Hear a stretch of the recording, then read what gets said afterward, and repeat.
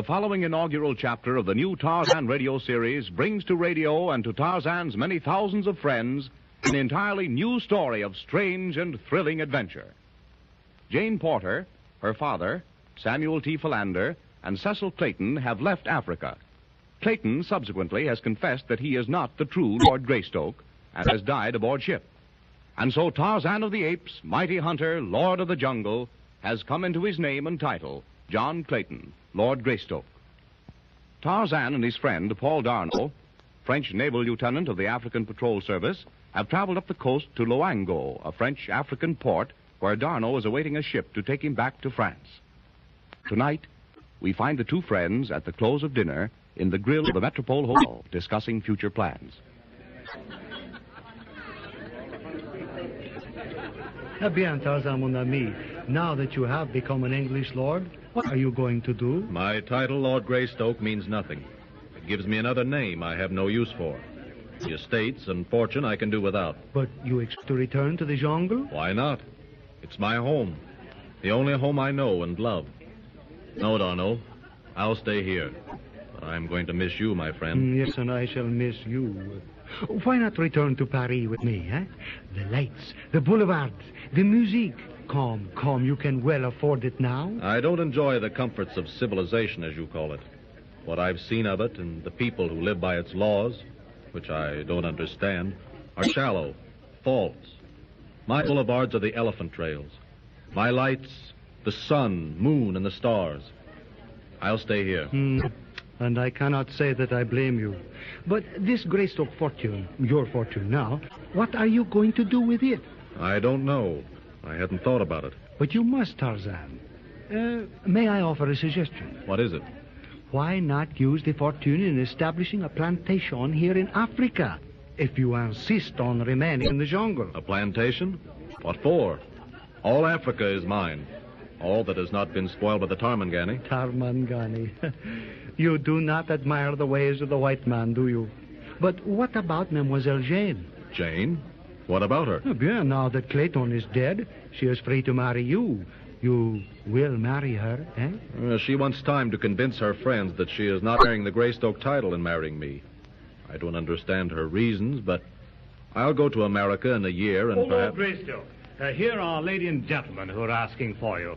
Some friends of yours in London suggested that they look you up. May I present Mr. Gregory and his daughter, Miss Gregory? Lord Greystoke and Lieutenant Darno. How do you do? Charmé. Well, daughter, have you lost your voice? Mr. Mitchell has presented Lord Greystoke and Lieutenant Darno to you. Oh, I beg your pardon, gentlemen. But good grief, Dad, don't you see the resemblance? Lord Greystoke looks enough like Brian to be his twin brother. Why, bless me, so he does. Excepting for that scar on your forehead, Greystoke, pardon my mentioning it, you might very easily pass for my son. By Jove, yes. Remarkable, what? I knew him rather well. He outfitted here at Loango for his trip into the interior, and that's the last we ever heard of it. You wanted to see me, Mr. Gregory? Won't you sit down? Thank you. Thank you. Well, you see, it's like this. We stopped at the Ritz in London, a chance to meet a Lord and Lady Tennington. When they learned that daughter and I were coming out to Africa, they insisted that we look you up as being the only man who might help us. Lord and Lady Tennington are our very good friends, eh, Darno? They are indeed. I'll be glad to help you in any way I can. Well, Greystoke, we've come out to investigate the disappearance of my son, Brian. You see, my brother came to Africa 2 years ago with an expedition sent out by the Field Museum of Chicago. Chicago is my home, you know. And they went into the Belgian Congo for specimens of gorillas. Yes? It's been a year since his last letter. He wrote they were outfitting here in Loango for a second trip, and that they were on the track of talking apes. Talking apes, mademoiselle? Sounds ridiculous, doesn't it, gentlemen? But Brian was pretty level-headed, and he wouldn't go traipsing off into the jungle unless he had some idea of what he was going after. Well, anyway, when the expedition returned to Chicago, they reported Brian as missing. They didn't report him as dead? No, Greystoke, simply as missing. 4 of the original expedition died or were killed on their last trip into the jungle. Fever, gorillas. However, they were accounted for. My son simply vanished. No trace of him or a particle of his clothing was ever found, though they searched for days. C'est étrange, strange. Now, it would be logical to assume that if a wild beast had been the cause of his death, traces of his torn clothing would most certainly have been found. N'est-ce pas, mon ami? Yes. Well, that's exactly what we think, Lord Greystoke. And that fact has convinced us that Brian is alive. Pardonnez-moi, mademoiselle. Yes, boy? What is it? A note for the Sahib there? A note for me? Yes, sir. The Mem Sahib, she point to master and say, give note to Big Sahib. A woman? Who is she? No Savi, Sahib. All right. Here, a dashi for you. It's funny, Darno. I don't know any women in the Congo. Can't imagine who... Bien. Open the paper and read it. Excuse me, Miss Gregory. Certainly. Hey, listen to this, Darno. I am waiting in the little salon beside the main entrance. I must see you immediately. Extremely urgent. Magra. Magra. A most peculiar name. Arabic, perhaps? I don't know. But this isn't meant for me. There are many big men in the room. I'll return it to the woman. Be back in a minute. You will excuse me a moment? Of course, Lord Greystoke.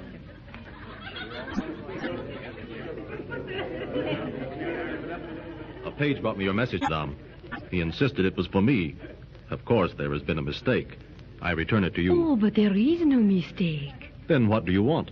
Is it possible that you do not remember me, Magra? Strange that Brian Gregory so soon forgets his friend. What did you say? Brian Gregory. But Brian Gregory, you cannot fool Magra. We have not seen each other for a long time, yet Magra has not forgotten. I'm sorry, but I've never seen you before this moment. And my name is not Brian Gregory. So you are not Brian Gregory. Oh, I am so sorry, but do not turn now.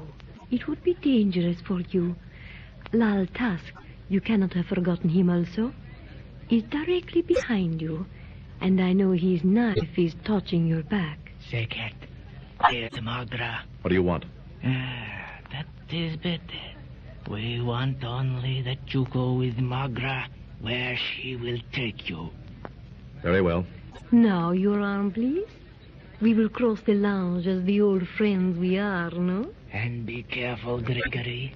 Make no sign or do not stop to talk with anyone. Put your knife away, Laltask, if that's your name. I'll go with the woman without the knife in my back. We go where? To a room on the floor above, where you will meet another old friend, and where we may talk quietly without interruption. Come, Brian Gregory. It has been a long time since we have seen you, my friend, no? Ah, Brian Gregory, you have changed somehow. And Magra likes you better as you are. I don't know what you're talking about. So, up the stairs. This way?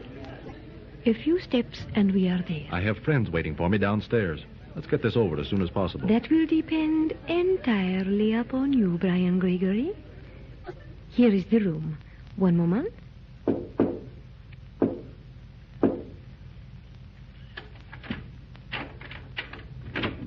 Enter, please, Brian Gregory. We have brought Brian Gregory to you, Atan Thome. You have done well, Margaret. And you, Lal Tusk. Be seated, Brian Gregory. You too think I'm Brian Gregory, eh? Well, you've all made the same mistake. I tried to explain to these two, but they insisted. However, Lal Tusk's knife was unnecessary. Perhaps, but I did not wish to accept the chance of a refusal. But it is beside the point. You are here, and you are Brian Gregory. All right.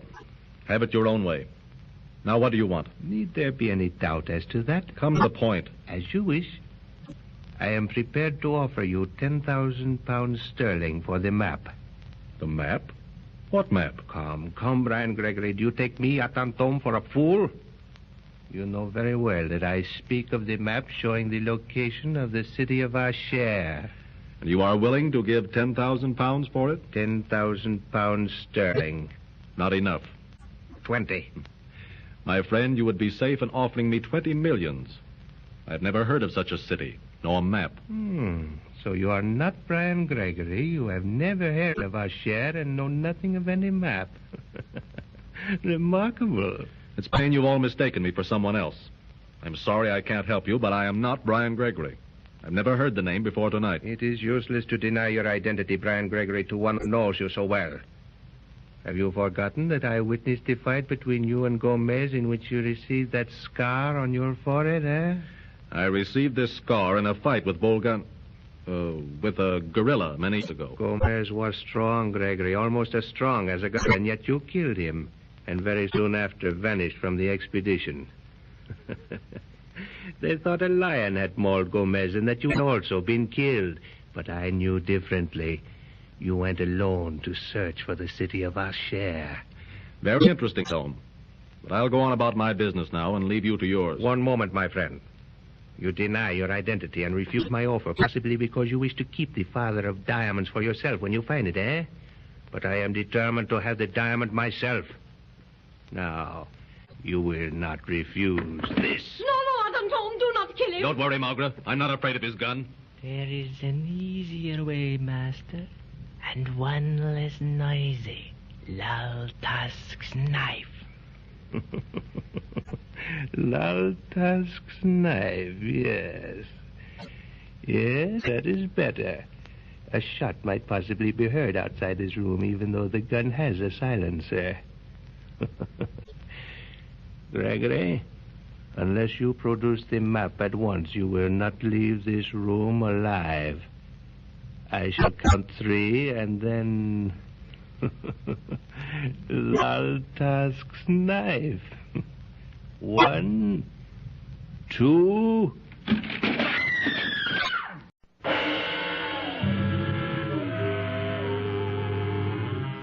Tarzan and the Diamond of Ashair.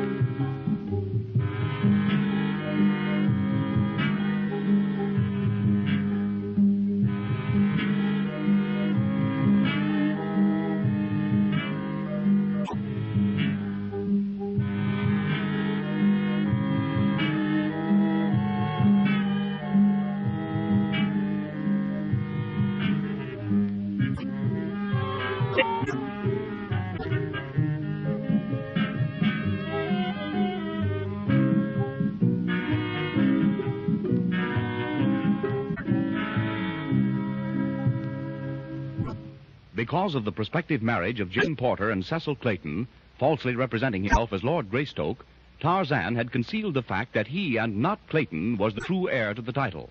Since Clayton's confession and death, Tarzan has assumed his birthright, the Greystoke estates, fortune, and title. Following the departure of Jane, her father, and Philander for America, Tarzan and D'Arnot have gone to the French-African port of Wango, where they meet the father and sister of the lost archaeologist Brian Gregory. Tarzan is lured to a room in the hotel by a woman and 2 men, who mistake him for the missing archaeologist, and there an attempt is made on his life.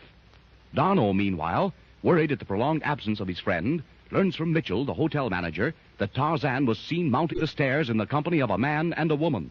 A man and a woman, Monsieur Mitchell? Yes, by Jove. And a looker she was, too, Lieutenant. Please come with me, Monsieur Mitchell. Lord Greystoke would not remain away from his friends unless for a very good reason.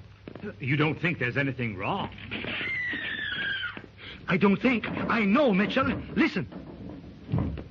By Jove, I say. There seems to be a bally row on. There, in 204. Tarzan! Here, no.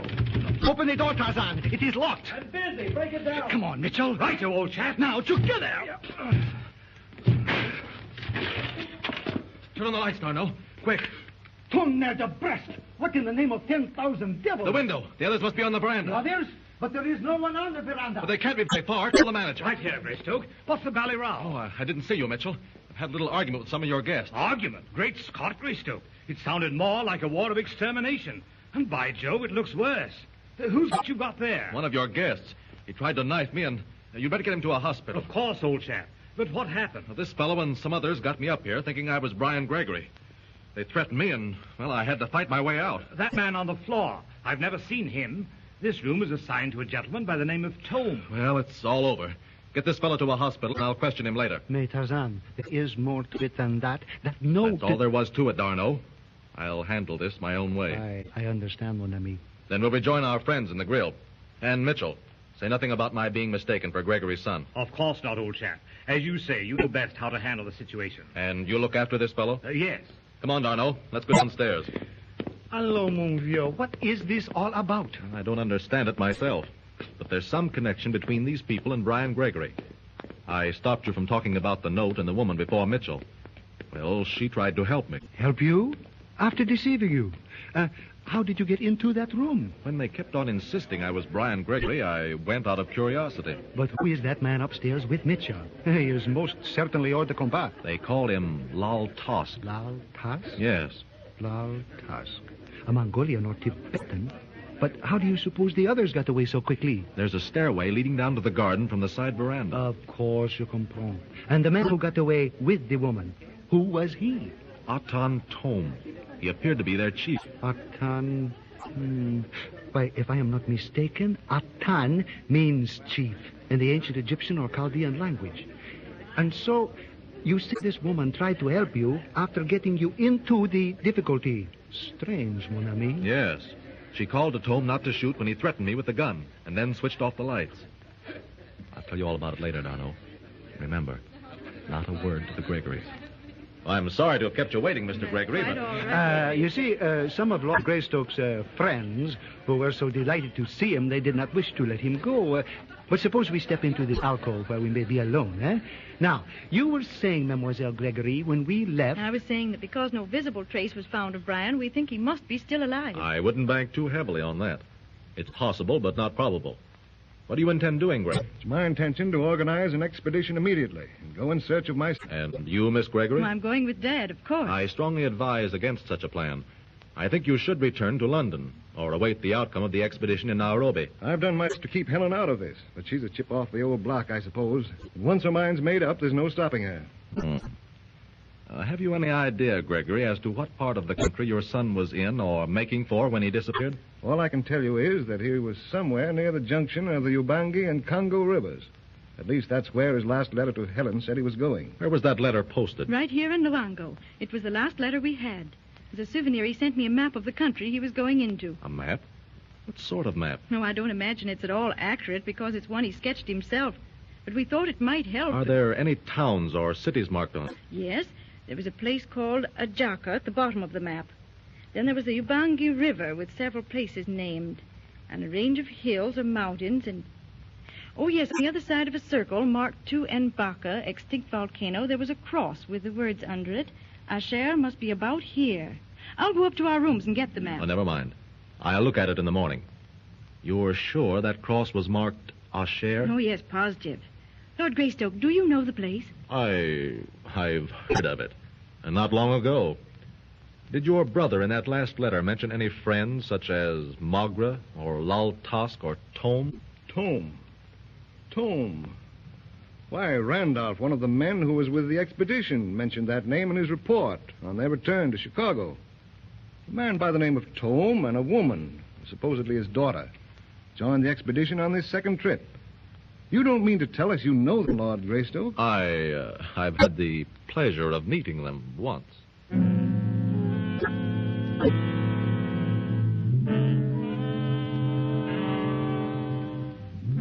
In a heavily curtained back room of a musty and insignificant curio shop close by the hotel, Magra and Atan Thome discussed the latter's unsuccessful attempt to gain possession of the map of Ashair from the supposed Brian Gregory.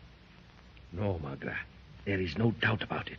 The man's voice, build, even the scar on his forehead, prove him beyond all doubt to be Brian Gregory. Then why should he wish to conceal his identity? The diamond of Ashair answers that question. Yet you do not think he has it? But he has something of equal value. The map showing the location of the mountain of Tu-em-Baka, in which the city of Ashair, according to the legend, is located. The father of diamonds, Magra, is in Ashair. But how can you be sure, Atan, the map is accurate? Gregory was with Macumbo, the greatest of the house of witch doctors, when the old man died. He tended Macumbo to the last and received through the old one's gratitude the legend of the Hesihasarians and the Great Diamond. And the map? Macumba drew a sand map for Gregory, which Gregory copied on the hide of a leopard with his own blood, and later recopied with the story of the legend in his diary. And which, without his knowledge, you found and read. Why did you not make a copy of the map then? I had no time. Gregory was suspicious of everyone. You spoke tonight as though you knew he had been to the city of Ashair and had escaped. That was a shot in the dark. After the body of Gomez was found, presumably killed by wild beasts, Gregory vanished. Gregory killed Gomez because he tried to steal the map and the diary containing the legend of the Hesiharians. And you think Brian Gregory went alone in search of the city of Ashair? Yes. That is why I abandoned the expedition and left you in Umukin. I returned to search for Gregory. With his map, I would have found the city and the diamond. But if Brian Gregory has found the city, why should he be here now? He probably discovered that he could not enter Ashair single-handed, so he returned to organize an expedition. You, Magra, must manage to join that expedition and get the map. Understand? Magra understands.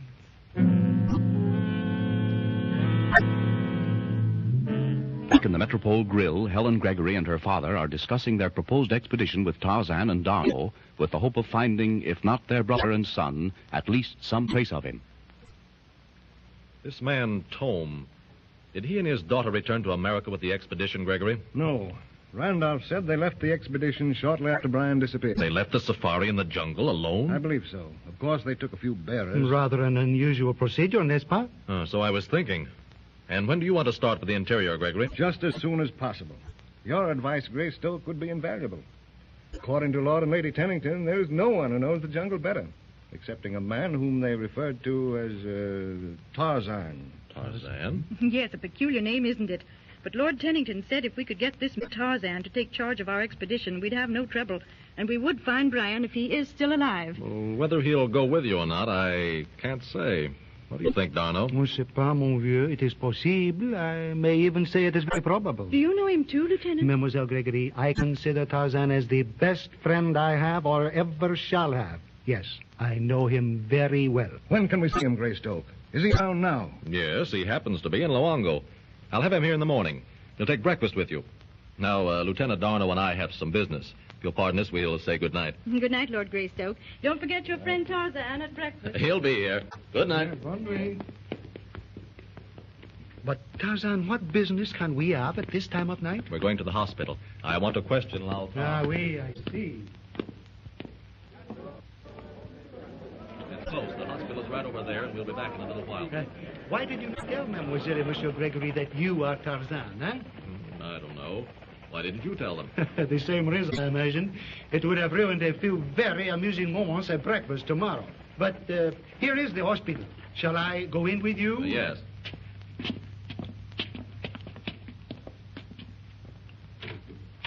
Good evening, gentlemen. What can I do for you? A man was brought here from the Metropole a little while ago. We came to see him. Oh, yes. Mr. Trask or something like that. But it's pretty late to see patients. No, this man is a police patient, to be held for questioning. That's why we're here. Oh, in that case, come this way, please. He was brought over by a couple of hotel porters. But there was nothing said about his being a police patient. We put him in his own room here. Mr. Trask, someone to see you, sir. Mr. Trask. He's probably asleep, sir. Mr. Trask, I say, wake up. One moment, Doctor. Lao Tusk, wake up. Doctor, this man is dead. What? More? Dead? Is this the man who was brought from the hotel? Why, yes, the only patient to come in tonight, sir. Well, either someone else was brought in his place or our man escaped, probably through that window. This man is not Lao Tusk.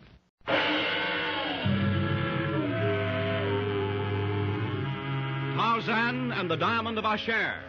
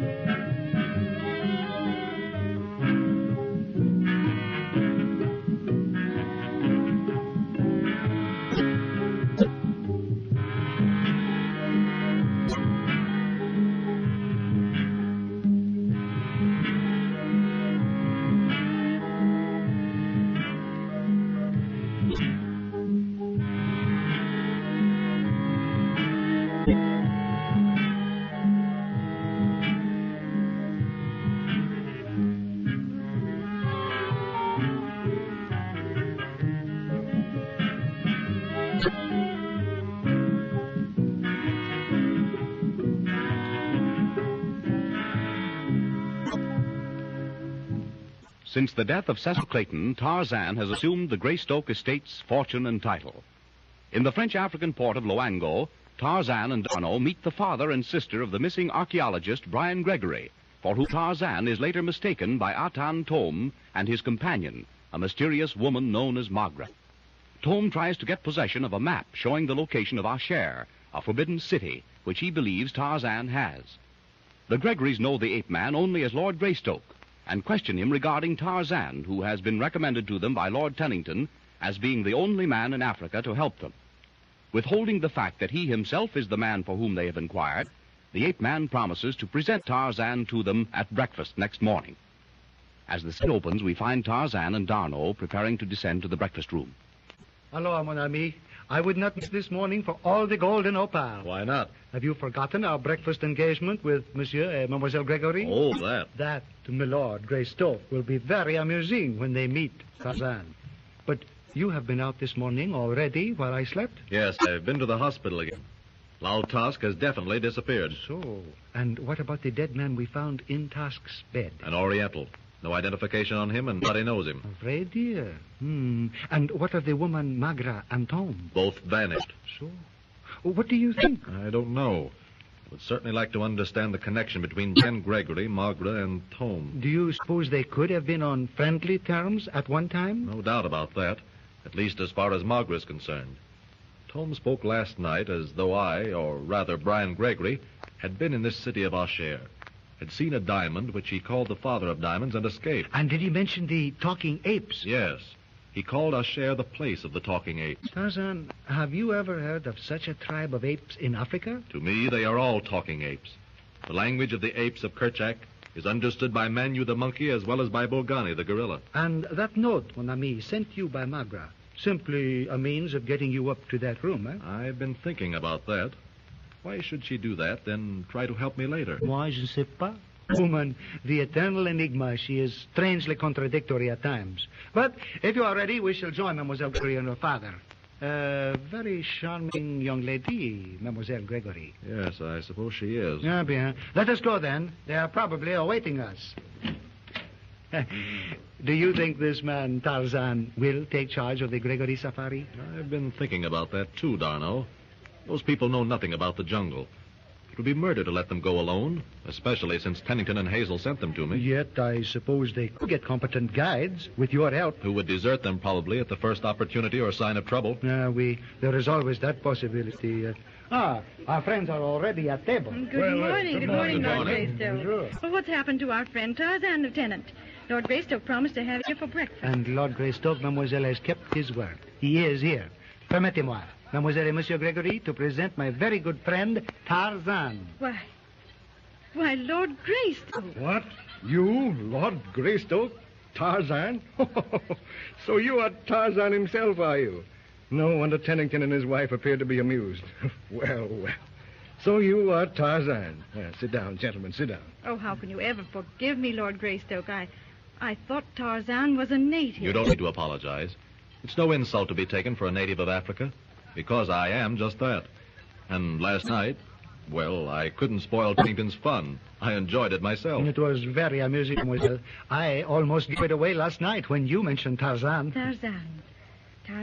It sounds nice, as though it might have a meaning. What does it mean, Lord Greystoke? It means white skin, Miss Gregory, in the language of a certain tribe of jungle inhabitants. Tarzan, white skin. Is that what the natives call you? Yes, in certain parts of Africa. Oh, tell me, how did you get the name? It was given me by my foster mother. My name is John Clayton. Oh, that's interesting. Your foster mother was... A native of Africa, Miss Gregory. She was the only mother I ever knew. She gave her life for me. Oh, I'm sorry.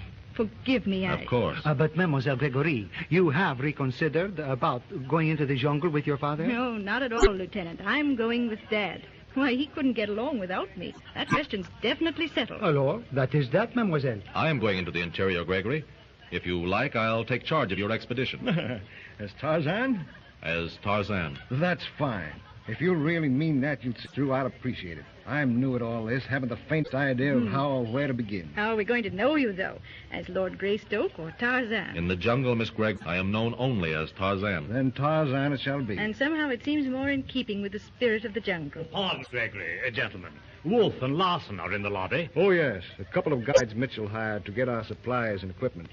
Whether we take them or not, it's up to you, Greystoke. Both experts, and they know the jungle. Send them in. Righto. Just a moment, Mitchell. Yeah. What have you done about bearers? Oh, that's all arranged.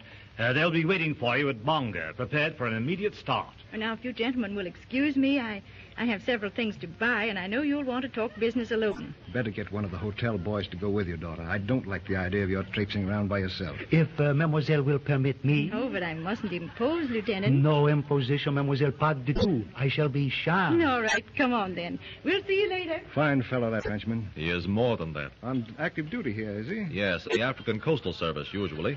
But right now he's waiting for a ship to take him back to France. Guten Morgen, Herr Gregory. We came to tell you that the equipment and supplies are ready for shipment. Good morning, Wolf. Larson, we're all set then? Yeah. That's fine.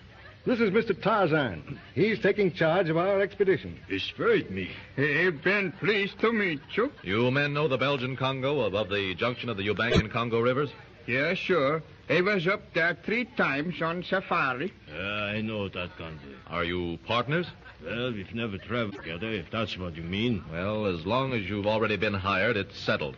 We leave for Bonga as soon as possible. Yeah, sure. Well, I am ready to go on an hour's notice.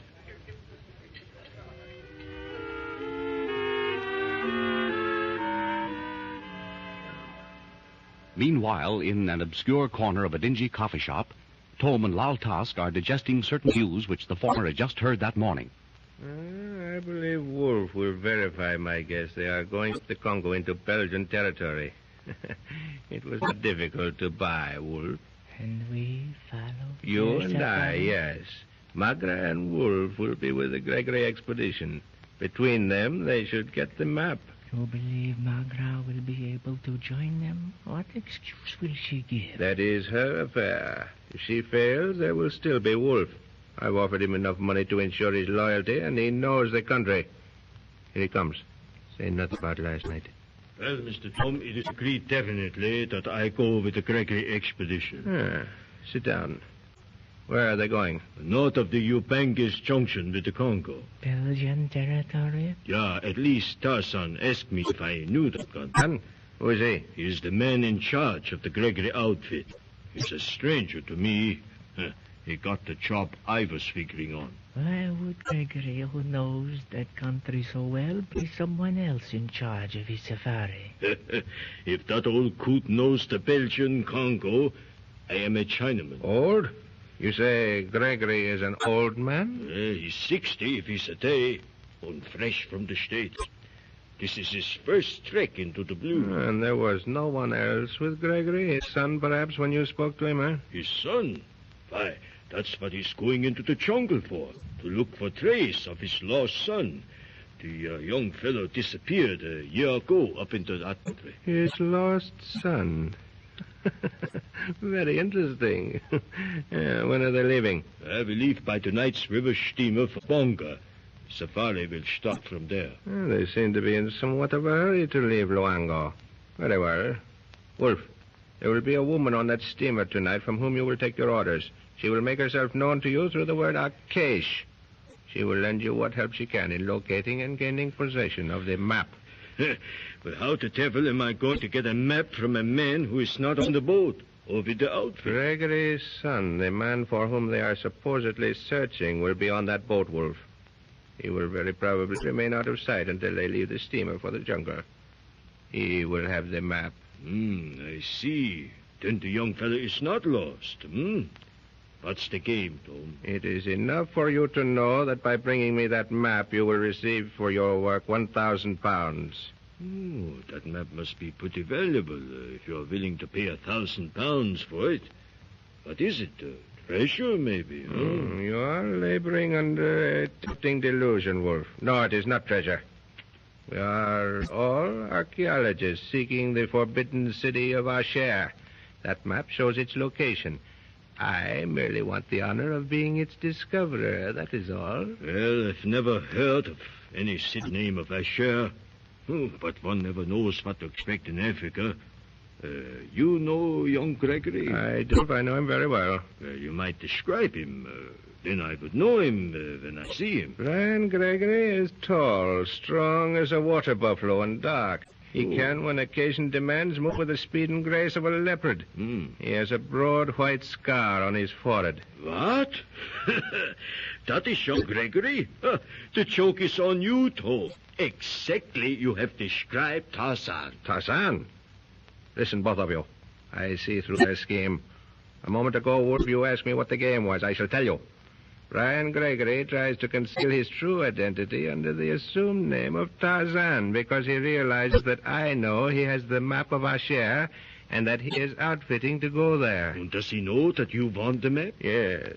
He also knows that once it is in my hands, his life is not worth that. You are sure he is Brian Gregory, the old man's son? You heard me say so, did you not? Yeah, I heard you say so. Well? Magra is a clever woman. She will get the map by strategy, if possible. If she fails, then you, Wolf. But until the map is in your hands, no bloodshed. Mark that. Yeah, I understand. But you, Thome, mark this. I do not mind putting someone out of the way for a price, but I must be sure it is the right man. You are taking orders from me, Wolf. Those orders will be obeyed to the letter. Or this is your last safari.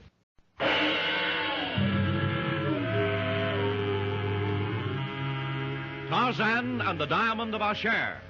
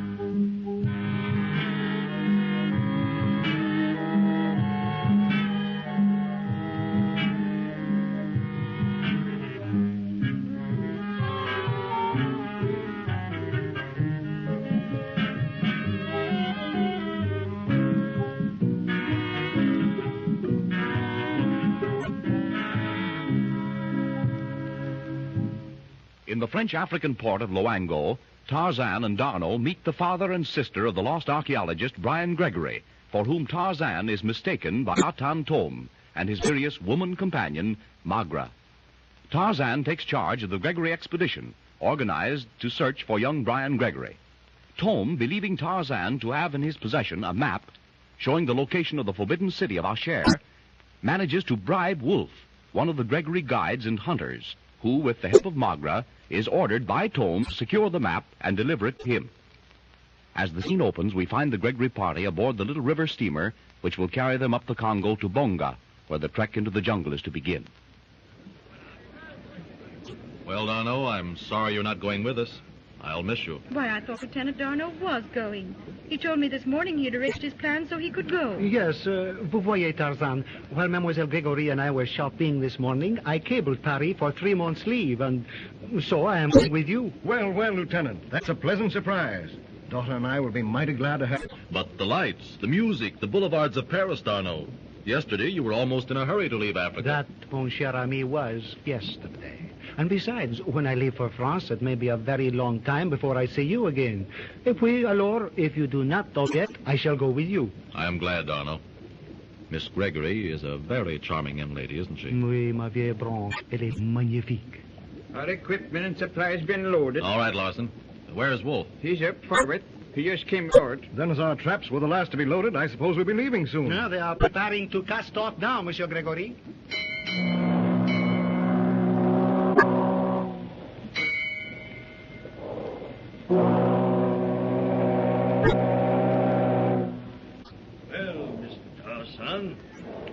Mr. Larson, everything is in good order. I would have been aboard sooner, but I had some personal business to take care of. Well, any orders? No, not now. You'll have enough to do when we're on safari. Well, I'll be in my cabin if you want. Larson and I are bunking together. Mr. Tarzan.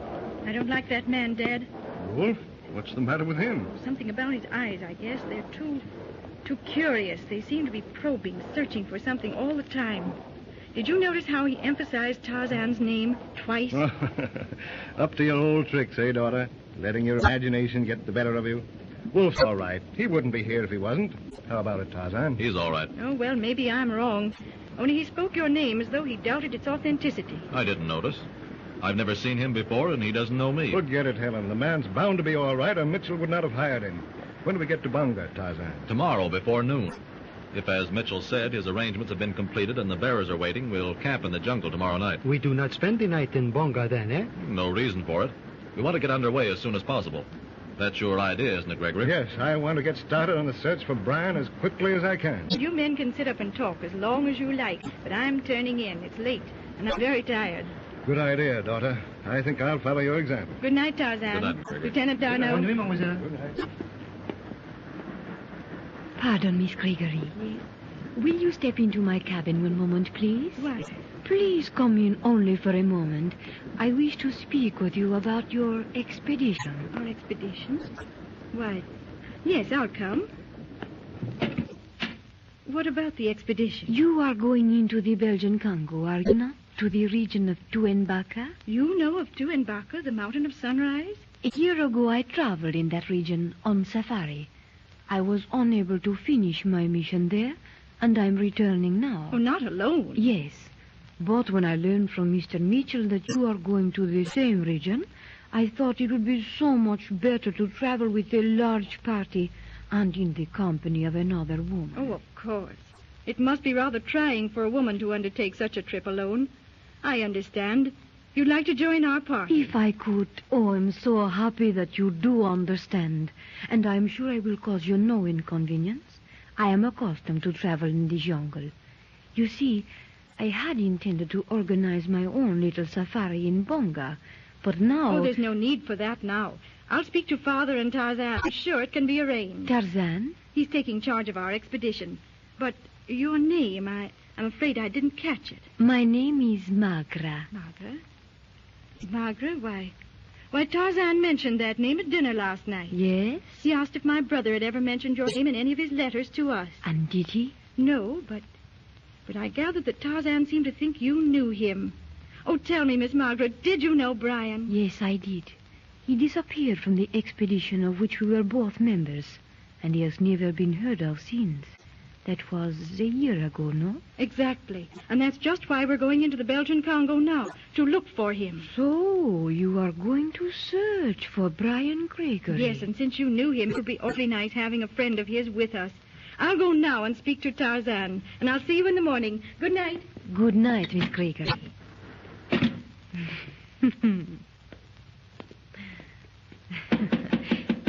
Who is it? Oh, open the door. Said that he would have a woman aboard from whom I should take orders. Well, there's only 2 women here. You must be the one that he meant. And did the Atan tell you to come to me? He said that you would make yourself known by the word Akish. But that is not necessary now. I know that you are the one. So, what about the map? I do not know where it is. But I do. And I've seen it. You have seen it? Yeah, just a glimpse when I went to the hotel this afternoon to get some information from this so-called Tarzan. He was looking at it with the girl and her father. Then Tarzan has it? Nein, the girl. He gave it back to her. Now listen, our job is to get that map. I'll play along with you and help all I can. If you can get it, sing out. Then leave it to Wolf. I think maybe I can handle this job better than you. You will leave that to my judgment. Remember, you are taking orders from me. All right. Have it your way. Work on the girl. She's got the map. And if you fail, then my way, huh? Now I'm going. When you want me, give me a sign. When I want your help, I will let you know. Kind of a little spitfire, huh? Well, I like 'em that way. You're a fine little trick, and I see that we're going to get on well together. After you know old Herman Wolf, huh? Good night.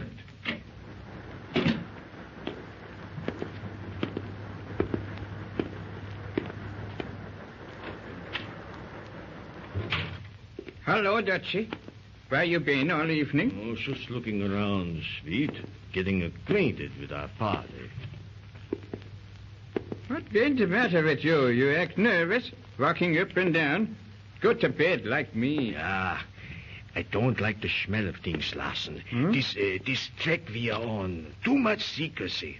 And this fella Tarzan, he gets the job I am hired for. Why? He been a good, a fine fella. Yeah, maybe. But that don't make him a good jungle man. No, sweet, I don't like the setup. I want to know more about where we are going. And why? We know where and why. We go to the Upper Congo to look for Mr. Gregory's boy. To look for Gregory's boy? Das is good. Yeah, sure. Well, suppose, Larson, that Gregory's boy is on this boat. Huh? On this boat? I don't understand. That's that boat over your head. Yeah. Now, suppose young Gregory is here. Suppose he has a treasure map. Suppose I know where that map is. Yeah, sure. Suppose all that. What next do I suppose? Suppose you and I had that map. You know, just between us. Huh? Now listen. That paper is important for these people to outfit a big safari. And to keep their real purpose undercover. Yeah, sure, Dutchie. What do you think been their real idea in going up into the Congo? Oh, mein Gott, you blockhead. Shall I draw a picture of it? It must be treasure. Thousands of pounds. Oh, maybe hundreds of thousands. And hours for the taking. What do you say? A treasure hunt, huh? And they ain't been going to look for the old man's boy? That been interesting, Wolf. Yeah, and here's something else interesting. Tarzan is old man Gregory's son.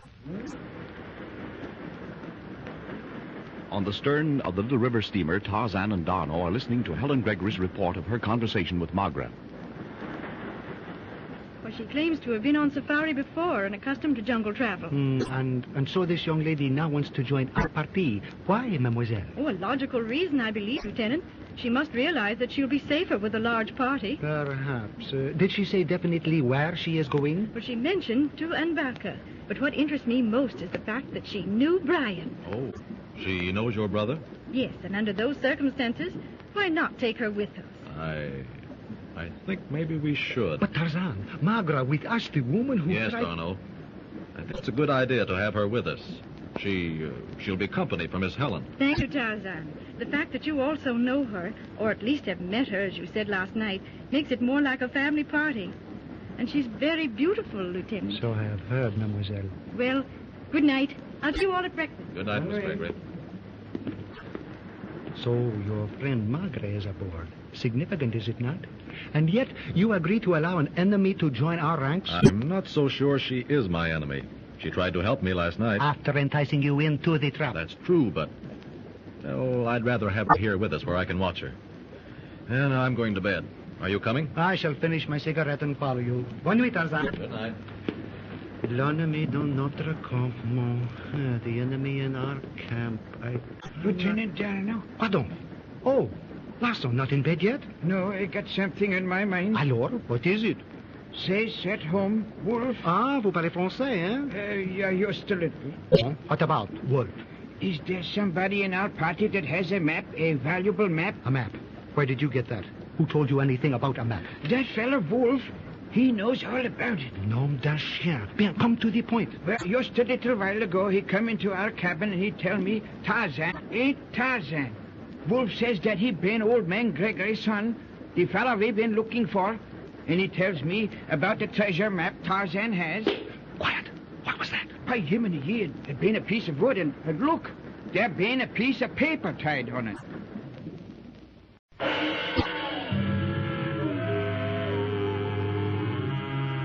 Tarzan and the Diamond of Ashair.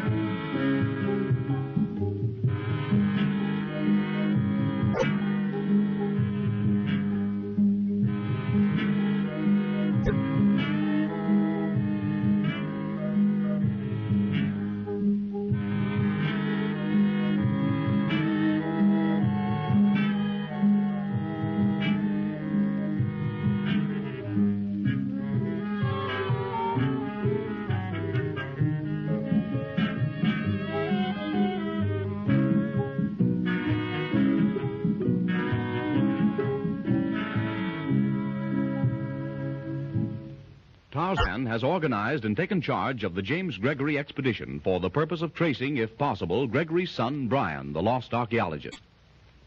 Atan Thome, a suave, highly cultured Oriental, believes Tarzan to be the missing scientist. Wolf, a corrupt guide, and Magra, an Eurasian girl, both tools of Thome, have attached themselves to the Gregory party in order to gain possession of a map showing the location of the forbidden city of Ashair, which Thome believes Tarzan has. On a Congo riverboat, the night before the party is due to arrive at Bonga, the starting point of the safari into the jungle, a mysterious message falls at the feet of D'Arnot. It is the following morning. The boat has docked at Bonga. Larson, the Swede hunter, is actively in charge of the unloading of the supplies and equipment.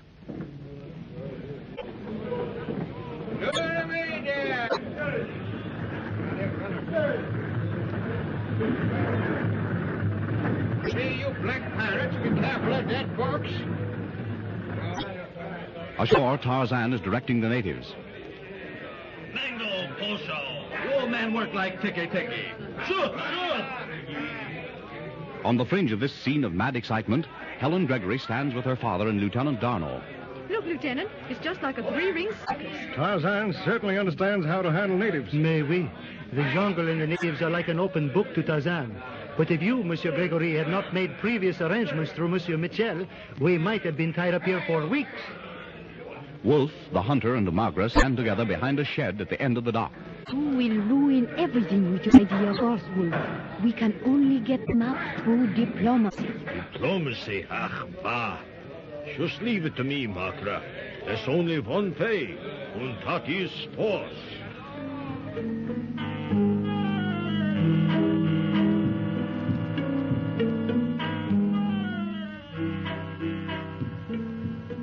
The landing of supplies is finished. Tarzan has assigned the last of the bales and boxes to the waiting bearers, and the head of the safari is just leaving the little river town of Bonga to plunge into the jungle. Well, Tarzan, by Yemeni, we've been making a good beginning, and we are off into the blue. Yes, Larson, but we camp early tonight. These people aren't used to jungle travel. A good idea. And I know just the place for the first camp. All right. Go ahead, then, and from now on, you'll take charge of camp bearers and leaders. Yeah, sure. You have everything ready in the jiffy. If Larson is to take the lead, Tarzan, might be a good idea for me to bring up the rear. To keep an eye out for lost equipment or native stragglers, huh? Yes, Wolf, and you might as well keep that position. Now, D'Arnot, that we're underway, let's catch up with the others. Passez vite, monsieur. I have a little surprise for you. What is it? On the boat last night, when you and the others had gone to bed, Larson came to me with a story about Wolf. He is suspicious of the German. How so? Wolf told Larson all about the map of Ashair. The map again, huh? And while Larson was talking, someone threw a note at my feet. Threw a note at your feet? Yes, tied around a block of wood. What did it say? I have it here in my pocket. I shall show it to you. Tonnerre! Well? It is gone. Are you sure you put it in your pocket? Positive, in this one. Well, what did it say? Just 2 words. Watch. Wolf. Who threw the note? I have been thinking about it. There is only one person who might wish to warn us in that particular manner, and you know who it is as well as I. Magra. Vraiment. And it most certainly corroborates Larson's story. But why would Magra send the warning that day when she could have told either of us in the morning? I do not know, unless she is afraid of Wolf. In that case, D'Arnaud, we'll do as the note says. Watch Wolf. Now let's catch the others. Yeah, but you are nervous, mon ami. Is it because of what I have just told you? Oh, no, it's these clothes. They're tight and uncomfortable. I can't move freely in them. But civilization demands you keep them on, at least until the others have become accustomed to your jungle habits. Civilization. That's why I'm in the jungle again, to get away from your civilization, which breeds such men as Thome, Wolf, and Laltas. Oui, je comprends, Tarzan. But look, Mademoiselle Helene seems to be awaiting us beside the trail there. Why are you lagging behind the others, Mademoiselle? Purposely, Lieutenant D'Arnaud. I wanted to speak to you and Tarzan. What is it, Miss Gregory? Well, it's about Dad. One of the chief reasons for my being here is to look after him. This is all bound to be new to him, you know, and perhaps difficult. I understand. And for that reason, we're traveling only a short distance today. In fact, we shall soon arrive at our first camp, Mademoiselle, which Larson is already preparing.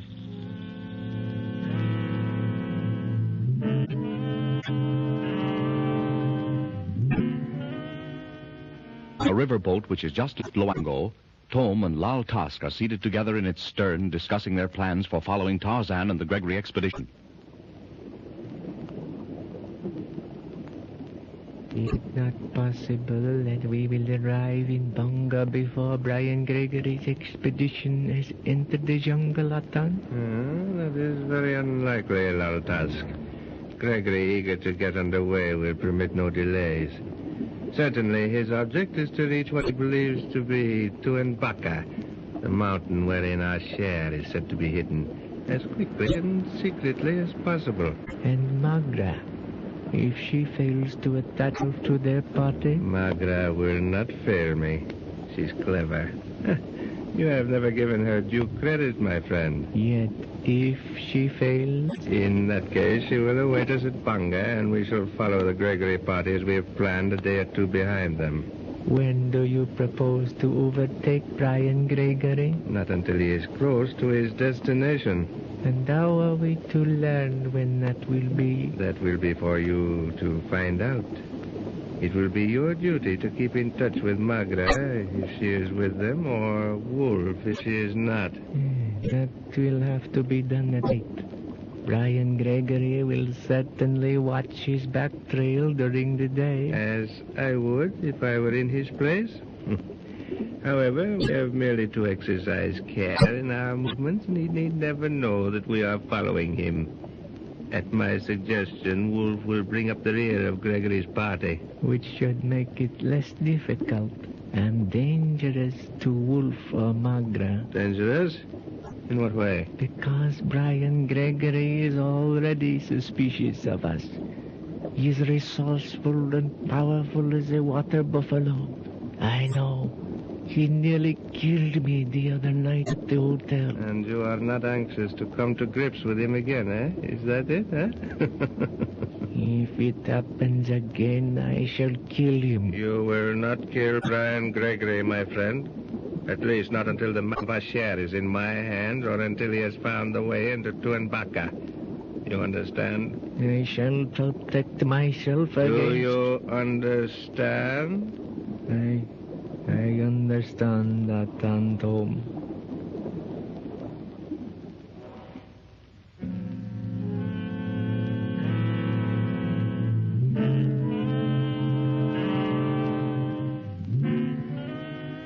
Meanwhile, a few miles above Bonga, the Gregory safari is making its first camp in the African jungle.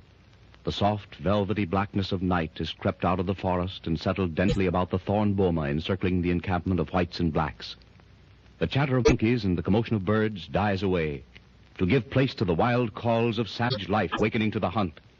The Gregory party is gathered about its campfire after supper for a few last moments' talk before turning in for the night. Yemini, listen to that fella. I bet you he been hungry. I've heard that lions or any of the big cats won't bother a man unless they are hungry. But when they sing out like that, I'd rather be up a good high tree. In the Malay jungles, I've seen tigers go up trees. Oh, good heavens. I didn't know lions and tigers could climb trees. I've never heard of that. Is it a fact, Tarzan? Well, there are no tigers in Africa, but I have seen Numa reach the lower branches of a small tree. Numa? What animal is that? Numa, Mademoiselle Magra, is what the great certain tribe of jungle dwellers call the lion. The natives call him Simba. Hey, Jiminy, that fella been close. He sounds like a big one, too. Is there any danger, Tarzan? No. Not if we stay inside the boma. I wouldn't want to be outside that thorn fence and meet Mr. Leo. You are afraid of Numa, of the lion's wolf, huh? With a good rifle in my hands and plenty of distance between us, no. Well, I hope they leave us alone. I'm not at all anxious to meet them, even with a good rifle. Nor I, my dear. The closest I have ever been to a lion or ever wished to be is on the outside of a good, strong cage with a lion inside. Yes, Mr. Gregory. Lions are beautiful, but from a distance only. Yeah, sure. And they won't bother you if you leave them alone. Look, the natives. They are beginning to dance. Looks like they're getting ready for a powwow of some kind. They are merely celebrating the fact that they are employed, Monsieur Gregory. And they'll keep it up all night. That and shrilling Mavembe. Mavembe? Native beer, mademoiselle. It's quite the usual thing among native bearers. And we may be here for 2-3 days, waiting for them to get over the effects of their yak. Yeah, I'd better put a stop to it before they go too far. Leave them alone, Wolf. Their celebration won't hold us up. Yeah, but mein Gott, Tarzan, if they fill themselves up with that stuff, they won't be worth a penny in the morning. I'll take care of that. Look at that big black fellow whirling like a pinwheel. He'll be getting out of his way. The fellow's getting pretty excited. I see that he is. Keep quiet. There is no need of frightening Monsieur Gregory and the ladies. Keep quiet, nothing. That big boy is going to run amok. He has picked up a spear and is shaking it at us. Tarzan, that fellow is coming straight for our fire. I'm going to plug that boy. Put that gun away, Wolf. Put that gun away. Oh, but Tarzan. Lieutenant, you better get the women out of the way. Put that gun away, Wolf. You too, Larson. Stay where you are, everybody. But Tarzan, you have no weapon. Brady, man, take this gun. Now, put it away and stand back. Dono, take care of the women.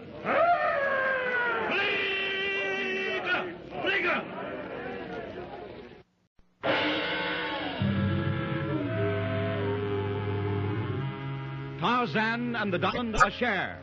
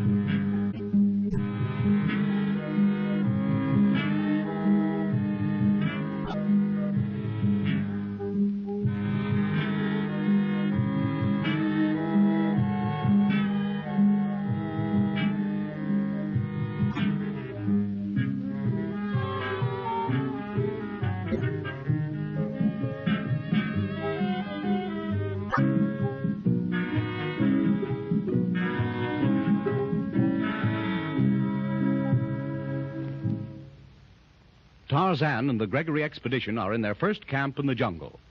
Atan Thome and his confederate, Lal Task, believing Tarzan to be Brian Gregory and that he has a map showing the location of the forbidden city of Ashair, are following the Tarzan Gregory safari. With the help of Wolf, a guide, and the mysterious Magra, both members of the Gregory party, Thome hopes to gain possession of this map. In the Gregory camp, a native bearer runs amok and charges the group of whites gathered about their campfire. Tarzan's companions stand petrified as the crazed black bearer, brandishing a heavy spear, leaps toward the man with a blood-curdling yell.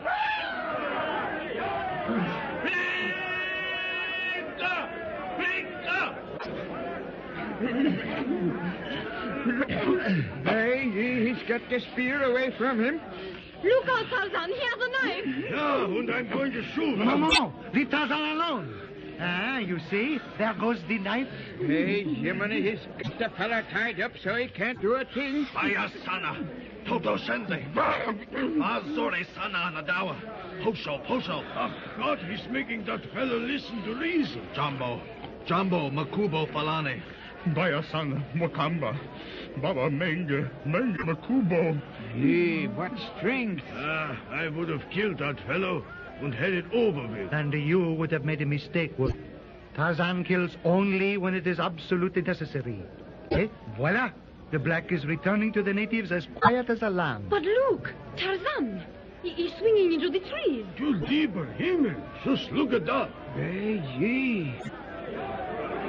Oh, Lieutenant Darno, Dad has fainted and I can't bring him to. Help me, please. Mais oui. Here, I will hold him. And now my brandy flask in my pocket. A Wolf, a lasso. Yeah, sure, Lieutenant. Yeah, Lieutenant Darno. You two go over and calm down natives. Yeah, sure. Herr Lieutenant. What is the matter with your father, Miss Helen? Can I help you? Oh, it's his heart, Margaret. Is he subject to these attacks? Oh, yes, when greatly excited. I meant to tell you this morning back there on the trail, and I told you he wasn't strong. Dad. Oh, it's all right. He's coming out of it now. Oh, Dad. Easy, Dad. Easy now. How is it, Dad? How is it? Oh, all right, Helen. Foolish of me to drop off like that. Bien, rest easy, Mr. Gregory. But Tarzan, the last I remember, that black rushing at him with a spear.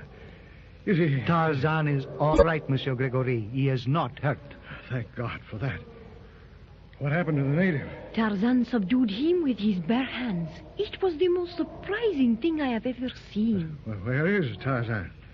I don't see him. Oh, he climbed up into the trees, Dad, and... Climbed into the trees? The natives been all right now, Lieutenant, but the yelling got all the animals in the jungle stirred up. Yeah, and the big fellow is telling him that Tarzan is a jungle god who drove the devil out of it. I don't understand, Helen.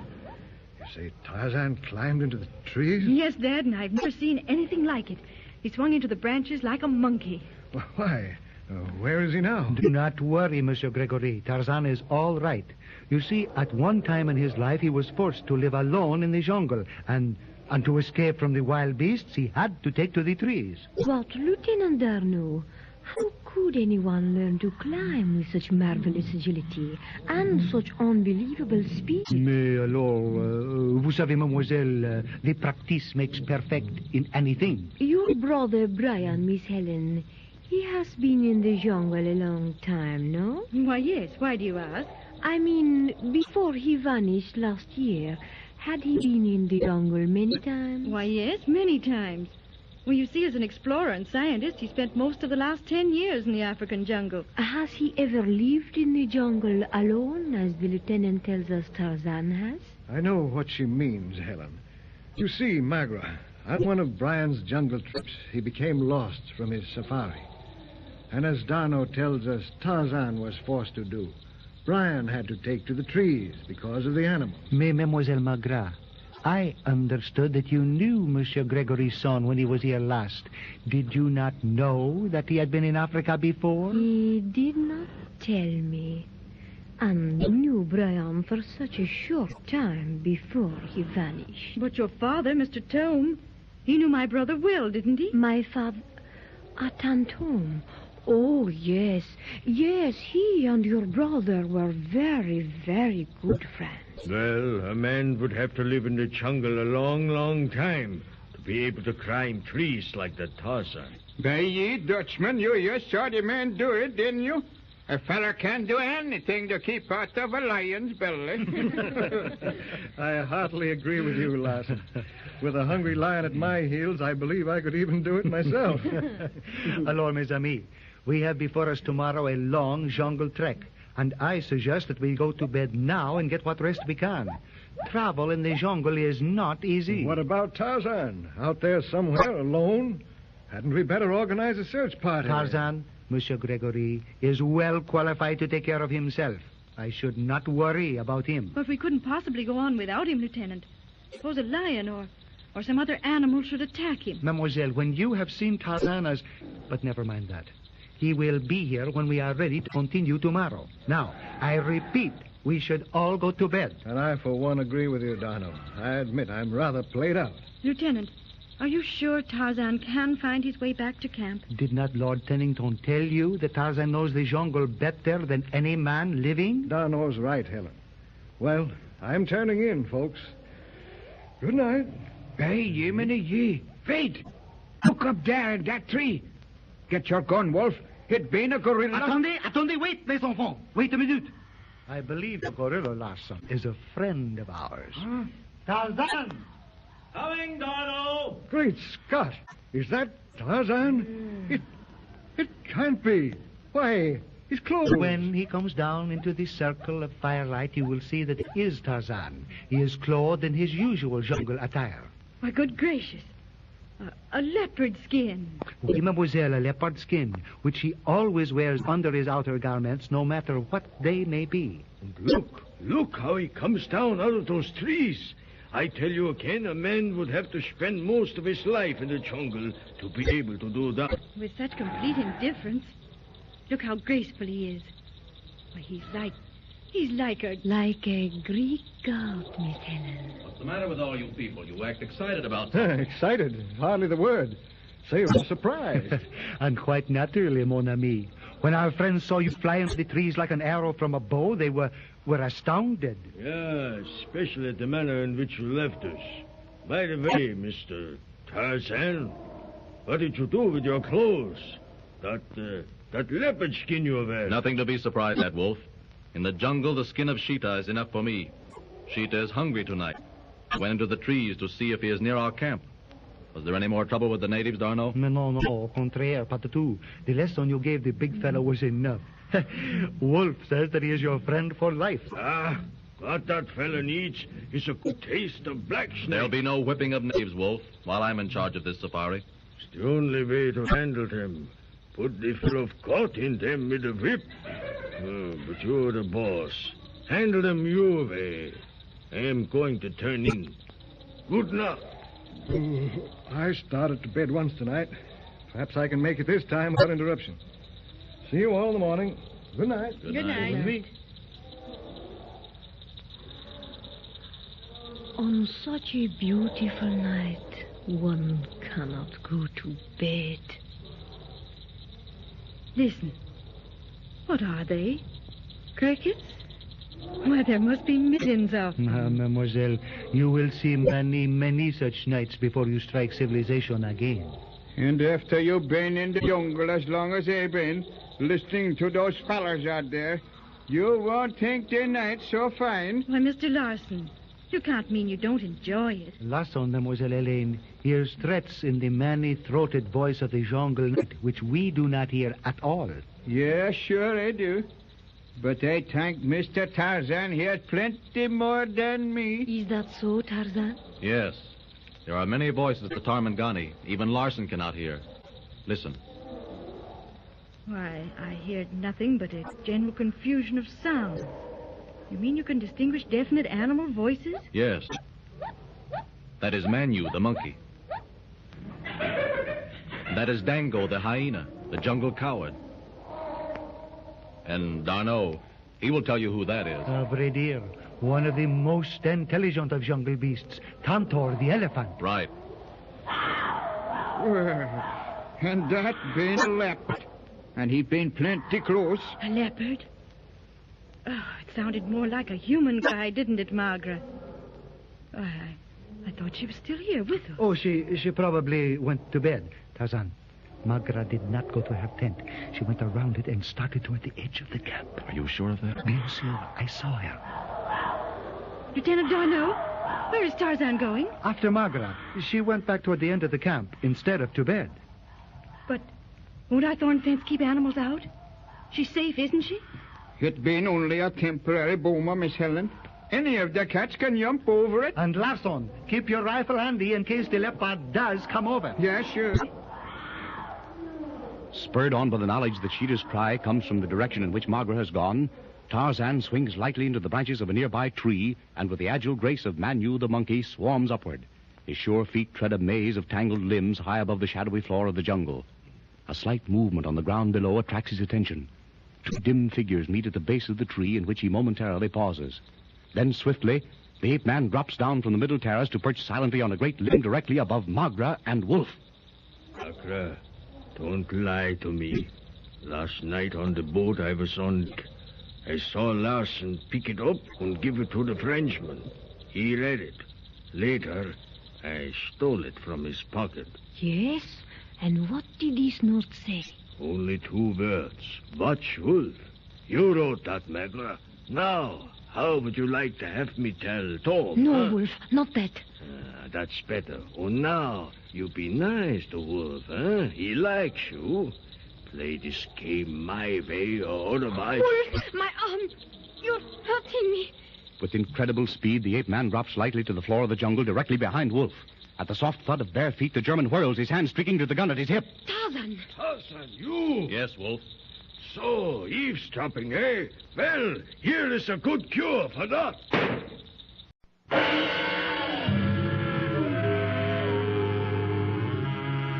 Tarzan and the Diamond of Ashair.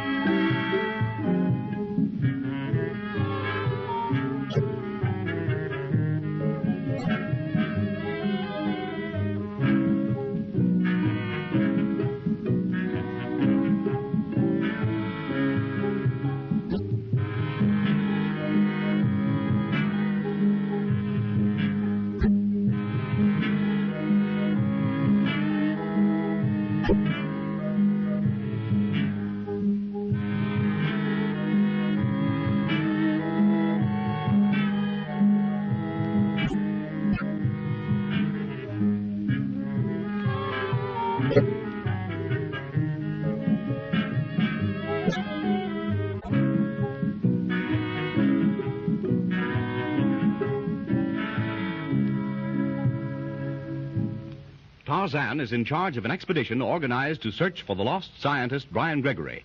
The party consists of young Gregory's father and sister, Helen, Magra, a mysterious Eurasian woman, and Wolf and Larsen, 2 hunters. Seeking adventure with Tarzan is his old friend, Lieutenant Darnell.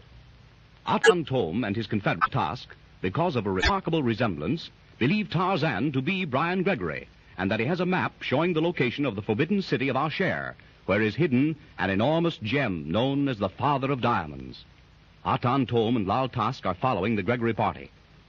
During their first night in camp, a native runs amok and Tarzan subdues him, then swings off into the trees to return clad only in a leopard skin. He overhears Wolf threatening Magra and drops to the jungle floor behind the German. Wolf whirls, his hand streaks to the gun at his hip and... It was close, Wolf, but you're too slow. Mein Gott, Kuhn, don't break my arm. Why did you try to shoot me? Well, I thought you was going to kill me. Tarzan! Tarzan! Yes, Darno. It's all right. Listen, Wolf. I'm not going to tell the others the truth about this, but don't try it again. You, Wolf? What you been doing here? Well, we thought you had gone to bed. I just... Wolf's eyesight isn't as good as it might be. Oh, Lieutenant Darno, what is the matter? Nothing, Miss Helen. In the dark, Wolf mistook me for Sheeta. Yeah, that's right. I heard that leopard and I came out here and, well, Tarzan told you of my error. To err is human, Wolf. To forgive, divine. Yeah, sure. But I know a better one than that. Early to bed and early to rise. Yes, Larsen. We'll be on the trail at sunrise, and you people must get some sleep. Above the jungle chorus of the night and beneath the winking stars comes the faint, far-off call of Numa as he settles upon his kill. The jungle stands throbbing under the soft velvet sky. 1,000 weird, mysterious voices floating out on the night. The camp is wrapped in deep slumber. All excepting Darnell. The Frenchman tosses wakefully upon his cot. Sacre bleu. I cannot sleep. What's the matter, I cannot sleep. And the fault, it is yours. My fault? Yes. That was a pretty story you told us about Wolf mistaking you for an animal. I saw him rubbing his arm as though it pained him. I saw you pick up his gun and give it to him. Why did you shield him? You know why we agreed to take Margaret with us? Because of our connection with Atan Thome. And so we could watch her. You remember the note you got on the boat the other night and lost? Of course. But how does that concern Wolf? You didn't lose that note. Wolf stole it. I might have thought of that. But how could he... Beside the point. When I went to find Margaret tonight, you know I went through the trees toward the edge of camp. I found her just inside the boma talking to Wolf. And so? I heard him threaten to expose her to Thome unless she does as Wolf says. When I dropped to the ground behind him, he tried to shoot me. Yeah, and I can guess what followed. You took his gun away and made his trying to kill you look like an accident. But why? I am certain now that Wolf is working with Thome. I want him with us for the same reason we agreed to take Margaret, to watch him. If we, alors? When Wolf accused Margaret of writing that note you got, she didn't deny it.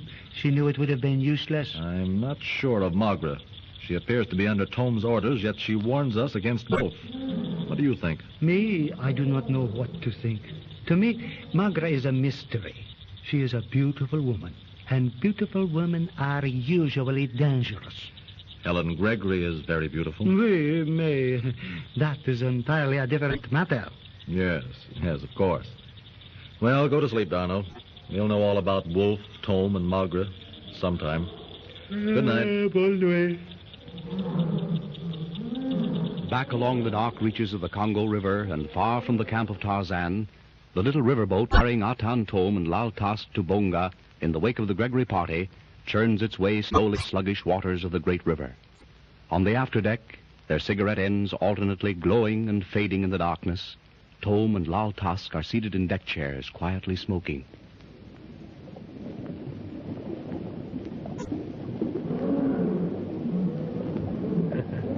That fellow sounds hungry. Lions appear to be always hungry. All wild things in the jungle are hungry, Lal Task, especially at night. It's their hour to hunt. It is not always the wild things of the jungle, Master, who hunt. You mean? We, you and I, stalked Brian Gregory to find Tu-em-Baka, Ashair, father of diamonds. Yes. The father of diamonds. Once you spoke of a weird legend in connection with the gem. A fabric woven with threads of superstition. Nevertheless, it is a queer story. Some of it is quite plausible, most of it beyond the possibility of reason. Where did you hear the tale? I read it in Brian Gregory's diary. The story, as told to him by Makumbo, the Hausa witch doctor whom he befriended, was brought down to this country centuries ago by a band of Egyptian sun worshippers. And the diamond? These people, Hessiarians they call themselves, are said to have in their possession an enormous gem known as the Father of Diamonds. This stone contains allegedly a strange power, the control of which is known only to the Hessiarian rulers and their priests. A power? I do not understand. The power to hold those who touch the diamond itself in a mummy-like state of suspended animation. By the Lord Buddha. Which may be overcome, as the story goes, only through the performance of a certain ritualistic ceremony. And you wish to possess this stone of evil? Do you not fear its influence, Master? You are a true Oriental, Lal Task, steeped in superstition from birth.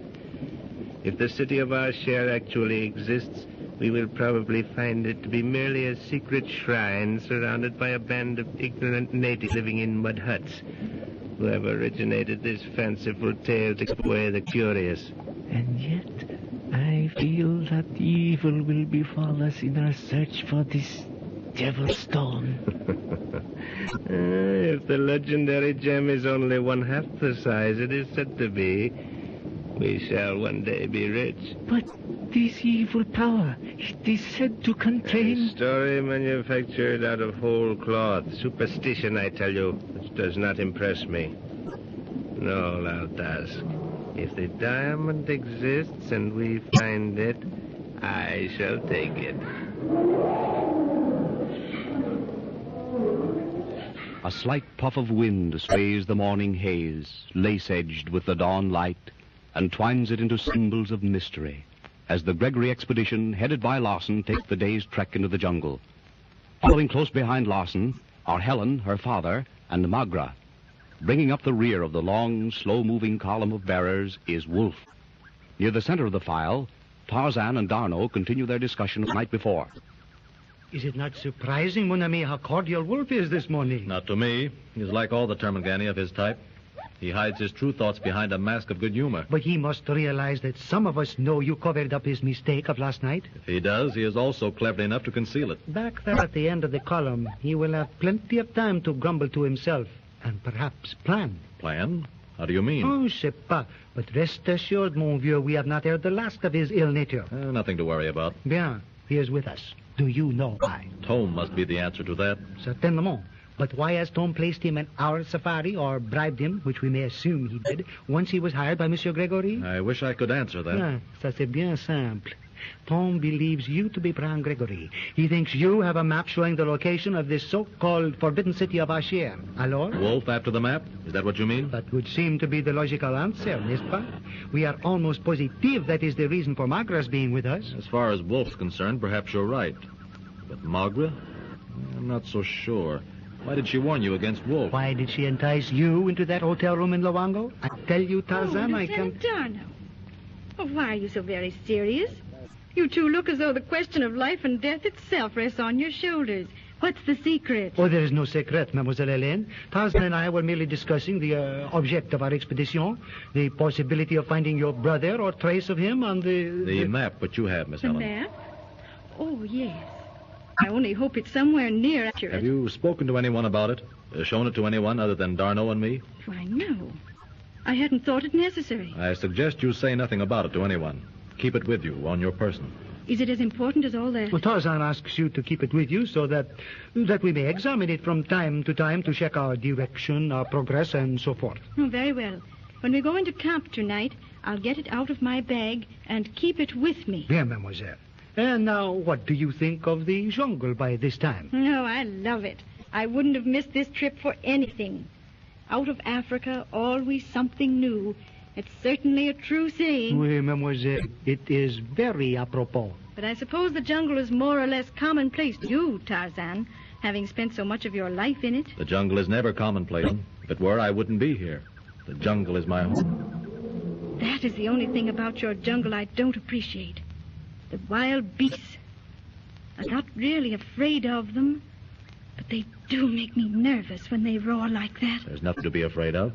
Well, perhaps not. But it sounds so terribly savage. It makes my flesh creep. Nume is only curious. He is coming to look us over. Satisfied that we mean him no harm, he will go on about his business, unless he is hungry. Nevertheless, I wouldn't care particularly to wander off from the safari, as Magra insists on doing. Magra? Has she left the column? Oh, she just wandered off into a little clearing over there. She went after some wild plums, I think. Nume is angry. He is stalking his prey. Go to the head of the column, you two, and stay there. I'm going after Magra. 100 yards to the right of the long file of bearers, in a little clearing, Magra stands beneath a wild plum tree. All unaware of the great beast crouching at the edge of the jungle, she calmly proceeds to fill her sun helmet with the luscious fruit. Numa, angry at the approach of man, his mortal enemy, snarls deep in his throat. He gathers himself for the charge. At the low sound, Magra turns to look directly into the glaring yellow eyes of the lion. With a deafening roar, Numa hurls himself to the attack.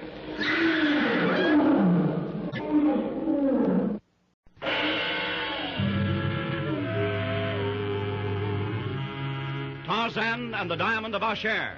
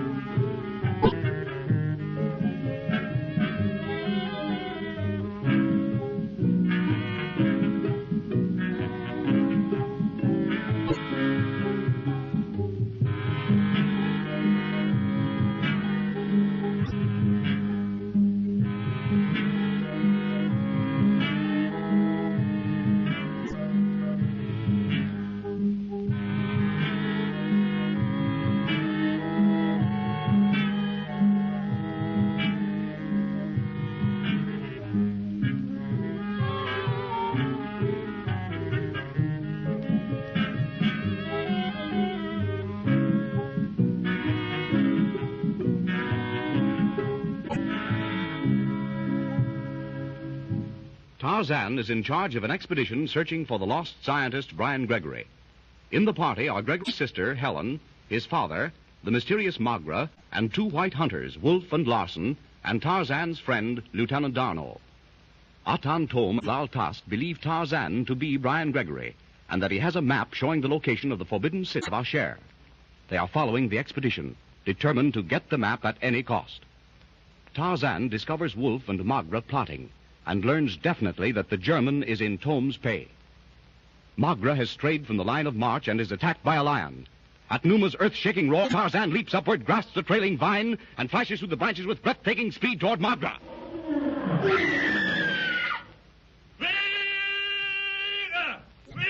In full swing, Tarzan drops like a hurled spear upon the back of the charging lion. One mighty arm encircles the great throat. Vice-like legs on its flanks. The arm tightens. Half-strangled, Numa tries desperately to shake off the man thing clinging to his back. Then, behind the shoulder, deep into the great heart, the ape man's knife sinks. Once. Twice.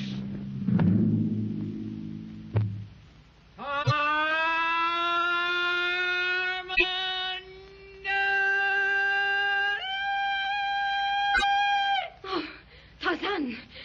Tarzan! All right, Magra. It's all over. My God! What are you? Who are you? I am Tarzan of the Apes. You killed a lion with a knife. I can hardly believe my own eyes. Are you convinced now that I am not Brian Gregory? I don't know what to think. Tarzan of the Apes? Sacré Tarzan, a big one, huh?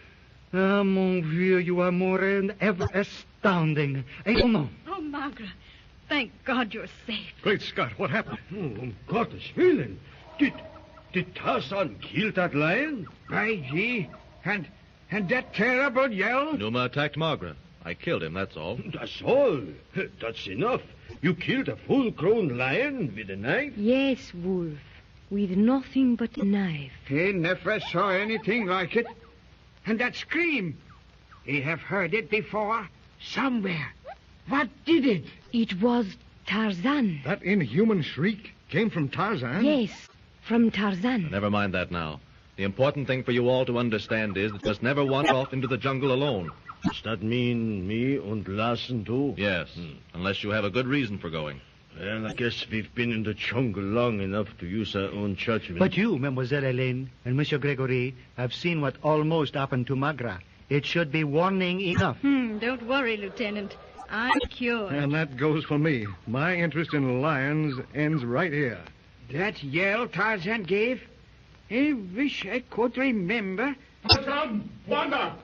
Black boy, no good. Bayasana. Maski Kidogo. Maski Kidogo Shenzi. Larson, back to your post. You too, Wolf. Yeah, I'm going. Come on now. Yes, sure. What is it, Darno? Trouble? Well, the head boy reported that the bearers were becoming restless. It isn't anything serious. Mais non, mademoiselle. Simply that without a leader, the natives are like sheep. We'd better all go back. Come on. Are you over your fright, Magra? Oh, yes, almost. And Tarzan, how can I ever thank you for... Never mind, Magra. Just remember to stay with the safari hereafter. Tarzan, let the others go ahead.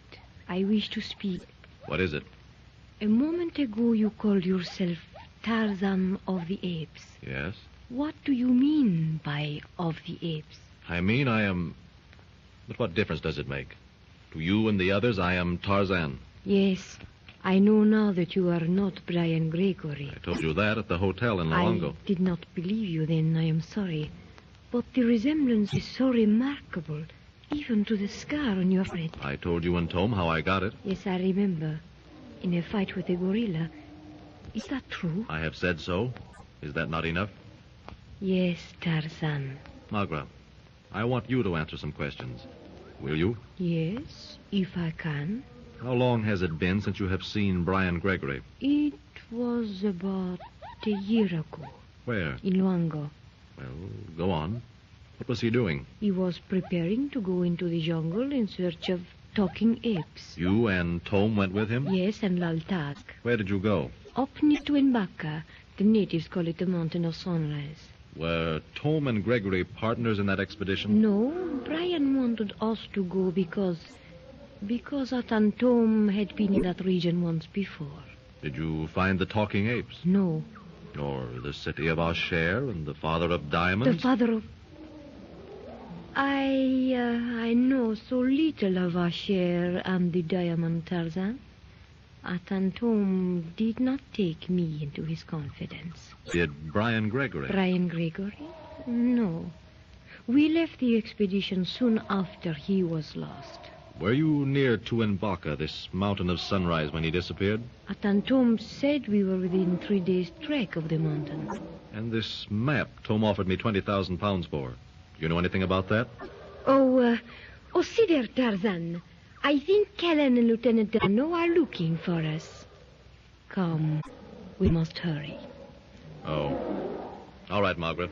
We'll join them. Meanwhile, growling sullenly at his handful of natives, Wolf strides along at the end of the column.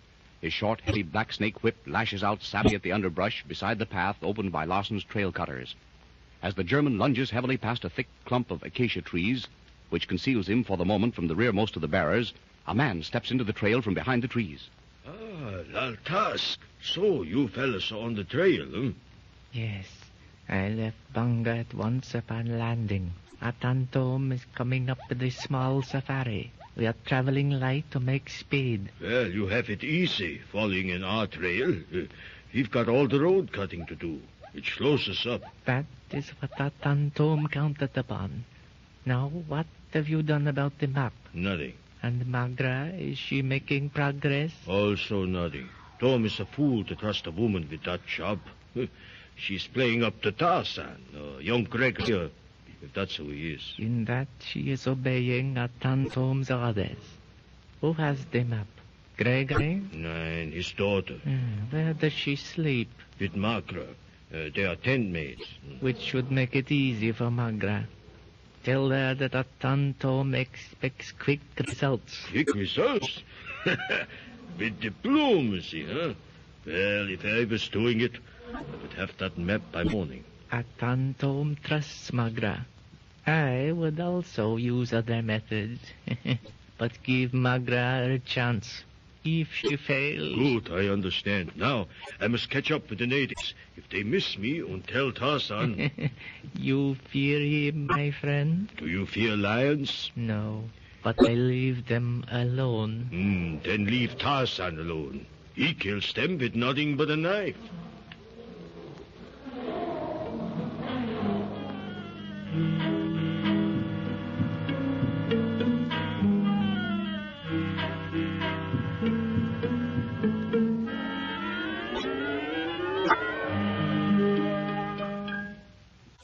The long day's trek is over.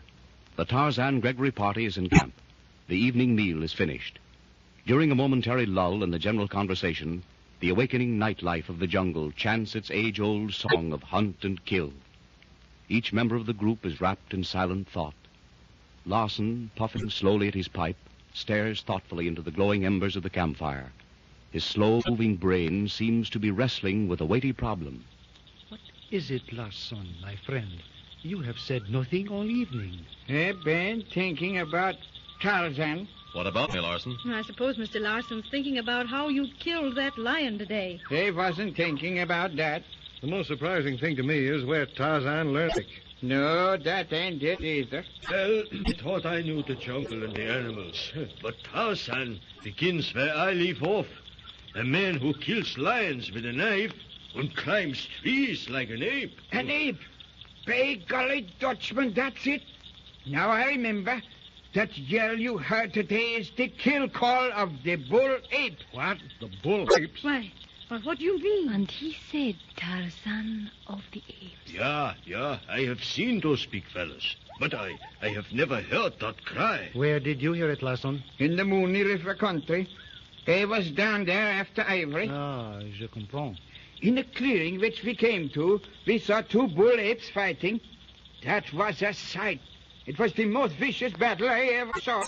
Finally, one of them killed the other, put his foot on his chest, and gave that same yell heard this afternoon From Tarzan. How did you learn the call, Tarzan? Have you forgotten our conversation at Loango, Monsieur Gregory, when Tarzan told you that his foster mother was a native of Africa? I remember. And he said the name Tarzan meant white skin in the language of a certain tribe. I think the lieutenant knows more than he cares to tell. Well, Tarzan? Why not? You may explain if they are interested. I'm going over to talk with the headman. Oh, tell us, Lieutenant. His foster mother was a she-ape. His mother? She was the only mother he ever knew. You mean he was raised by a she-ape? That is why he calls himself Tarzan of the Apes. Oui, mother. It is a long histoire, a long story, mes amis, but I shall make it as brief as possible. Tarzan's father and mother were Lord and Lady Greystoke. They were marooned on a lonely bit of African coast. The great apes killed Tarzan's parents. Then Kayla, a she-ape, saved the baby and gave it the name of Tarzan, which means white skin. Then the great she-ape carried him away. Why, that's almost incredible. Nevertheless, it is true. This mother ape raised Tarzan, protected him, and finally gave her life in his defense. Et puis, the boy had to fend for himself. At first, every beast was his enemy, but the animal instinct of self-preservation taught him quickly to cope with the jungle. No wonder he knows the jungle like no one else. Then, later, of course... Wait, Donald, listen. What is it? It sounds like distant thunder. Mein Gott! It's elephants! They're stampeding! Yeah, nothing can stop them. Nein, but we can try. Get a gun, everybody, and make for those big trees. Those fellas are heading straight for us.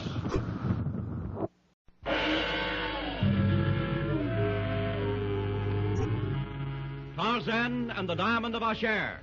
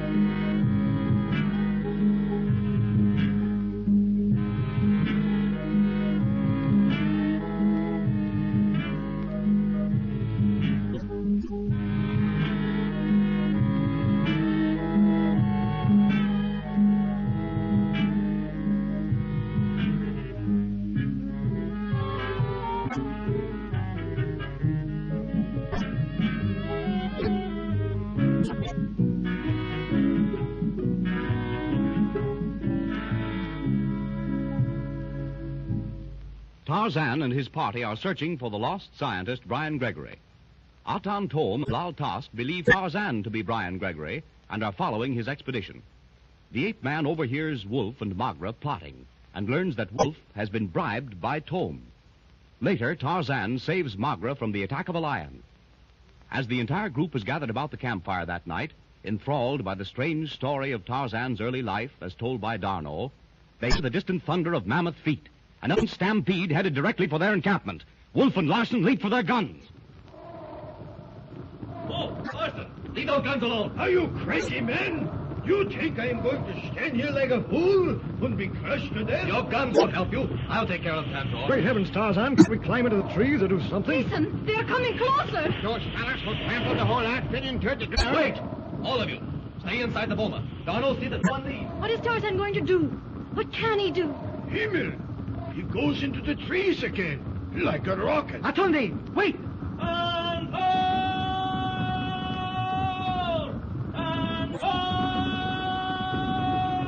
You hear? Tarzan knows what he is doing. Swift and straight as an arrow, the ape man darts through the trees toward the onrushing herd. Again his voice rings out.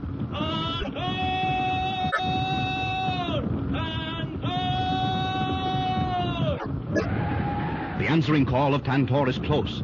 Down from the upper branches, Tarzan drops like a bullet to balance himself lightly upon the broad limb of a tree in the path of his mighty friends. Once more he lifts his voice. Tantor!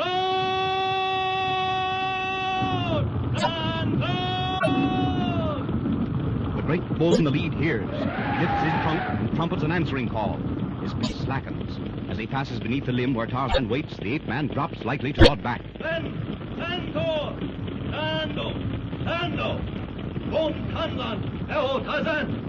At the words of command, the huge beast swerves sharply. Behind him, the stampeding horde follows. Inside the boma, encircling the Gregory camp, Wolf and Larson hold the frightened natives in check. Near the small campfire, Darno is reassuring Helen, her father, and Magra. There is nothing to fear. The elephants will not harm us so long as Tarzan is out there.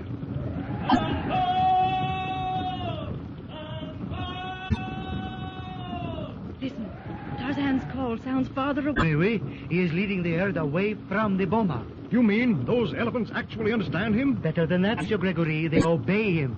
Écoutez. You hear? The noise of their trampling decreases. Tarzan is amazing. He is truly a lord of the jungle. The elephants have passed us. How he did it, I don't know. But I think that fellow Tarzan can do anything. Natives are still excited, but they're quieting down now. But where is Tarzan? If he got in front of that stampede, he's trampled to death. Oh, Wolf, you can't mean that. How easy that would make everything for us, no, Wolf? Hey, give me that elephant gun, Larson. Here comes a big bull straight for the boma. Wait, there's something on his back. It is Tarzan. As Tarzan, perched on Tantor's back, rides into the boma, the natives scatter as the elephant crashes through the thorn barrier.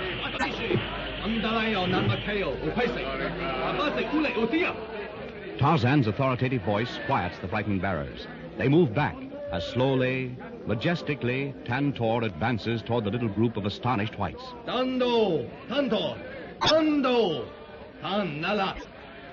Before the ape man's amazed friends, the elephant stops. The sinewy trunk reaches up, gently encircles Tarzan's body, and sets him lightly on the ground. Nala, yo Tanto. The great beast turns at the low-spoken words and moves quickly out of the boma to vanish in the forest shadows. Well, by Yiminy. That's the first time I ever saw a gentle African elephant. I wouldn't have believed it if I hadn't seen it with my own eyes. I can hardly believe it yet, Dad. Is it possible, Lieutenant Dano, that those great beasts understand what Tarzan says? Je sais pas, Mademoiselle Magra. I know only that they obey him, as you have just seen for yourself. You can all sleep quietly tonight. Tantor will not come this way again. Tell me, Tarzan, are you not afraid of these giant animals? Afraid? I don't know what you mean. Mention-skinned. Have you no nerves? Nerves, Wolf? There is a difference between fear and caution. The simple difference between life and death. And Tarzan, who has lived with the jungle beasts all his life, knows only caution, but not fear.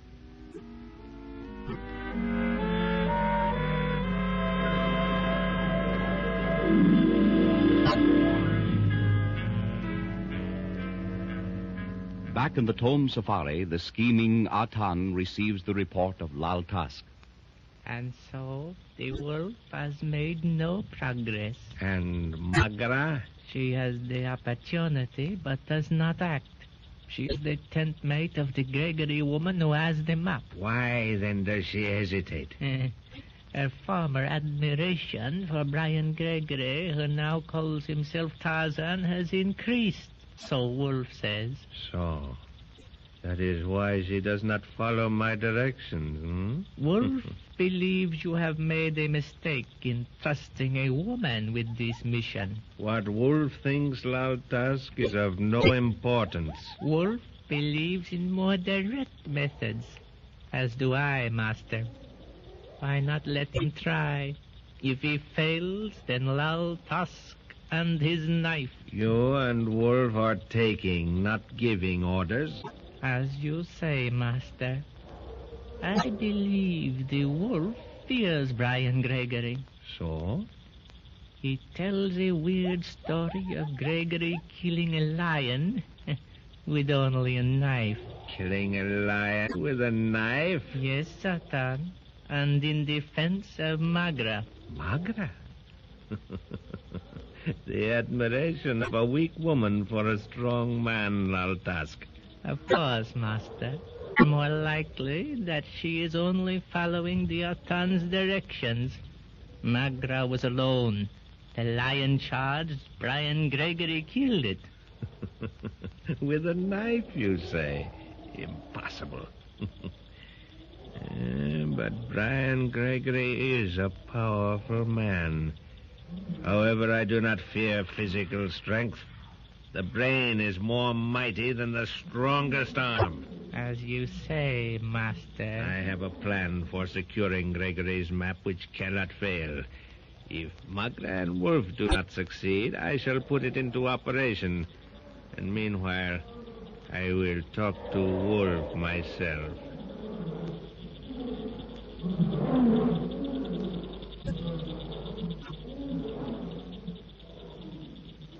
In the Tarzan encampment, the party is grouped about the fire. The ape-man is bored with the discussion of his past. He cannot understand why his jungle exploits excite such uncalled-for admiration. Darno senses his friend's uneasiness and adroitly changes the subject. Pardon, Monsieur Gregory, but I cannot keep my thoughts from returning constantly to your son Brian. His letters must have been interesting. They were, Darno, very, when he took time to write. Usually he sent photographs from different sections of the country he was in. Photographs? Did he ever send any of the Tu-em-Baka region? No, he didn't. Why do you ask? I don't know that particular district and thought photographs, if you had any, might help us. And in his last letter to you, Mademoiselle Helene, when he spoke of the talking apes in the city of Ashair, did he mention hidden treasure? Hidden treasure? Why, no. Brian was a scientist, Darno, not a treasure hunter. Treasure, huh? What kind of treasure, Lieutenant? Well, I do not know. You are certain, Gregory, he never said anything about diamonds? Positive. Diamonds? Heard that, Magra? Diamonds. Oh, it's a wild rumor. Now I know what Thome is after.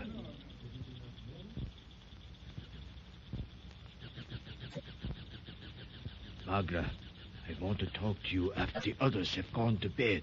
Over there, back of your tent.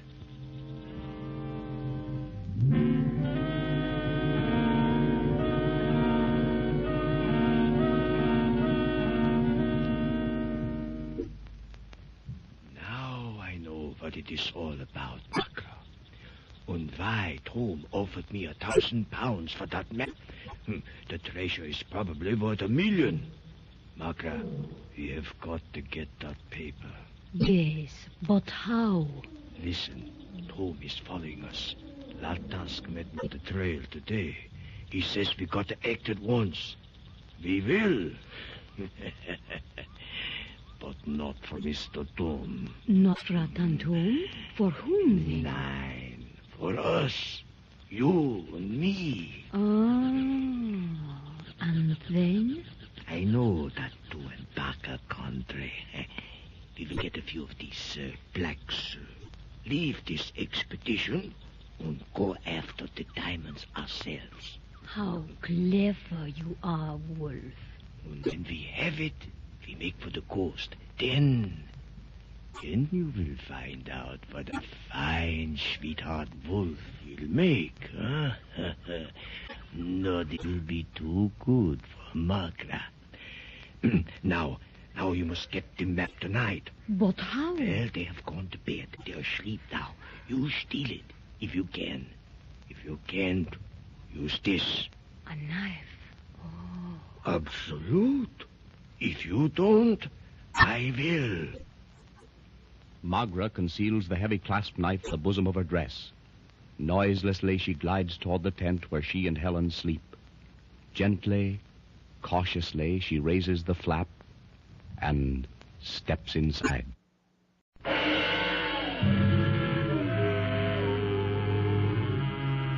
Tarzan and the Diamond of Ashair.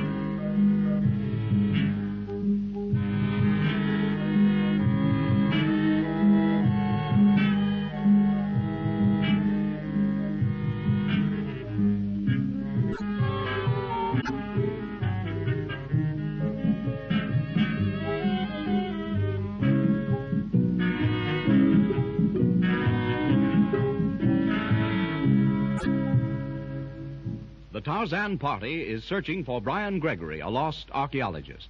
Atan Thome and Lal Tusk, who believe Tarzan to be Brian Gregory, are following.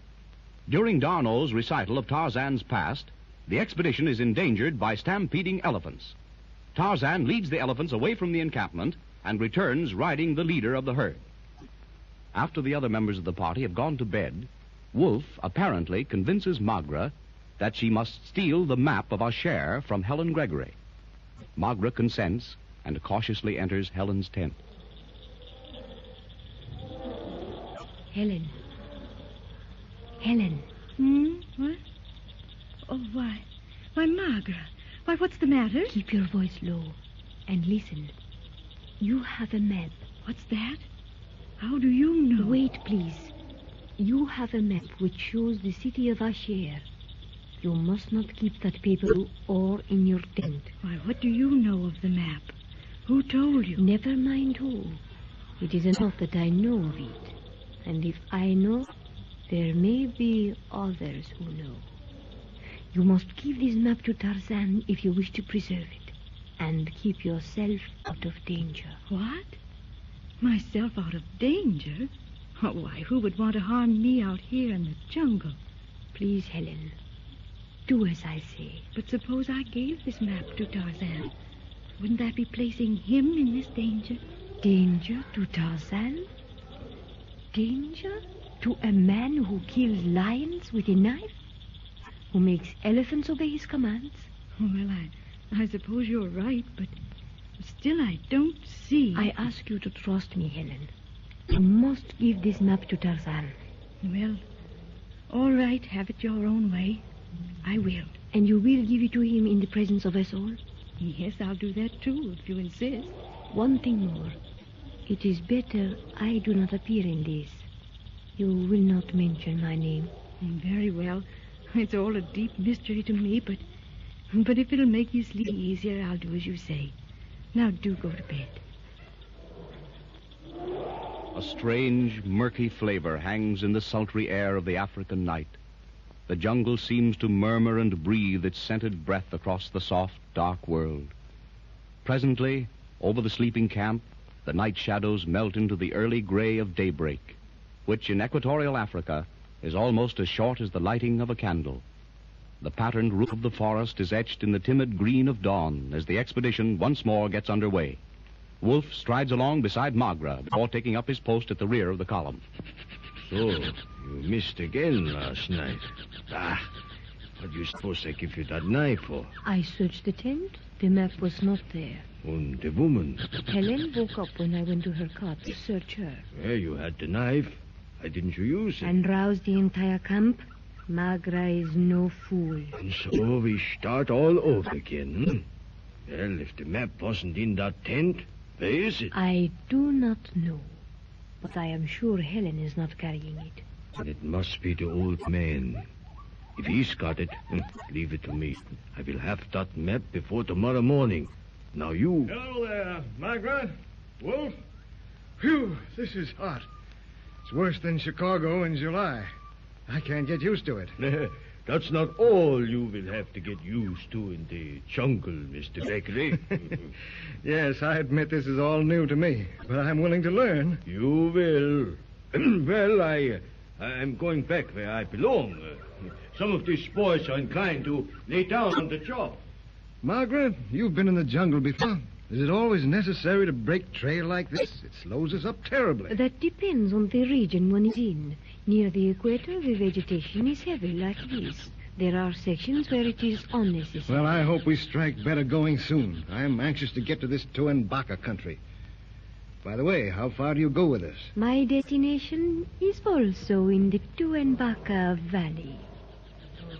In the rear of the column, Wolf barks guttural commands at the sweating bearers. He frowns darkly as his brain grapples with the problem of how to get the map from Helen's father. Exasperated, he drops to a seat on a great moss-covered limb beside the trail and wipes the sweat from his eyes with the back of a hairy hand. Behind him, a dry twig snaps. He whirls. Tu-em-Baka! What are you doing here, Thome? An unnecessary question, Wolf. You know why I am here. What have you and Margaret done about the map? Well, Margaret searched the girl's tent last night, but no luck. And you? Nothing. They watched me like a hawk. Have you ever heard of Confucius, Wolf? The Chinaman? What about him? Confucius once said, Pekin has only one gate, but many roads lead to it. Yeah, I understand. I have tried. You are a blundering idiot, Wolf. I show you. I get that map tonight. No. You will listen to me now. And you will do exactly as I say. Well, what is it? Is there a medicine man, a witch doctor with these natives? Of course. With a crowd of bearers like we have, there's always one. He is a valuable man to us, Wolf. What's the idea? Suppose with his influence he were to incite the bearers to desert your safari and join mine. Well, but then... I am indicating to you one of the roads leading to Pekin. Wolf, I want the Gregory party left alone and unprotected in the jungle.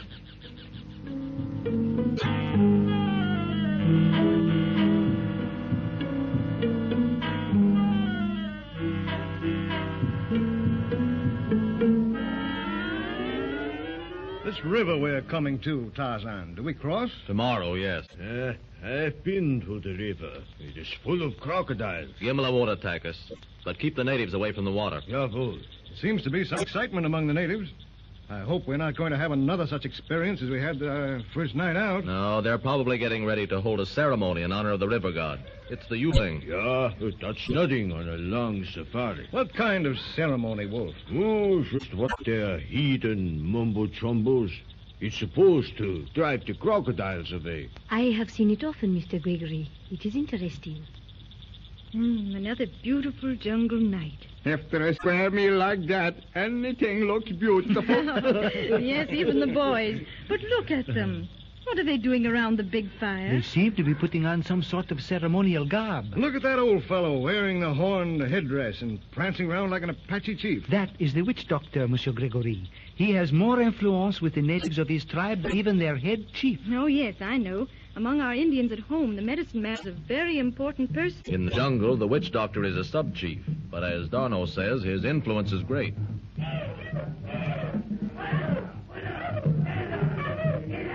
The big fellow leading the dance.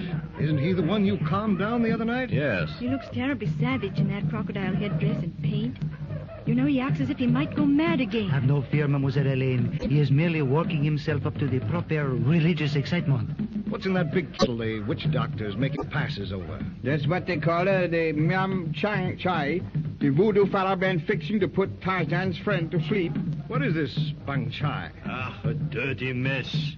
Cooked up from roots and herbs and the bark from the Potocopus tree. It's rotten stuff and strong. Ever tasted it? Yeah, once. Now, watch the medicine man and the big black. He will drink from the gourd the old man has hold his hands. Then he'll go to sleep, and then the fireworks. When the big fellow falls down, the witch doctor will start working on him. You see that? He's down already. Yeah, that stuff is strong.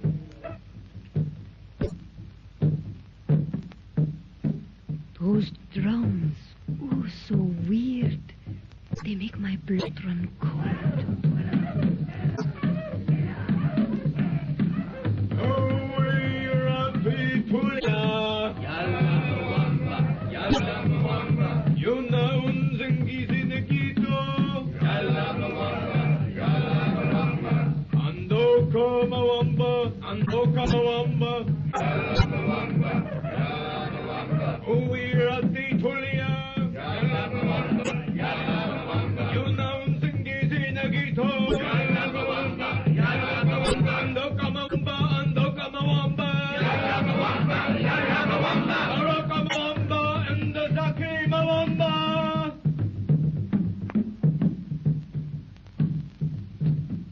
Look, the medicine man has taken a stone from the fire in his bare hands. Why, he's putting it on the big fellow's chest. He doesn't even seem to feel it. He does not feel it, Mr. Gregory. Baka, That's it. What, Wolf? I'm going to get some of that stuff from the witch doctor and give it to the old man. The rest will be easy. Hey, if this voodoo business been supposed to keep crocodiles away, it ain't much good tonight. Look, they're crawling out of the water. The crocodile, in spite of their monkey business. A big fella, too. Just a minute, they get my gun and they fix it. Come back here, Larson. Larson pays no attention to Tarzan's warning. As the hunter approaches, the crocodile stops, faces the hunter.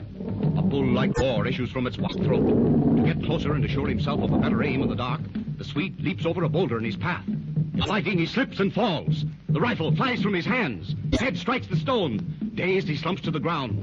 With a rush, the great saurian, saw-toothed jaws open and slavering, closes in on its helpless victim. In one lightning-like movement, Tarzan leaps to his feet and hurls himself to the air. Frida! Frida!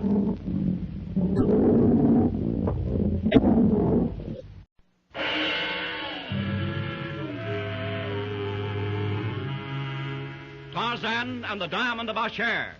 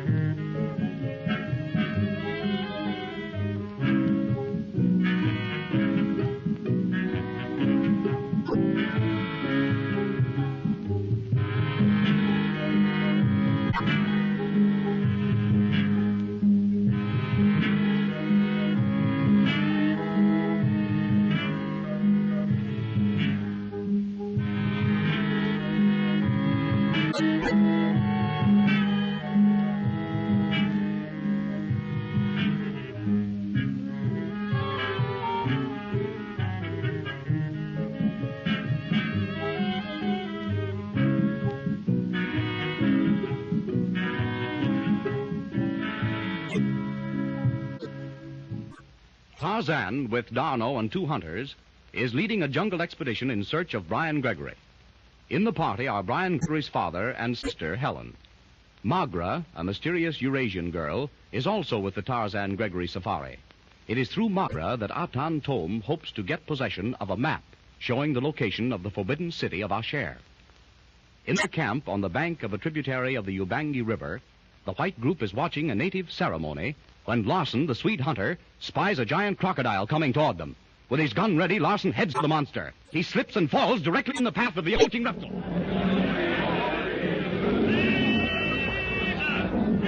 That fool, Tarzan. Somebody help them. They will both be killed. With a mighty bound, Tarzan hurls himself through the air to land directly in front of the charging crocodile. Foam-flecked jaws open wide and snap shut with a sickening crunch. Like lightning, the ape-man leaps aside. His powerful hands flash out, clamping themselves like iron bands about the jaws. The huge saurian's bloodshot eyes roll in mad agony. Its giant tail lashes furiously. Every muscle in its long body strains vainly to break the death grip of this man-thing. Slowly, relentlessly, Tarzan twists and bends the mammoth's head aside and back. Back! Behind him, the ape-man's friends watch in spellbound silence. Tarzan's feet grip the ground. Under his glistening skin, the muscles stand out like steel cables. He gathers himself for a supreme effort. One terrific, twisting lunge. Like a fusillade of pistol shots, the crocodile's vertebrae crack sharply. Out of Tarzan's hand, the monster slips to the ground, lifeless.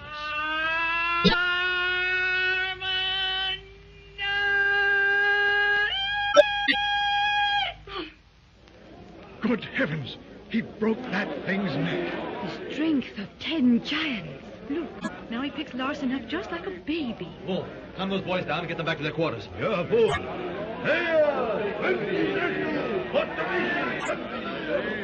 Darno, come look at Larson's leg. He's conscious now. No, there are no bones broken, mon ami. And not a sign of a sprain. Good. Now get up, Larson. Try to walk. Yeah. So, why, your leg's all right. Yeah, sure. They've been all right now. But they wouldn't have no legs at all if it ain't been for you, Tarzan. They come, too, just in time to see that croc drop dead. What happened? Nothing, Larson. Gimli was angry and had to be killed. But the way you killed him. I remember once before, my friend, you fought a crocodile, but that was in the water and you used your knife. You mean he finished this one with his bare hands? Absolument, Larson, avec les mains. There was no time for my knife. A second more and Gimli would have had you. Just like that. Yes, Larson, just like that. It was done so quickly it was all over before I realized it. Tarzan jumped and landed in front of the brute. He clamped its jaws shut with his hands and held them. Then, oh, it was beautiful. He lifted the thing half off the ground and twisted its head until it snapped. Margaret has the right word. It was terrible, but beautiful. Tarzan, I don't like to talk about this, but I go through fire for you. Here, in my hand. Forget it, Larson. You do the same to me if you had the chance. Meanwhile, Wolf and the witch doctor have quieted the natives. As the blacks return to their shelters, Wolf motions to the wrinkled old sorcerer. He follows the German to a far side of the boma. Bully, make big boy sleep tonight in Mamba Nagoma, huh? Bully make much medicine. Bully Nakuba doctor, man. Bully sabi fix him for strong medicine. Much strong bang chai. Yeah, it's fine stuff. I want some. You got? Bang chai bad for white man. Make him sleep long time. Never mind that. I know how to use it. Here, Bully, fill this flask. Bring my bang chai to me. I give 10 paisa. Can do. Wanna be careful. Give too much, white man no wake up. Don't worry. Go, fill the flask. Not you. Wolf watches the old man as he walks to the cauldron over the ceremonial fire. The weazened little magician fills the flask, tucks it out of sight, and hurries back to the German. Yeah. Bang chai for Buana. No give too much. White man sleep long time. Yeah, I know. Here's your money. Listen, Mbule. You and the boys get good pay on this safari? Pretty good. Same like always. You like catching plenty money more? Plenty chumbi? Plenty salt? Can do, Buana. Good. He big Buana. Udare Buana. He come behind this safari. Today walk back along same trail. He want Mbuli and these boys come along with him. What for we go? Never mind that. You talk along, boys. Get ready for runaway. I tell you when to go. Then you take all supplies, all chakula. It all belong to you. Mbuli sabi? Mbuli sabi. When you get back there with that rich Hotali Puani safari, you get plenty whiskey. You like? Yeah, Mbuli like. Good, the Jemahiyo. We go now. No, nein. Not till I talk you. And remember, no fighting, no killing.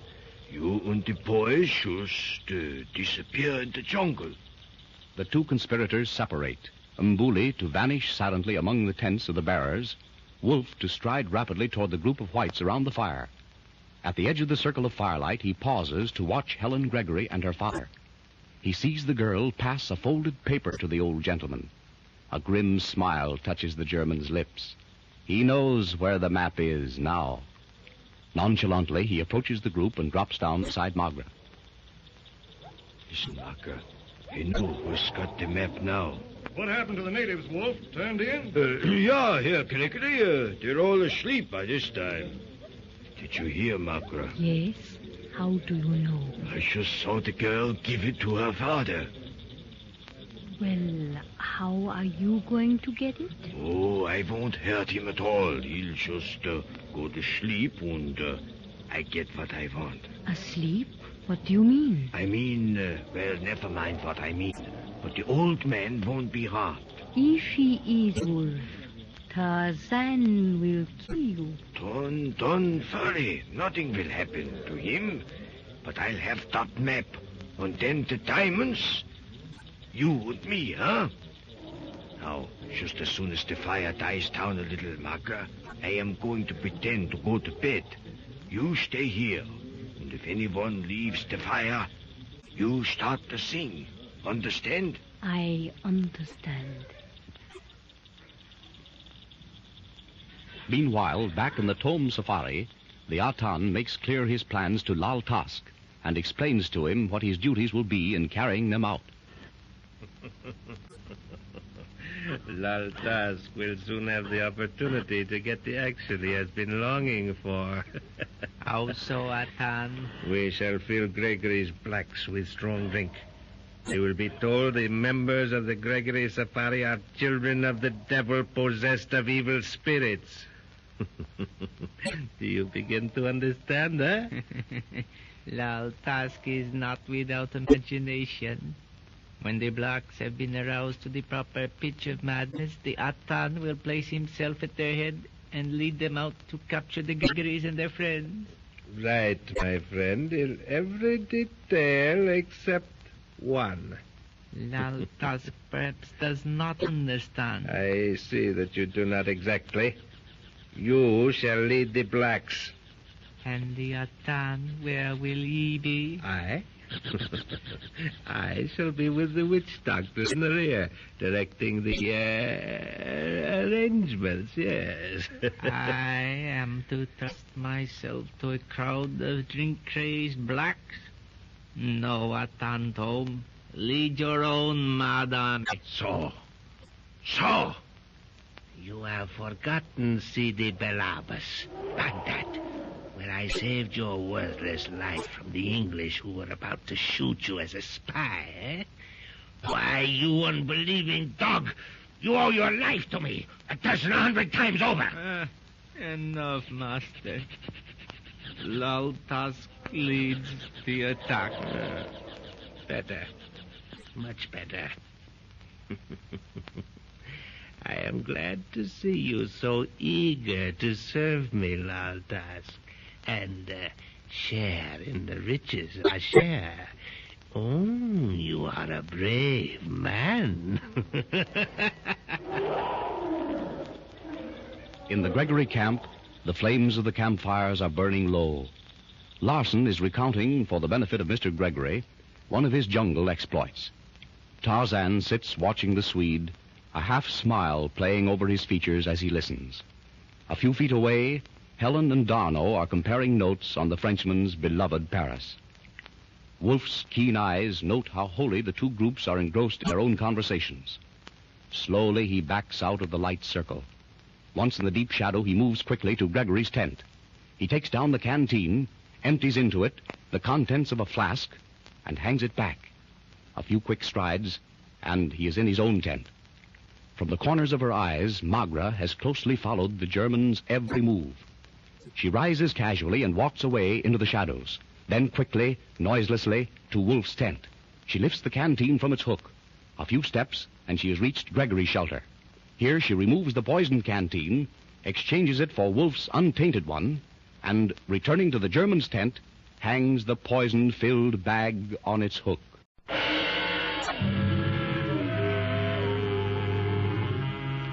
Tarzan and the Diamond of Ashair.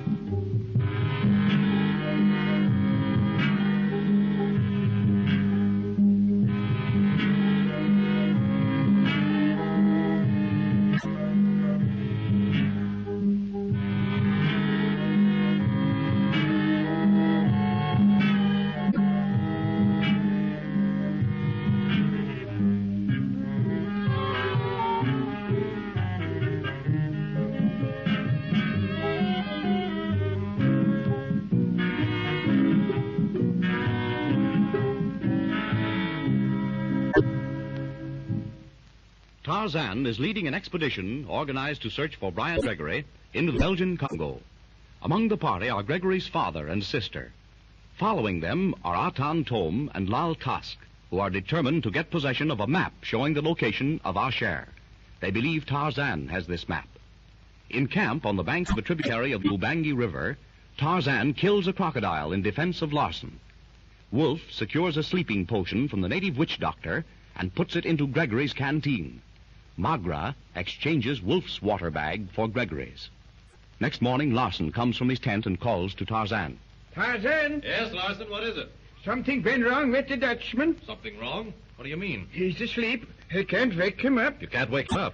Sure. He's generally the first run up in the morning. Now he been sleeping like a buffalo, and I can't wake him up. No. Wait, Tarzan. He seemed to be all right last night, Larson. Yeah, sure. He was sound asleep when I turned in. What is it, Tarzan? Wolf. Larson says he can't wake him up. We'll have a look at him and see what's wrong. Come on. Oh, a touch of fever, perhaps, and maybe too much quinine. A little fever couldn't knock that feller out. He's been in the jungle too long. Look, there he is in his cot, spread out like a wet blanket. He did not remove his clothing last night, eh? He sure been dead to the world. Wolf. Wake up. Attendez, Tarzan. Let me have a look at him. You see, his eyes look as if he had taken something to make him sleep. Oh, Larson, go to the cook tent and bring me some vinegar or a lemon, huh? Yeah, sure, Lieutenant. This looks narcotic of some kind, Tarzan. Quinine doesn't act that way. No, but it do. It is something much stronger. A different action entirely. Here been the vinegar, Lieutenant. See, Larson. Now, that canteen and the tin cup. Yeah, sure. Then, if I could get my arm under here... That water isn't clear, Darno. Here, let me taste it. Here, you try it. Tell me what you think. Sacre, that fool has been drinking native Mbang chai. And it's strong. So that's it, eh? No wonder I couldn't wake him up. Give me your canteen, Larson, and empty this one, eh? Yeah, sure. Now, if we can get this down his throat... Here, it will... I'll lift him up. Nom d'un chien! I cannot get his jaws apart. Wait a minute. I'll pry them apart with my knife blade. Now. That been froth on his mouth, Lieutenant. Yes, the vinegar counteracts the narcotic. Once more, Tarzan. Right. A little more. So. Now, Larson, we will get him on his feet and walk him around outside. Now, let me handle him, Darno. No. You go back to the others and explain matters. We will have him in good shape in no time. Come, Larson. Yes, sure. What's the trouble, Tarzan? Wolf sick? Nothing serious, Gregory. Anything I can do? No, we'll take care of him. Let me have him, Darno. Larson and I will walk him around. You go with Gregory. On voudrait. Just keep him walking, and he will come out of it presently. Come, Monsieur Gregory, our friend Wolf. What's the matter, Dad? What's wrong with Wolf? Tarzan and Darno say it's nothing serious. Oh, vraiment, Mademoiselle Helene. You will be all right in a few moments. Do not worry yourself. Perhaps only a touch of fever, no? No, Mademoiselle Magra, au contraire. Fever does not affect one in that way. He ate something last night which did not agree with him. Or perhaps drank something, Lieutenant Darno, huh? But we all ate and drank the same thing. And you all feel well this morning? Personally, I never felt better. And I, Mr. Gregory. Et vous, Mademoiselle Helene? Oh, I'm fine. Camp there always agrees with me. Wolf seems to be coming out of it nicely. He's walking along with Tarzan and looking like a drum major. I'm certainly glad it was not so serious. How is it, Tarzan? We've got him awake. He'll be all right now. The Dutchman sure was in a bad fix. He ain't out of the forget neither. How is it now, Wolf? I'm all right. Fierce headache, that's all. Was anyone else down? No one. Wolf, did you eat or drink anything last night that did not sit well with you? Nothing. Only what everyone else had. How do you feel, Herr Gregory? Me? Fine. I was just telling Darno I never felt better. That's funny. I had an experience once, something like this, a long time ago. I ate some bad elephant meat. Bad elephant meat? Oh, that must have been terrible. Well, it was, Magra. I was pretty sick. Saw things like Saber the lioness climbing up into the trees after me, and Hista the snake. I've never since eaten elephant meat. Mais, mon vieux, we are going to get underway soon, no? It is late. No, we'll stay in camp today. Give Wolf's head a chance to clear.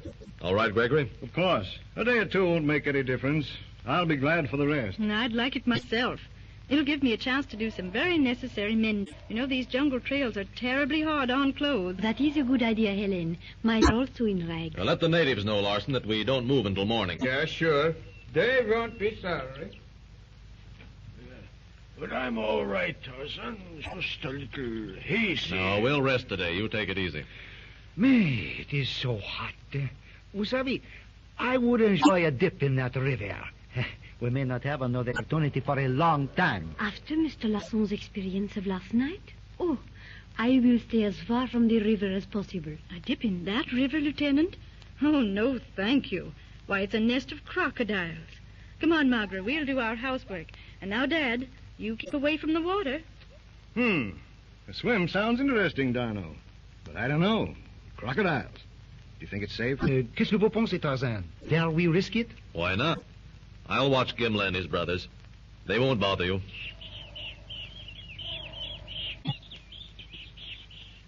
The early rays of the sun splinter the gray waters of the river into silver spikes as Tarzan, Darno, and Gregory slip off a plunge in its cool depths. Larson, after relaying Tarzan's orders to the natives, follows the three men, and despite his experience of the night before, joins them on the bank. He starts unlacing his heavy shoes. You're certainly not going in, Larson. Yeah, sure I am. Why not? After last night? Oh, that. All in a day's work, Mr. Gregory. If a feller stopped doing things in the jungle every time he got in a bad fix, he would have to stay in the tent all day. Well, if you've got the nerve, you can't scare me. I'm going in too. Wolf sprawls on a blanket in the shade of a tree not far from where Helen and Magra, seated before their own canvas shelter, are busy with their mending. Hand me that spool of thread, will you please? You know, it's absolutely uncanny the way Tarzan slips through bushes simply bristling with thorns without even so much as a single scratch. He glides through apparently solid walls of underbrush without even disturbing a twig. A passage seems to open before him as if by magic. Oh, he's wonderful, Helen. Yes, he's pretty much of a... Why, Margaret. Why, this forest god of ours seems to have made quite an impression on you. Oh, no, I am only interested. Interested in nothing. Margaret, you're in love with him. It's in your eyes. Oh, Helen, no, it is only that I am interested in him as a study in human nature, Oh, Earth's noblest thing, a man perfected. But seriously, Helen, night before last, I suggested to you that you give your maps to Tarzan to keep for you. You have not done so. Oh, the excitement of last night, Tarzan killing that crocodile, drove it completely out of my mind. I'll give it to him, though, at the first opportunity. But can't you tell me why? Not now, perhaps later. But you will do so today. Just as soon as we're all together again. Yes, Margaret. Sprawled on his blanket, the sullen wolf tries to figure out how he got the sleeping potion meant for Gregory the night before. He realizes he's been tricked. But how? By whom? No one was aware of his meeting with the witch doctor, nor of its significance. At the thought of the native medicine man, Wolf climbs to his feet and goes to his tent, to reappear with the black snake whip grasped in his hand. Then, keeping his own tent between himself and the two young women, he makes his way quickly to the ragged shelter of the witch doctor. He enters unceremoniously. Meanwhile, Tarzan, Darno, Larson, and Gregory have returned from their bathing and have found Helen and Magra busily engaged in their sewing. How's the sewing circle progressing, ladies? Oh, fine, Dad. I've just finished one of your shirts. Here, look it over. Before I started to work on it, it looked as though you'd crawled through a whole mile of barbed wire entanglements. You think I go take a look at Wolf? He certainly got hold of something that put him out.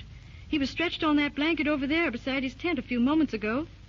I thought he was asleep. I saw him go toward the native quarters. He was carrying his whip. I think I'll take a turn through camp. I won't be long.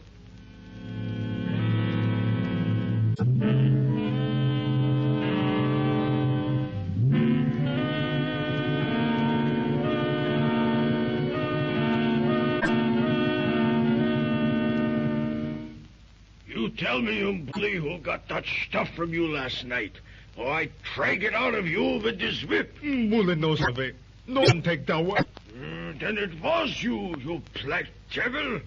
You put that rotten stuff in my canteen? No, Bwana. Umbuli no do. A couple of good cuts with the black snake will do you good. Now, who really was it? Speak up. Bwana no whip Umbuli. Umbuli no do. No sabe, no gosha. All right, then. Maybe this will bring it out. No, Bwana, no whip.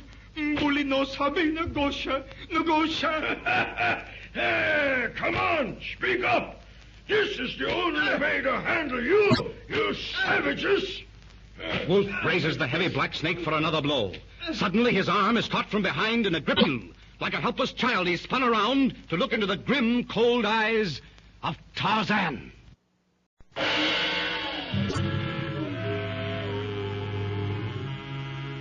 Tarzan and the Diamond of Ashair.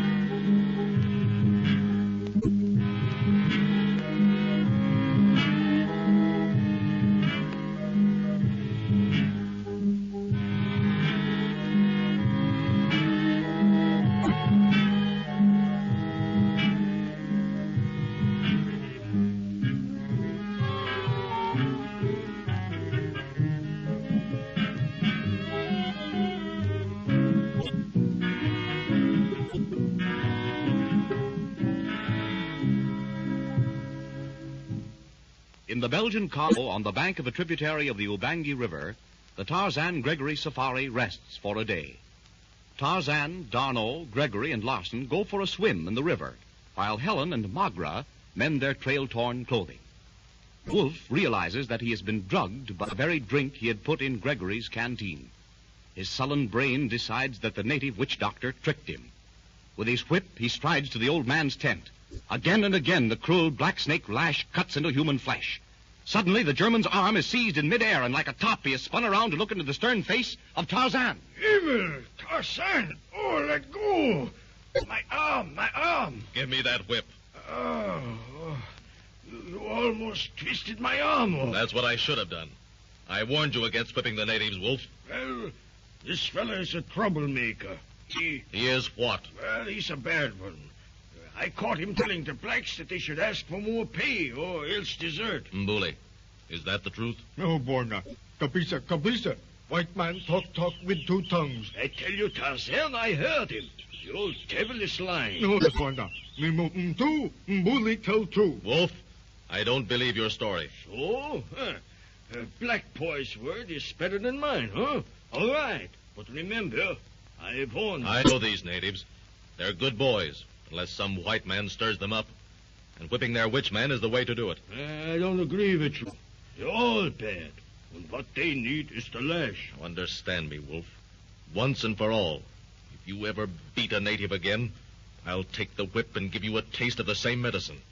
Is that clear? Yeah, I understand. With the whip still in his hand, Tarzan leaves the crude shelter and walks toward the group of whites. Wolf stands watching his retreating back.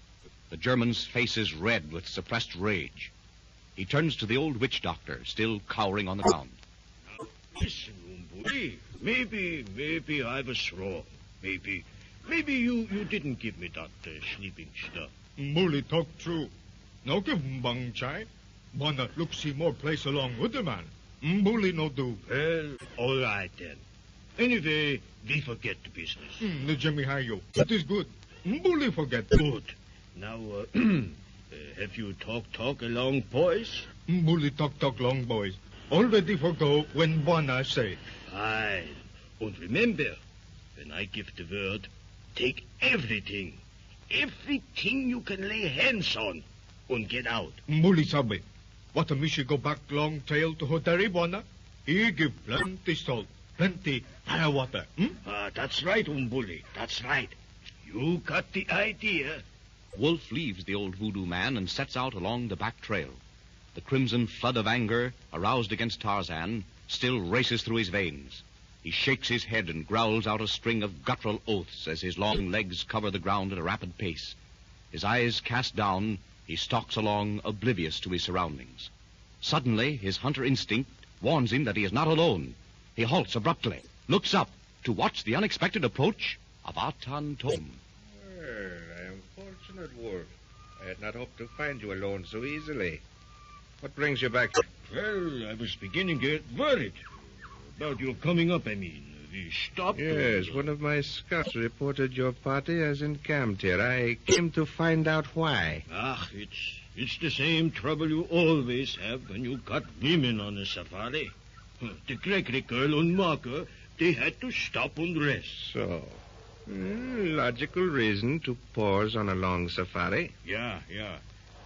How close are you behind us, Thome? Just a short distance now. Well, don't come any closer. It might even be a good idea to move back a little. Why? You appear to be afraid of something or someone. I'm not afraid. I'm just careful.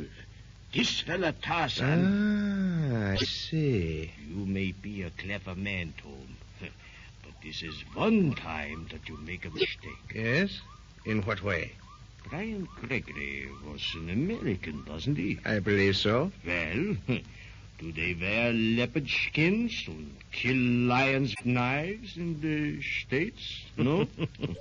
Yes, I've heard these fanciful tales from Lal Task. Brian Gregory is a strong man, no doubt, but he is incapable of performing any such feat as that. And I never knew him to clothe himself in the skin of a wild beast. Nevertheless, this Tarzan does. And if you still think young Gregory could do such things, he is something else. Another triumph of jungle strength? You give it a name. You know this Frenchman who is always with Tarzan? I know that such a one is with the party. He is the big fellow's closest friend. He knows all about his past life. All right. After that lion kill, everybody wanted to know what Tarzan's background was. Naturally. I should like to know myself. Well, he wouldn't say anything, but this Lieutenant Darno, he told a story. Donnerwetter. You and Lal Task have a fondness for recounting weird tales, Wolf. But, continue. Tarzan comes from the jungle. He was raised by the great apes. The great apes? That is impossible. Larson knows the great apes as well as any white man alive. He has followed them for months. He's seen them play and fight and kill. And what has this to do with Tarzan? Well, when Tarzan kills an animal, he puts his foot on it and he lets out a yell. Oh, it sends the chills up and down your back. And that yell is the kill call of the great apes. Yeah. Larson knows. He has heard it. Don't come any closer, Thome. This ape man might smell you. And if he does... Whoever he may be, Wolf, he cannot wreck my plans. However, I shall watch him. Now, have you prepared the natives of your safari to desert and come to me? Yeah, all fixed. But you must give them money, schnapps, or they won't stay with you long. I shall take care of that. When your blacks are with my safari, I shall incite them to the point of attacking and capturing the entire Gregory party. You, of course, will be with them. No, you suspect I will. I don't want that Tarzan to know that I am giving him the double cross. If we are successful, your pay will be doubled. For this Tarzan, have no fear. When I have finished with him, he will be as harmless as a babe.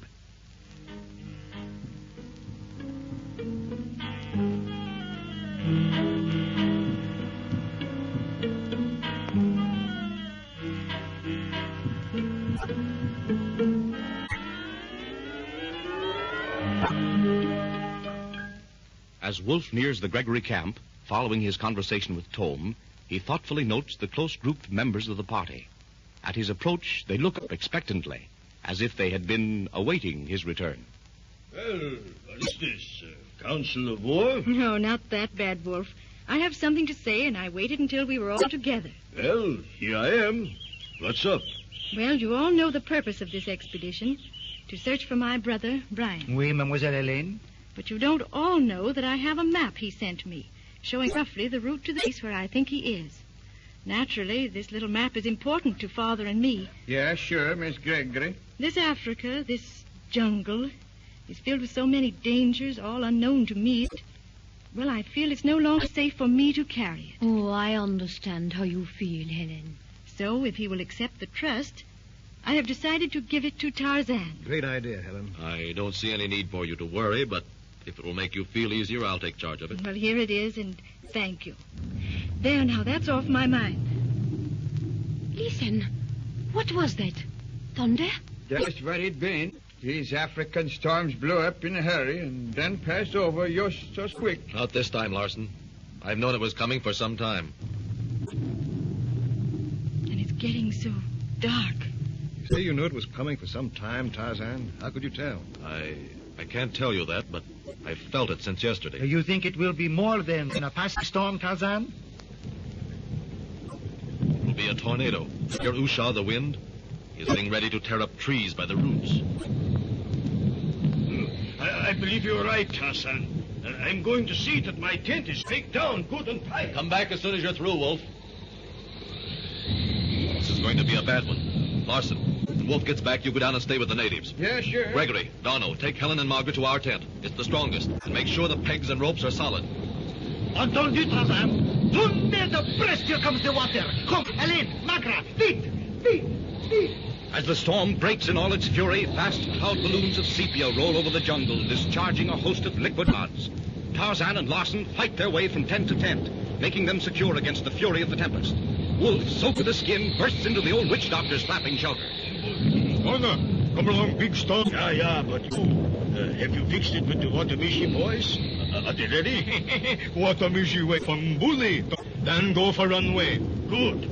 Tell Tu-em-Baka I will see him as soon as I can. Sabi? Bully Sabi. You come along, Watamishi? I come later. If you got the supplies, they can pick them up. Supplies? Chakola in big tent. Watamishi take when Bona say. My God, just listen to that wind and rain. All right, Mbuli. Now is the time.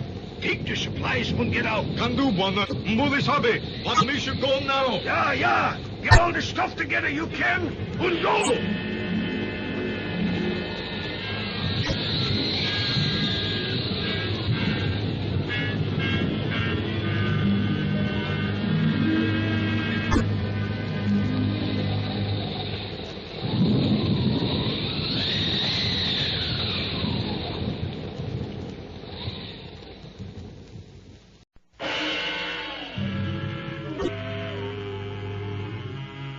Tarzan and the Diamond of Ashair.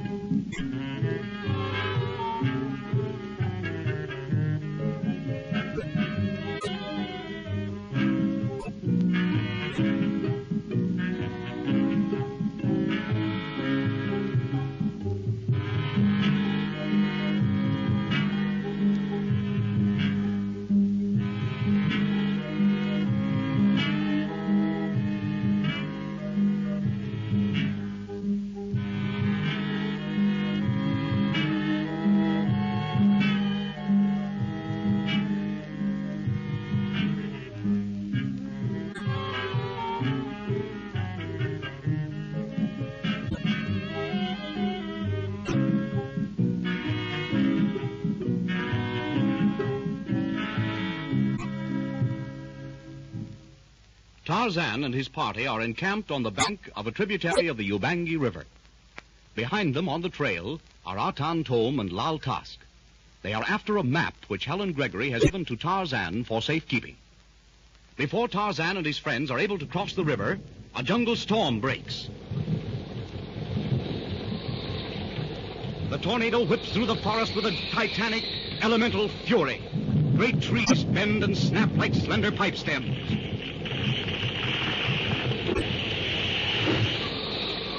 The heavens are banked with fantastically shaped black clouds that send down solid sheets of water. The deafening crash and roll of thunder combines with the banshee howl of the wind. The convulsion of sound is maddening. In their tent, Helen, Bagra, and Gregory anxiously watch D'Arnot as he peers out into the blackness. Suddenly, a terrific bellowing blast. The tent ropes snap, and the four are crushed to the ground beneath a leaden weight of clinging, soaked canvas.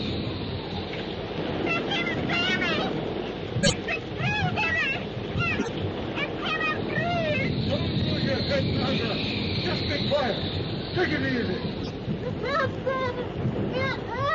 Stop crying. I do not know, but Grasso, you are all alive. Tarzan! Tarzan! All right, no. Oh, we're just in time. Run to that tent. Come on. Hurry, Tarzan! We are suffocating! We'll have you out in a minute. You should be calm. Here, Wolf. This side.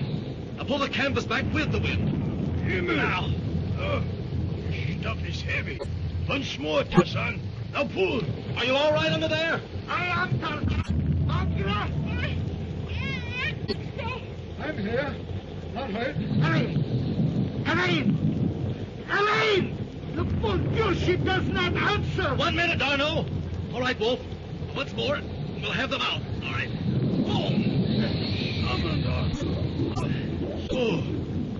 That stuff is like lead. Where is she? Where is Elaine? Right here, Lieutenant D'Arnot. Is she hurt? I think she has only fainted. Let me see.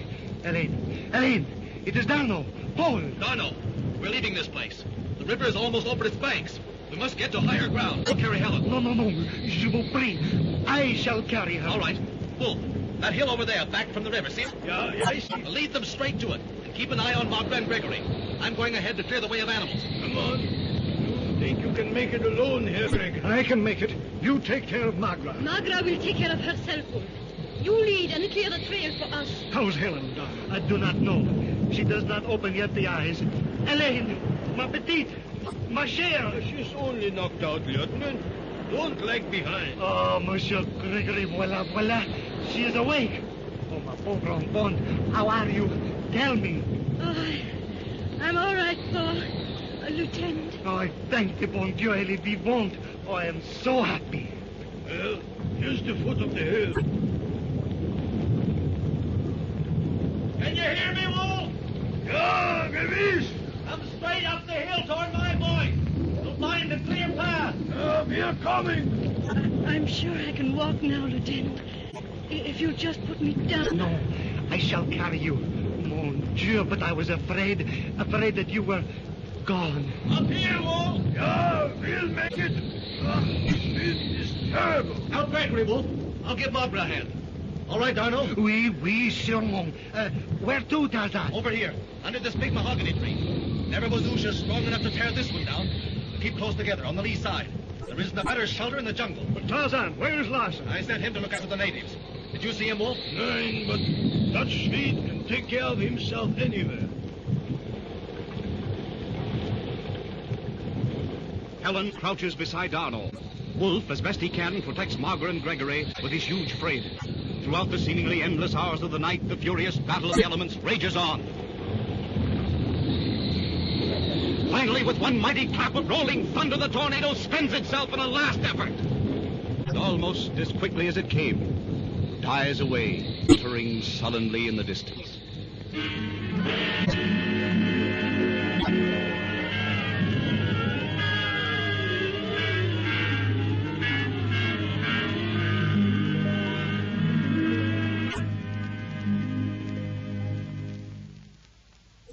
Morning. A blazing African sun glares yellow upon the steaming jungle. Tarzan leads his little party down to the wreckage that was a camp. They look about them. A dreary, desolate sight meets their gaze. A wreckage of tents and water-soaked equipment. Chaos. Looks pretty bad, eh, Darno? Oui, Monsieur Gregory, it does. The natives, Tarzan. There is not one of them in sight. And there isn't much use in looking for them. You mean... They're gone. Deserted. From the looks of things, they've taken most of the supplies with them. Mais, mon Dieu, how can you be sure of that? They are probably in the jungle somewhere. You're right. They're in the jungle somewhere. I've seen it happen too often not to know. If they hadn't meant to run off, they'd be here. What's the trouble, Tarzan? The natives. There isn't a black left in camp. And the better part of our supplies have gone with them. Do you mean that we are here in the jungle alone? That's exactly what I mean. Well, why look at me? It ain't my fault. I'm sure it isn't, Wolf. Wolf's fault, Tarzan? I didn't tell any of you, but yesterday I caught Wolf whipping the witch doctor. He's a big man to the natives, with a great deal of influence over them. I've seen it take less than that to make bearers desert a safari. Eh bien, it will not help matters to stand here and look. We must decide what we are going to do. And Larson, what do you suppose has happened to him? Well, I was pegging down my tent last night, and when I come back, he was gone. In such a terrific hurricane, anyone could become lost. Yes, of course. Oh, those guns, Darno. Are they damaged? No, when they have been dried and cleaned, they will be as good as ever. You better clean them then. And get together what's left of our belongings. And keep your rifles handy. Take care of the others, Darno. I'm leaving. Oh, but where, Tarzan? Are you going? To look for Larson and the bearers. Oh, Tarzan, I wish you wouldn't leave us. Now, look here. You think it was my fault that the natives deserted, huh? All right. I'll go look for them. And Larson, too. You stay here, Tarzan. These people need you. No, I'm going to find... Je vous prie, Tarzan. Wolf a raison. He is right. With our bearers and supplies gone, we must decide upon what we are going to do. And without you, we can decide nothing. Yeah, that's what I mean. I know the jungle. And I know the back trail. If Larson is to be found, I bring him back. All right. If you run into trouble, fire 2 shots. We'll wait here till you get back. If you haven't found trace of Larson by tomorrow night, come in. Jawohl, nun, auf Wiedersehen. Goodbye. Goodbye, Wolf. Looks as if Wolf wants to square himself for whipping the witch doctor, eh? Maybe. Oh, I do hope nothing has happened to Mr. Larson. Larson is a man very familiar with the jungle, Elaine. He will return if he is alive. You do not think I he is... believe, Magra, that Larson will return. Tarzan sent him to look after the natives. He obeys orders. I have no doubt that he is with the bearers now, or on their trail. Oh, I hope so. Do you really think, Tarzan, that whipping the witch doctor caused the natives to desert? I don't know yet. However, the main thing is to decide what you want to do. Well, with supplies and bearers gone, there isn't anything left but to go back to Bunga. You want to get to the mountain of Tu-em-Baka. Find your son, don't you? Of course, but... Then why not go on? But how, in heaven's name? We have little or no food, no bearers to carry what we have. No one to build the camp at night, no one to cut the wood and do the work. Nevertheless, if you want to go on, we will. What do you say, Darno? Écoute, mes amis, I have traveled with Tarzan for months through the wildest sort of jungle, with 4 men and a woman, and with no other equipment than, well, with no more than a few ragged clothes on our backs. And you came through? Am I not here? Tarzan led us and took care of us. Well, I don't know how you did it, but if you say we can, I am ready. How about it, Glenn? If we go back now and begin all over, we'll be weeks getting together another safari. But if Tarzan and Lieutenant Darno say so, I'm ready to go through. I will go anywhere with Tarzan. Then that's settled. We've got to cross the river. It's running high. I'm going to look at the ford and see if it's passable. And in the meantime, we shall continue to salvage what we can from this wreckage, eh? Yes, Darno. Gather what you can. When I come back, we'll choose what we need most and make separate bundles of it. Darno, you and Gregory keep your rifles handled. I won't be long. Tarzan's hand grasps a trailing vine. A few deft catches, and he's gone. In the storm-wrecked camp, Darno, Gregory, and the 2 young women worked like beavers sorting over the debris. The Frenchman keeps a watchful eye on the boundaries of the little clearing. He feels that for the moment, at least, The responsibility is his. Puis, now let us pile the things over here beside this tent. It is the largest and the strongest, and if we take one with us, this will be it. I'm mighty glad you know where to start and what to do. I'm a total loss in this business. Now, if we were in the wheat pit in Chicago... But we aren't, Dad. And we're not gambling with stocks. This time, you're gambling with your life. Lieutenant Dano, look over there. What are those horrible creatures? Sacré! Helen, Gregory, come here, close to me. What is it? No noise, Ellen. Stand still, all of you. Do not make a move. Great Scott! What are they? Gorillas? Those are the great apes. Tarzan, meanwhile, has scouted the river crossing and started back through the trees at his usual rapid pace. His sensitive ear catches a strangely familiar note in the voice of the jungle. He darts ahead through the lower terrace at lightning speed to pause for an instant at the edge of the clearing. There, surrounding his friends, are the great apes. As he looks, one of the monsters lets out a terrifying shriek. The ape seizes Helen by the arm. In a split second, Tarzan is on the ground and running with the speed of a deer toward the hairy giant.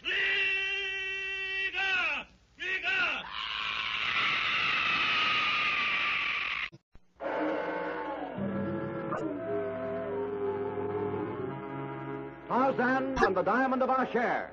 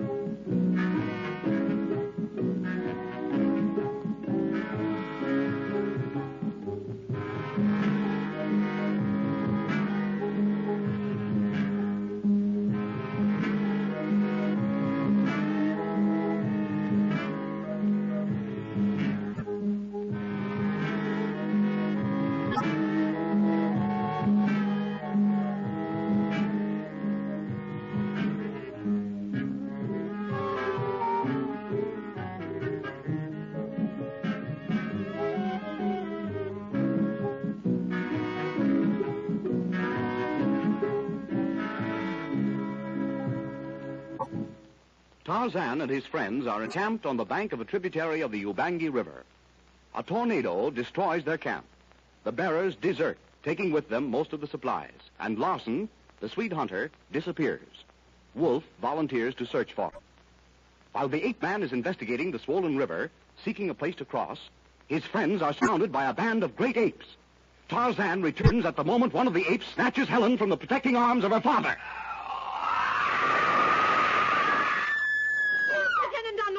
No, you'll hit Helen. The brute's got her in his arms. From the edge of the clearing, Tarzan screams his warning. He leaps forward toward the hairy brute. The huge man-like beast looks up, sees Tarzan flying toward him with lightning speed. He drops Helen, and with a cry of rage turns to meet the ape man. Tarzan's rush carries him swiftly to the side of the great ape. With hairy arms spread wide, lips snarling back from fighting fangs, the brute screams and charges. The ape man leaps nimbly aside, then in, close. Bronzed arms flash out and under the grasping paws, then up to lock themselves behind the bullet head in a spine-breaking grip. Tarzan's legs clamp themselves about the ape's middle. With screams of rage and pain, the great beast tries to claw the man's bullets back. Tarzan's muscles stand out like ropes of steel as he adds pressure to his deadly grip. Trying to the bull ape to surrender, Tarzan slowly, gradually forces the bullet head lower and lower on the ape's chest. Slowly, the huge beast is forced to the ground. One last effort. A low, whimpering cry, and Tarzan loosens his grip. He steps back. At the ape man's command to be off, the great bull climbs sullenly to his feet and backs away toward its hairy brothers. The small group of apes have watched the battle in silent expectancy. Now Tarzan walks slowly toward them. The savage apes back away from him as Tarzan tells the brutes in their own language that he is Tarzan, king of the Kerchak, mighty hunter, mighty fighter, that in all the jungle there is none so great. Then, chattering weirdly, they turn and move swiftly off into the jungle. Tarzan's friends, who have watched the battle and its result in stunned silence, stare at him as he calmly approaches. Good Lord, what a sight. Why, it's unbelievable. Tarzan, vous êtes... Qu'est-ce que je dis? You are magnifique. Lieutenant Darnaud is right. You are magnificent. Nothing wonderful about it. Just a young bull ape who needed a lesson. Forget it. Forget it. You kill lions with a knife, handle elephants as if they were trained dogs, break the necks of crocodiles, and subdue bull apes twice your size, and calmly say, forget it? Great Scott, man, what are you? A sovereign of the forest who has learned to cope with the jungle. Is he not, Lieutenant Darnaud? Raymond Magrat, just that. Simply a matter of environment, Gregory. If you'd been raised in the jungle, you would think nothing more of it. I suppose not, and yet... You're pretty well straightened out here. Most of the stuff will have to be left behind. About all you'll carry is rifles, ammunition, and a blanket or two. You said, Lieutenant Darnaud, that you had been in the jungle for many months with no food. How did you exist? But we had food, and quite enough. Tarzan supplied us with that. Wild fruit and game.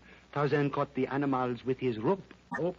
What could he do with a rope in the African rope? He used it just as the American cowboy uses his lasso. That's odd. Where did you learn that trick, Tarzan? In the jungle. But where on earth could you get hold of a rope in the jungle? I made them from grass. I still do. They're stronger than ordinary ropes.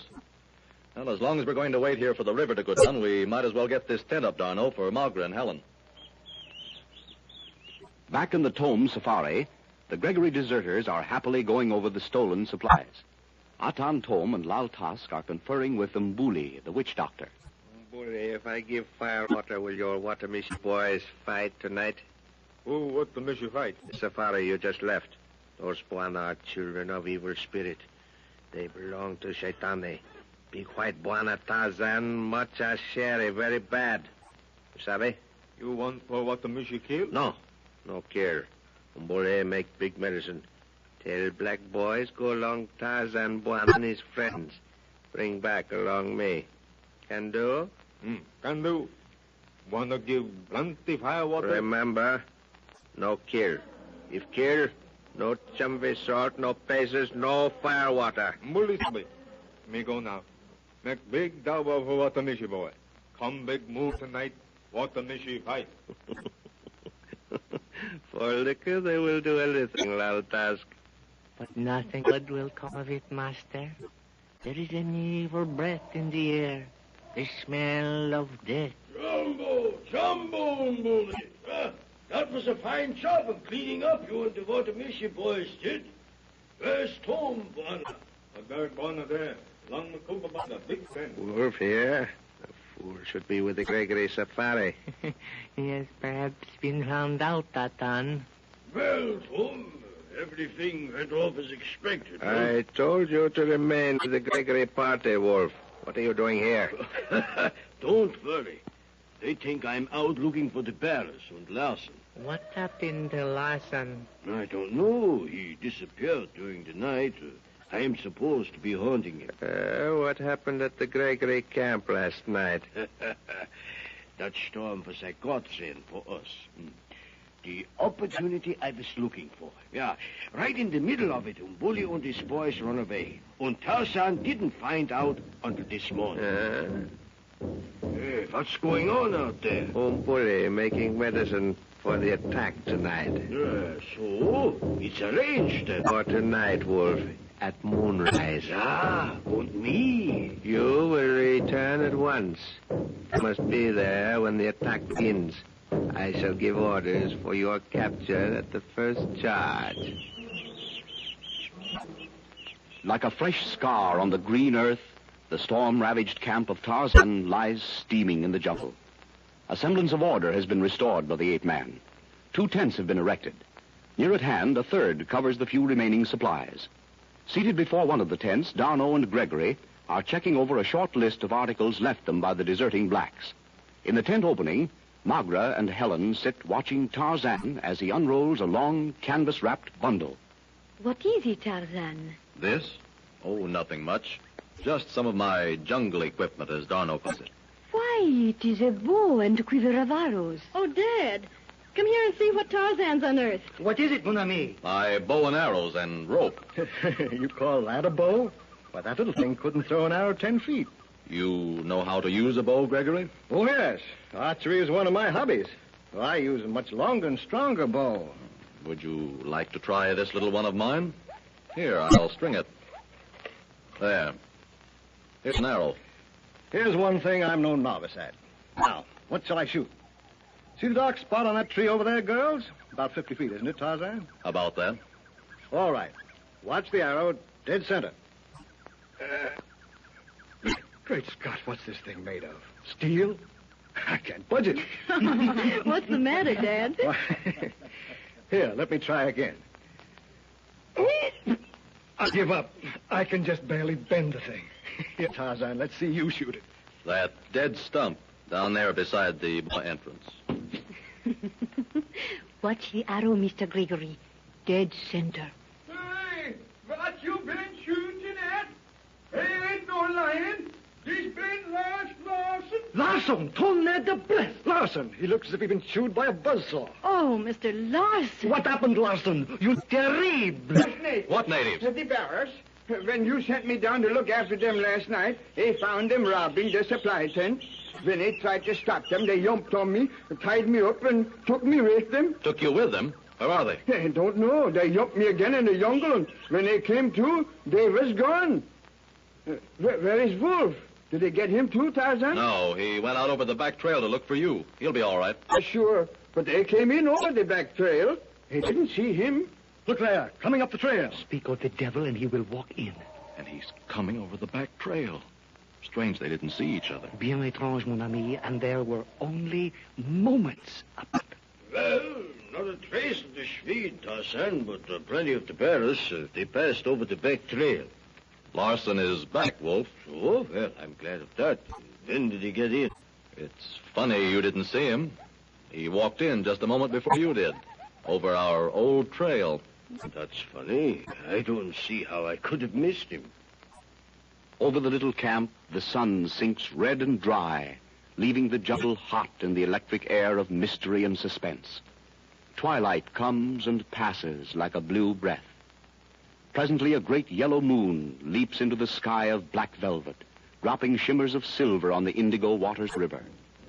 Above the jungle chorus of the night comes the mutter of a drum. Tarzan and his friends are grouped about a small fire close to the two tents. At the faint beat of the drum, the ape-man leaps to his feet. He stares off into the deep shadows. Tarzan, what is it? Listen. War drum. Yeah, sure. War drum? I don't... That drum is close. Close, mon ami? Bien, it sounds miles away. A native trick. They are close, beating the drum softly. To give us the impression they are very far away? Exactly, Margaret. Get your rifles, you men. Put out that fire. By ye, here they come!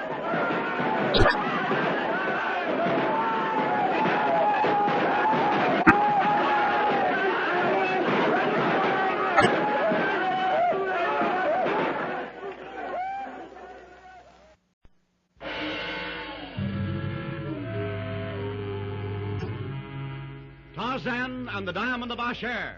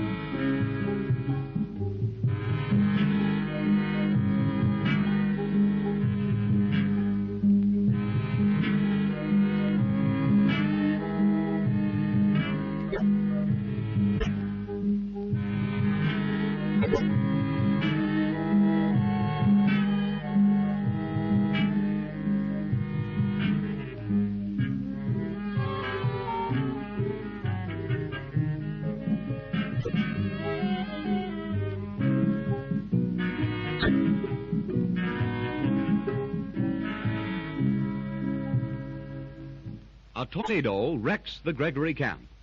During the storm, the native bearers desert, taking most of the supplies with them. Larson also vanishes during the tempest, and Wolf volunteers to search for him. The German, however, hastens back along the trail to talk with Atan Thome, to whose camp the deserting blacks have attached themselves. Wounded, Larson returns to tell Tarzan of his capture and subsequent escape from the bearers. Shortly after Larson's return, Wolf stalks into camp, and the little group prepares to settle down for the night. At the distant sound of war drums, Tarzan leaps to his feet. The throbbing, maddening rhythm of the drums rises higher and higher. Suddenly, from all sides of the clearing, a screaming horde of crazed blacks charges furiously. Oh, no, you men, form a circle. Helen, Margaret, get inside. Kneel down, reload the rifles. But you, Tarzan! Never mind me. Look out, Greg, with a spear. Aim low. Do not waste a shot. That's the last yell for you, Miller. Keep shooting. Now stay close together. I'm going into the trees. Tarzan races across the clearing to the nearest tree. As he passes Wolf, a paper drops from his leopard skin. It falls at the German's feet. Wolf picks it up, hurriedly glances at it. A sinister smile of gratification momentarily lights his face. He pockets the paper and steps out in advance of the others. Yes, Tarzan. These natives, our own boys. That man leading them is Lal Tusk. I'll take care of him. Oh, that crazy Dutchman walking out there alone toward those blacks. Come back here. They're all over him. His rifle. I've got him. He's captured. Yo, never mind him. Just that much more work for us, Larson. How is it, Gregory? Great. I wouldn't miss it for the world. There's another for me. Look there. Lal Tusk, he's calling to us. Listen. You are outnumbered. Surrounded. Give up, Brian Gregory. Surrender. Look, in the trees just above him. Tarzan. At Tarzan's warning cry, Lal Tusk looks up, rifle ready. Like a plummet, the ape-man drops toward the earth. In midair, the bullet whistles past Tarzan's ear. Before the Oriental can fire again, steely hands wrench the weapon from his grasp. Lal Tusk reaches for his knife. Like a striking snake, Tarzan's hand shoots out, rips the Oriental's knife hand, turns it, and plunges the blade into Lal Tusk's heart.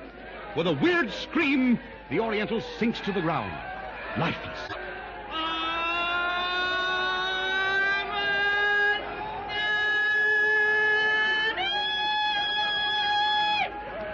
Lieutenant, Gregory is down. I think he been hurt. Tarzan, come back here. Feet. I'm coming. Oh, Lieutenant, please. Oh, Father's hurt. Tourne de breast sacré bleu, nom d'un What's wrong, Colonel? Wolf is captured. Gregory is down. And this must be Thome's work, yet he cannot wish to kill us. Oh, I think I know what the lieutenant means. We back to surrender. Surrender, Larson? No. For the sake of Margaret and Helene, we are outnumbered, surrounded. I don't like it. But for the women, then, all right. Thome is behind his man, Mabuli. Call him. Bien. Thome! Atan Thome! Yes, what is it? Call off the natives for a parley! Soja, what the mission? Dura! Lieutenant, Tarzan! Oh, come here quick. Father. Let me see, Helen. Oh, Dad. Darno. What is it? Oh, Look. Dad. Oh, Dad. Helen, ma petite, come away, come. No one can do anything for him now. He is beyond our help. Oh, Father. Father. Oh, Daddy. Baby, that spear went right through his heart. Come, my poor child. We go over here where we can talk alone. No, please, my darling. You must control yourself. When you cry like that, it breaks Paul Dando's heart. Oh, you cannot understand, Paul. No, but I can. I do. I lost 2 brothers in the war. I know how it hurts inside here. Now, look at me. I can't, Paul. Please, ma petite. So, ça va mieux. That is better. Écoutez, Hélène. I cannot take the place of your father, no. But I want you to know that I love you. And if we go ahead, I will look after you and protect you with my life. Oh, yes, Paul, I know you will, but now... Oh, Father. I am truly sorry if anyone is hurt. You should have listened to Lal Tusk when he called to you to give up. It is more than a hurt, Atan Thome. Mr. Gregory, he is dead. Oh, that is too bad. Lal Tusk is also gone to the arms of his forefathers. He sensed death in the air. We go, Margaret, my child, when we are called. You would have gone too, but for the women. I would have seen to that. So, perhaps, Brian Gregory, the time will come when you and I... But I followed you up the river into the jungle for a purpose. You know that purpose? What purpose? I must ask you gentlemen to lay down your arms until we have finished our little matter of business. If you do not, I will be forced to call on the natives. They have also lost several of their number and feel that they have been, shall I say, cheated of their prey. Larson, stack the rifles behind us. Just as you say. You are a sensible man, Gregory. Now, if you will call your sister and the Frenchman. Arno, bring Helen over here. Écoutez, Hélène, ma chère, you must be brave. You have something to do, and you must go through with it. Remember, we still wish to find your brother. Oh, yes, I know. I know, but how can I talk to that man? It was his fault that Dad... Oui, je comprends, chérie, but you must dry your eyes and hold up your chin. There. That is better. Bien, Tarzan. Now, Thome, what is it you want of us? The map showing the route to Tu-em-Baka and Ashair. I want it. And if we refuse? Then, much as I dislike doing so, I shall have the natives bind you all securely and search each one of you myself. Monsieur Thome, may we have one moment to talk the matter over? Of course, as much time as you like. There is no need for haste now. Call me when you have made your decision. They can't hit those guns, Tarzan. I've been sure to get Mr. Thome before the blacks can save him. No, Larson. Arno's right. Margaret and Helen here, we must be careful. If we three men were alone, well... No, don't hesitate on my account, Tarzan. No. For the moment, we must be diplomatic. When those wild blacks are calm again, perhaps... Thank you, Penright, Lieutenant. But I hate to start the fight and not finish it. And I, Larson. But now... Listen, then. I think we are all extremely foolish. We should give Monsieur Thome the map immediately. No, but Paul, I don't understand. It is very simple. Tarzan, you know that map by heart, do you not? Yes. Bien, so do I. It is of no further value to us. Let Monsieur Thome have it. A good idea, Tarzan. I think the plan a wise one, Tarzan. But if you two know the route, of course I agree. I have no one left but Brian now. And I'm going to find him. If I have to search every foot of Africa. All right. We'll give him the map. It's here in my... It's gone. What? Don't. No. Reggie. Do not get excited. I think I know where it is. You, Margaret? When you ran across the clearing to go up into the trees, Tarzan, something fell to the ground at Wolf's feet. He picked it up. Perhaps it was the map? So, and then let himself be captured so he wouldn't get hurt? Why do you not call Atan Thome and tell him how matters stand, Tarzan? Thome. You have agreed to give me the map? We can't do it, Thome. You cannot? Then perhaps the natives... Pardon, Monsieur Thome. We should be very glad to give you the map if we had it. If you had it, Lieutenant Arno? I do not quite understand. If the Atan would search his prisoner, Wolf... Wolf? Ah, so... The Atan knows that Margaret's eyes are keen. Search Wolf. What to Mishi? Let up one Wolf. Let the homo. Bring the prisoner. I hope you have made no mistake, Margaret, for your sake. You... Yeah, Wolf one. Take your hands off me, you black devil. Angosha, Mbuli, let him be. Tumbatubo. See, Enough, Mbuli. Let the Sako. Leave Wolf Bonner here. Sullenly reluctant, Mbuli backs away from Wolf. His burning, hate-filled eyes never leave the German's face. Well, what do you want? Mbuli does not like you, Wolf. Do you comprehend all he says of you? I didn't hear what he said. He remarked that you are an utterly bad man, no good at all. I should not cross him if I were you. I can take care of myself. Yes, of course. Wolf, where is the map? The map? How should I know? You see this picture? I am going to search you. Your first false move will be your last. I don't understand, but... right here in the shirt pocket. So, The man who believes in force thought he might also be clever. You don't understand, Thome. I understand perfectly. You have forgotten that when you permitted yourself to be captured, you told me that Brian Gregory still had the map. I tell you, Thome, I was going to give Enough. you... We will talk of this letter. And now, Brian Gregory, my business with you is finished. You will be returning to Loango? No, Thome.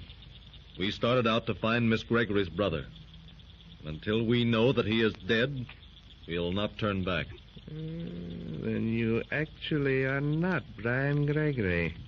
Is it possible that I have been misled by a striking resemblance? This man is not Brian Gregory, Atan. Know that Magra does not lie. He is Tarzan.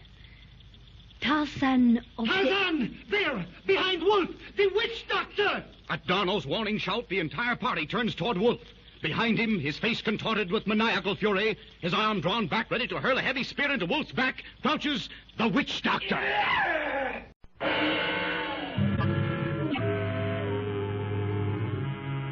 Tarzan and the Diamond of Ashair.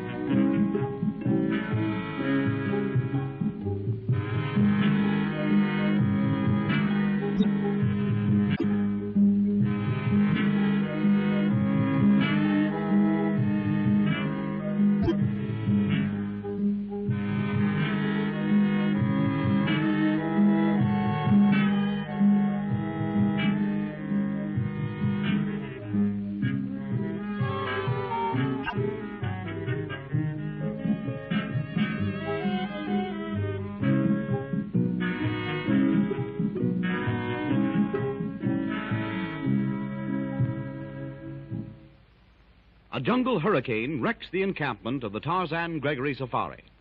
While the storm rages, the bearers desert and attach themselves to Atan Thome. Thome plies the natives with liquor and incites them to attack the Tarzan party. During the attack, Lal Task and Gregory are killed. Because of Helen and Magra, Tarzan agrees to a truce. Atan Thome demands the map of Ashair and finds it on Wolf. A warning cry from Darno draws the attention of the group to Wolf. Behind him, spear poised, ready to hurl it into his back, crouches Mbuli, the witch doctor. Tarzan there! Behind Wolf! The witch doctor! Move, Wolf! In one swift movement, Tarzan leaps between the two. At the same instant, the native hurls a heavy spear. Tarzan leans to one side. Like lightning, his hand darts out and catches the spear shaft in midair. Buzzy! Mbuli! Buzzy! Buona Tarzan. Mwongi! Mwingi! Otarabuana! Andalea. By the belly of Buddha. Ach, Tarzan, was kann ich sagen? You saved my life. This is the result of the whipping you gave him, Wolf. A native never gets. He caught the spear in the air. What do you think now, Atan Thome, of Tarzan of the Apes? I do not know. And Gregory was powerful, but this man Tarzan... You've been crazy, Thome. There ain't nobody can do what Tarzan does unless he was born and raised in the jungle. I told you, Thome. Oh, see, Monsieur Thome, you must admit that a sister would know her own brother. This man, Miss Gregory, is positively not your brother. Tarzan is not my brother. But the resemblance... extraordinary. Perhaps you begin to realize what Tarzan could have done to you in the attack had it not been for the presence of the ladies. And the natives, Atan, you can no longer count on their loyalty. That is not a matter of interest to me now. The blacks have served their purpose. But, let us talk a little. This situation has possibilities. I think I understand the Atan. He means, why should we be enemies now? Exactly, Brian Tarzan. Why? The city of Ashair is your goal. It is also mine. I seek a diamond in which you have no interest. Is that correct? So c'est vrai, Tarzan? Go on, Thome. You wish to find Miss Gregory's brother. Now that I have the map, our little misunderstanding has been settled. I may even be able to aid you in your quest. Why not join forces? Vous savez, I think he is right, Tarzan. He knew young Gregory. Maybe he can help us. What do you say, Larson? Yeah, sure. I think it'd been a good idea. Helen, what do you say? I can only loathe the man responsible for my father's death. But of course, it's for you to decide. Well, if you all feel that way, we'll go on together. But we must have an understanding before we set out. No party can have two leaders. I was about to suggest that I place myself under your orders until we reach our destination. Miss Gregory, you must understand that I am deeply grieved at your father's death. I gave very strict orders that none of your party was to be harmed. Lal Task, a friend of many years, is also dead. It is quite too late to argue the question, Mr. Thome. As you wish, Miss Gregory. Wolf, are you satisfied to continue under my orders? Natürlich, I am still under your orders. And you will continue with your former duties. And as soon as we gather the natives and our supplies... You will have little difficulty in that respect. We brought your supplies with us. They are not far from here under guard. Oh. Wolf, hereafter do your work without a whip. If there's any trouble with the bearers, I'll settle it. Ah, don't worry. It makes the cold chills run up and down my back. Whatever you say goes. Bien, mon vieux. It is arranged. But that been all right. But what about the equipment and supplies out there in the jungle? I don't know. See that a tent is pitched for Helen and Magra. They need rest. Entendu, I shall do just that. Venez, Helen, Magra. Wolf, Larson, we'll go with the natives and bring up the loads. We must be ready to start by sunrise. Yeah, sure.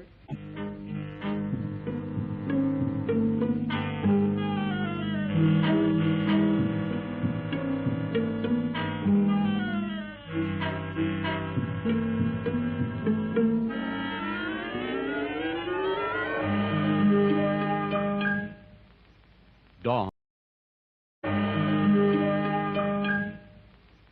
Dawn.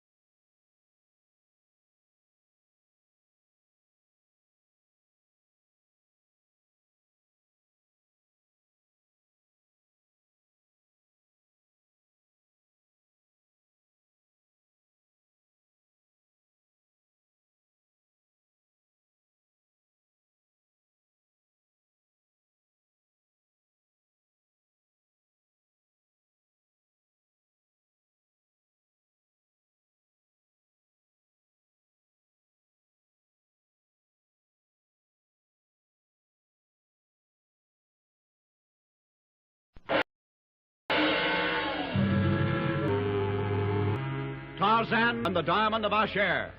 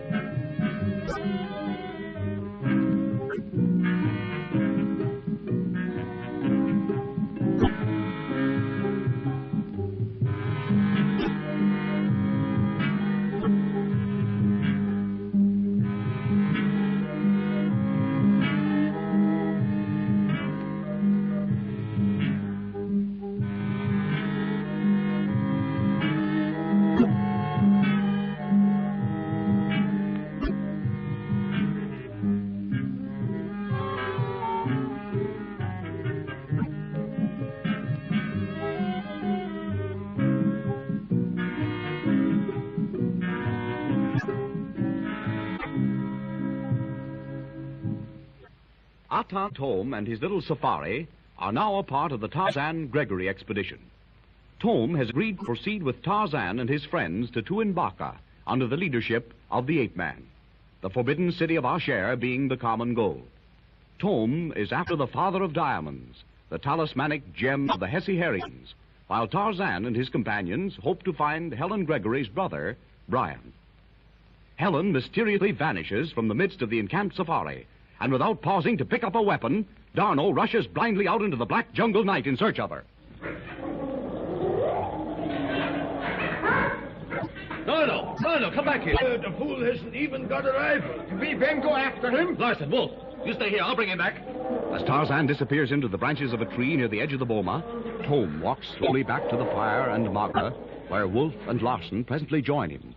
A look of mystification is in Thome's eyes. Oh, Brian Gregory could never do that. I thought Lal Task and you, Wolf, were dreaming when you told me this man's ability to swing into the trees like an ape. It is uncanny, Atan. Even now I am not yet used to it. You watch. He'll have that Frenchman back here in a jiffy. I can't understand what happened to that girl.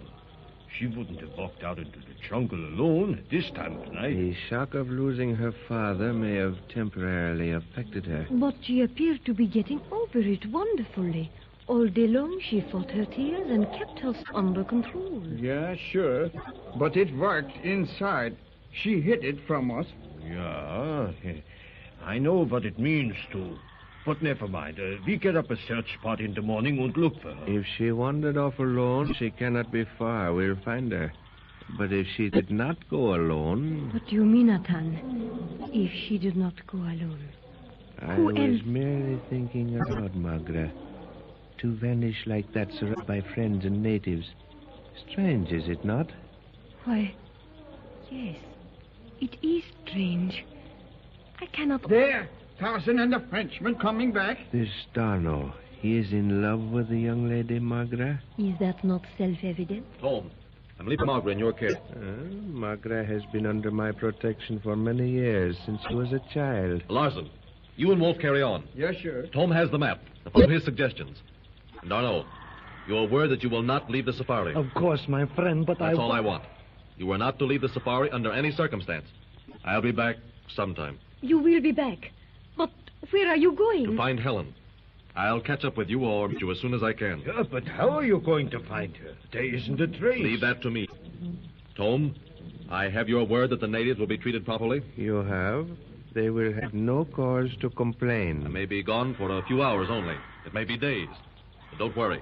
Keep going toward Tu-em-Baka. Here's my gun, Tarzan. I will take Gregory's. Keep your rifle, Larson. I don't need it. But for protection, a rifle. I have all the weapons I need. You will not let me go with you, mon ami. Yeah, I was just saying, we organize a search party in the morning and then we waste time, Wolf. No, D'Arnot. This time I'm going alone. I want to make speed. Oui. Moi, je comprends. Then that's all. Keep things moving, Thome. D'Arnot, goodbye. Good night. I suggest that we follow his advice to the letter. Lieutenant Darno? Absolument. We will press on.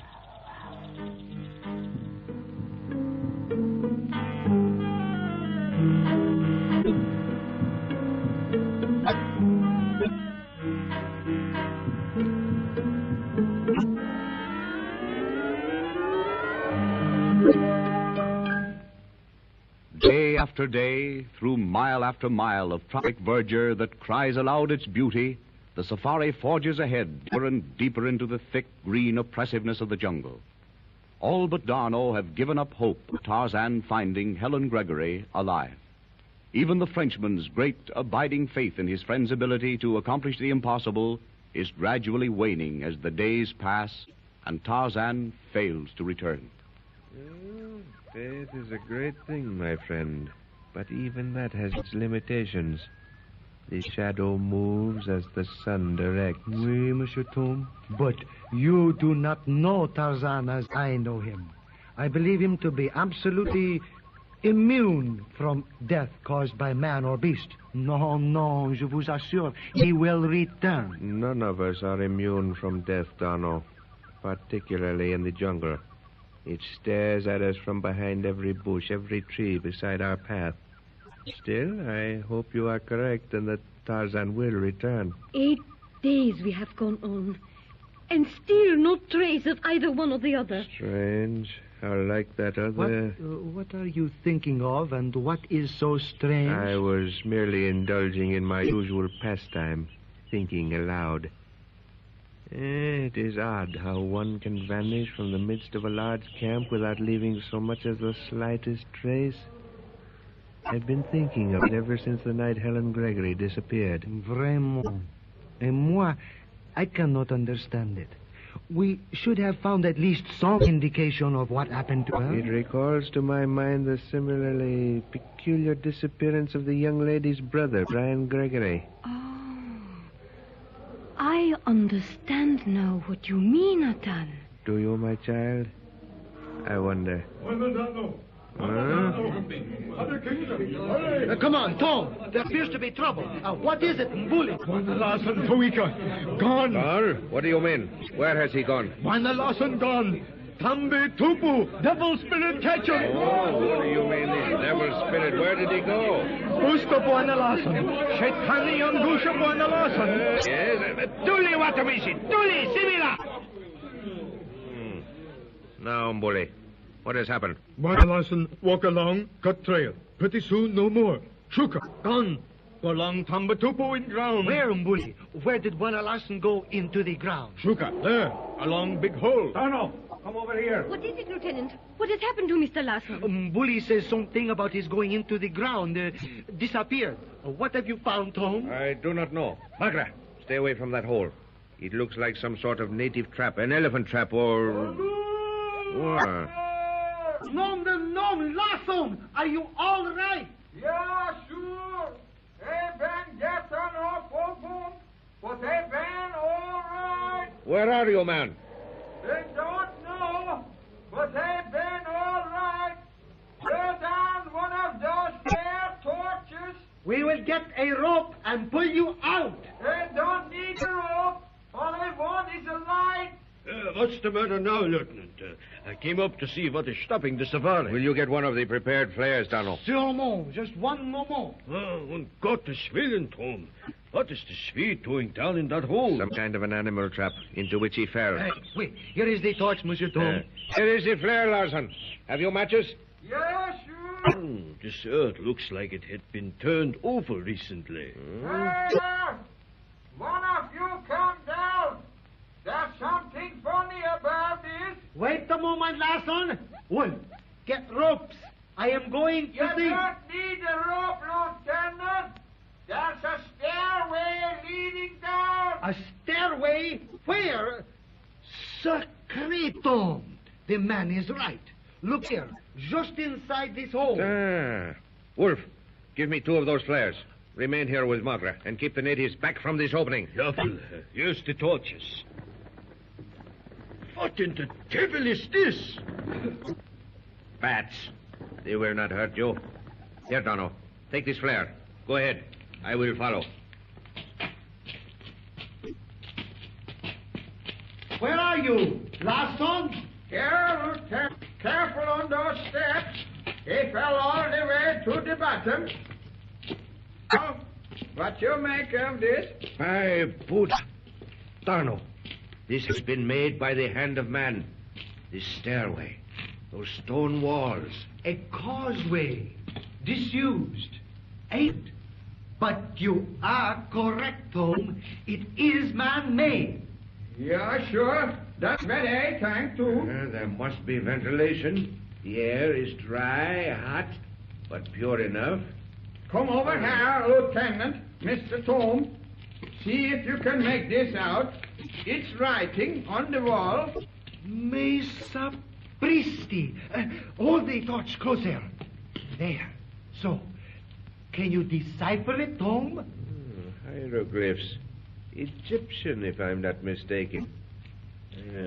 This sort of picture writing dates back to 3,000 or 4,000 years before Christ. Thome, near, but it is most certainly very well preserved. I wonder what it means. You cannot by any chance decode it, Monsieur Thome? I? Of course not. Why do you ask that? Merely because I should like to know what that writing means. No, I have no idea what it means. But I shall nevertheless make a copy of it and look it up later. Larson, you go and bring Wolf and Margaret down here, then we shall explore a little. Did you notice, Thome, that this causeway seems to be leading, well, in the general direction in which we are going? It leads in the other direction too, Lieutenant. We hit it between both ends. They go up and get Margaret and Wolf. What does all of this mean, Monsieur Thome? I do not know. There is no doubt the causeway was built by man back in the dim past. Look at that masonry, those rock-hewn stairs. What sort of people built and used this centuries ago? Egyptians, probably. Those hieroglyphs seem to prove that. What a find for an archaeologist. What a strange place, Atan. What have you found? I found something. You, Wolf? What is it? Well, I was snooping around up there before Larson came after us. And I will bet my life that the earth around that hole that Larson fell to has been dug up lately.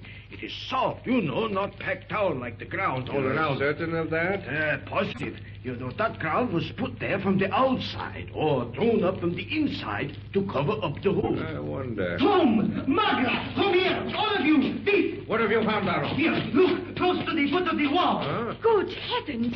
It is writing, and it is in English.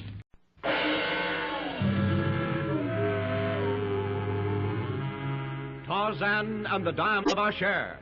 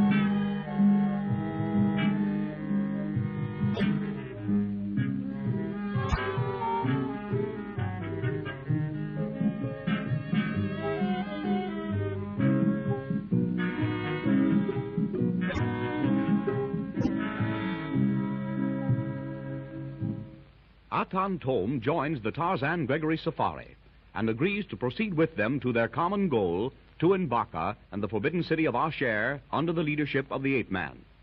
Tarzan and his friends are searching for Helen Gregory's brother, Brian, while Thome is after the legendary gem of the Hessiarians, the father of diamonds. Helen vanishes mysteriously, and Tarzan, leading the expedition to proceed under Thome and Darno, goes in search of her. On the trail, Larson stumbles into what appears to be a man-built causeway, and Darno finds, scratched on the wall, words printed in English. Look! A word in English. N-A-L-A-H. Nella. But this cannot be English. I have never heard that word before. A moment, Arno. Let me look at it. Look at this. Examine it closely. What? I can make nothing of it. It looks like tournet depressed, like a word written upside down. Exactly. You see how the letter E is reversed and the L inverted? It is the word Helen. Nom de nom, you are right. Then she must have been here, in this causeway. Obviously, my friend. See here, following the word Helen, another word, captive, also inverted. And a mark which we may assume to be an arrow pointing in that direction. But why are the two words written upside down? Yes, I cannot understand Place that. your back to the wall and scratch the word Helen with your fingernail. You will write upside down. Of course. Then ma petite Hélène is a prisoner. But of whom? If we knew that. Yes, Wolf, if we knew that. Well, what we been going to do now? Follow this tunnel in here or go to the jungle? I would say follow the causeway. It is wide enough to take the entire safari. It will save us cutting our way through the jungle. Yeah, and with the torches we can see well enough. That's a good idea. Bien. Then we shall go up and stop the natives into the causeway. Come, Wolf. We will all go up, Darno. I anticipate trouble with the Mbuli and the bearers. Trouble? Et pourquoi? Yeah, sure, I do too. Those fellas been all right out in the open, but down here, I don't know. We will soon find that out. Come, Darno. Be careful of these steps, Maga.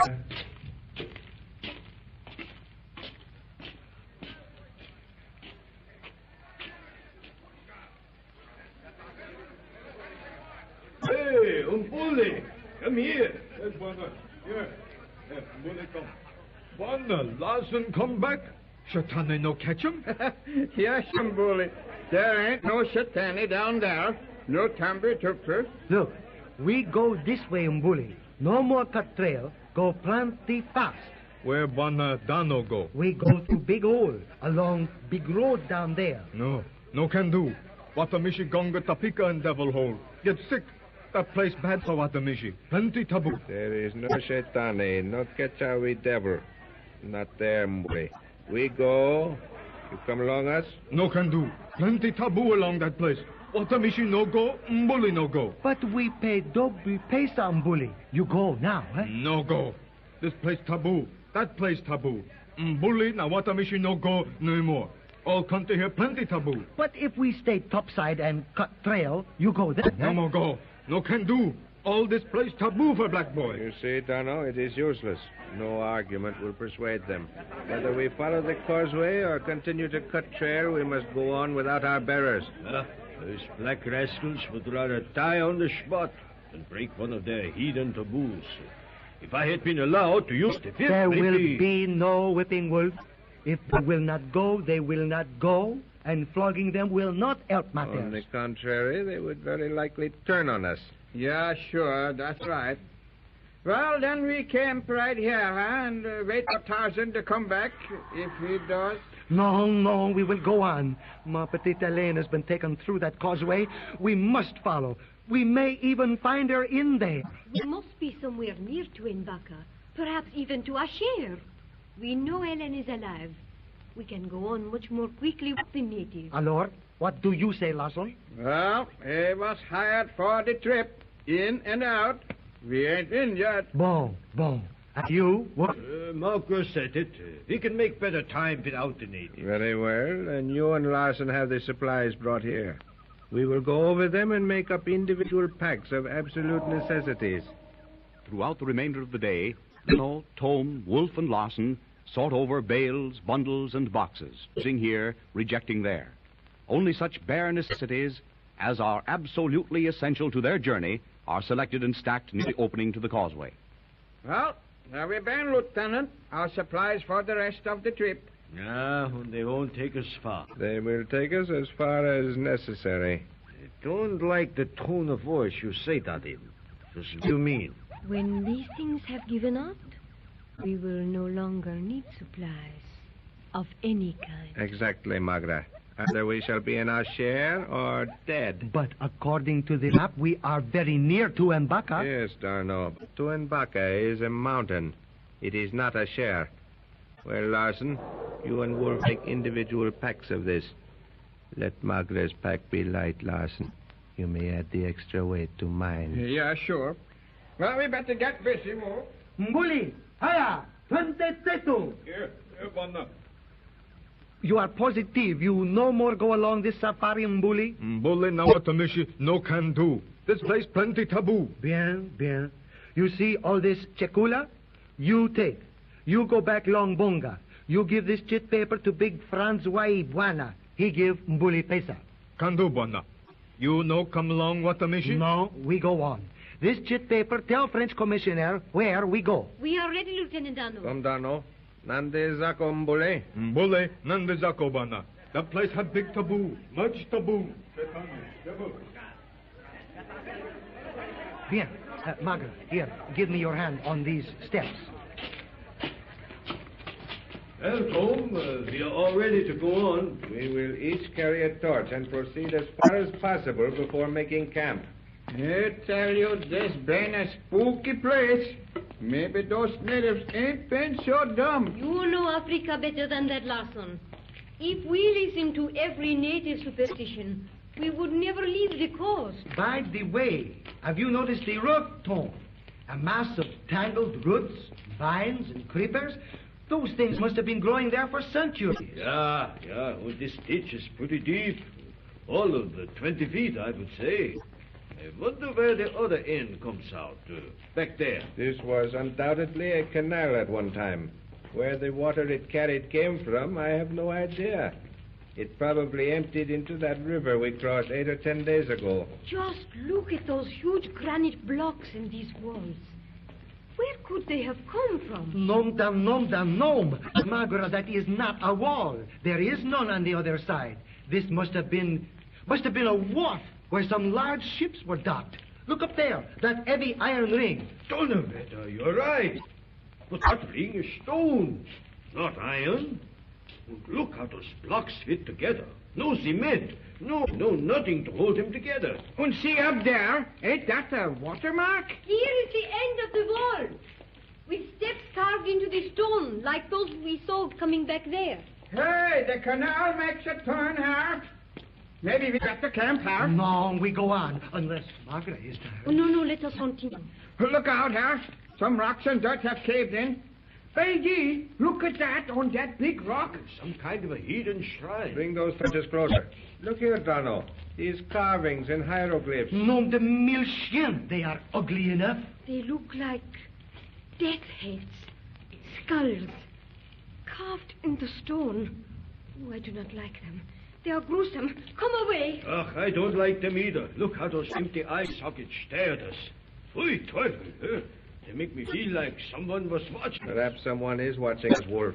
I have had the feeling for some time. Sacre, and I too, but I did not wish to mention it because of... Because of me, Lieutenant? Oh, you are all acting like little boys, frightened by what their imagination places in dark corners. Brave little Magra. Nevertheless, remain close to Lieutenant Dano or myself. I do not wish to see you vanish in thin air. The tunnel straightens out again up here. And by ye, there's light way up there in front. Hurry up, I think we've been come to the end of this thing pretty soon. You see light? We told me that is all. But it cannot be daylight. It was just beginning to get dusk when we entered the causeway. It is probably moonlight.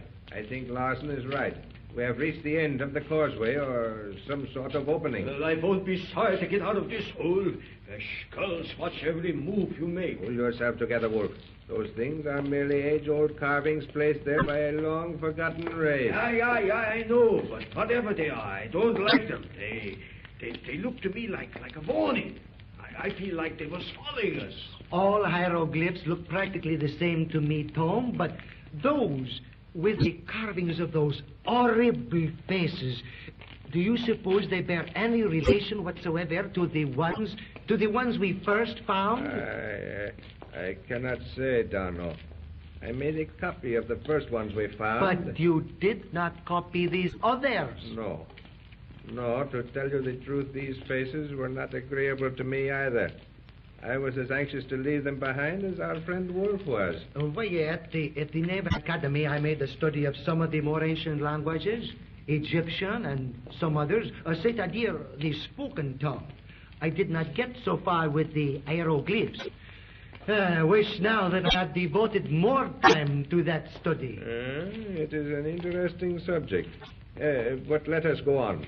Larson is quite some distance ahead. He has perhaps found the opening. Larson! Yes, sure, Lieutenant. Have you reached the end of the causeway? Hey, Ben, pretty near.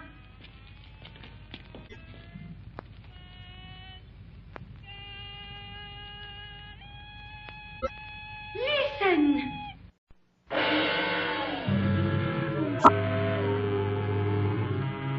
Tarzan and the Diamond of Ashair.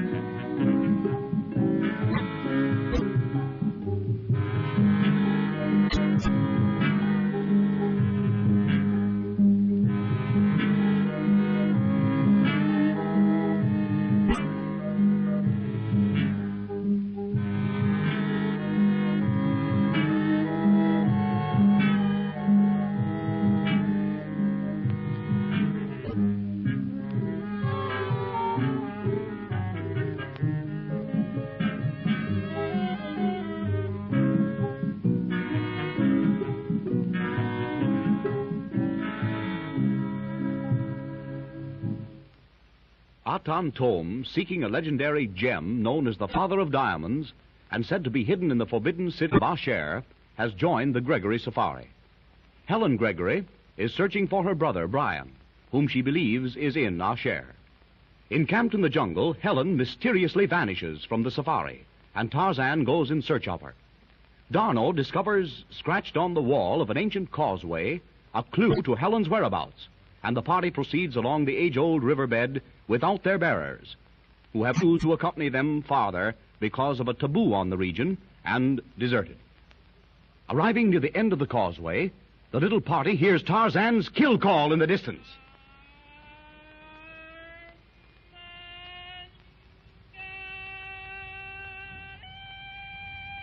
Tarzan! Oui, grâce au bon Dieu. Tarzan! Not so fast, Lieutenant. That may not be Tarzan. It been the kill call the great apes, all right. But Tarzan, I don't know. Larson is right, D'Arnot. The chances are very much against that being Tarzan. It is said that a tribe of great talking apes live in Ashair. What you just heard may have been one of them. No, it cannot be. I know Tarzan's voice. I have heard that call too many times. No, Tom. It must be Tarzan. Come, let us hurry. At least let us not become separated until we have made certain. We are almost at the end of the causeway now. That opening does not seem to have grown underbrush. Ja, und the light, the sweet Sabbath moonlight. It is a bright day out there. We better stay into the shadow of this tunnel until we know who that was. Tarzan! Tarzan! Hello! Donald! You see, why, Tom? It is he. Par ici, Tarzan! This way! Thank God he is not dead. We've been pretty close to the edge of the jungle here.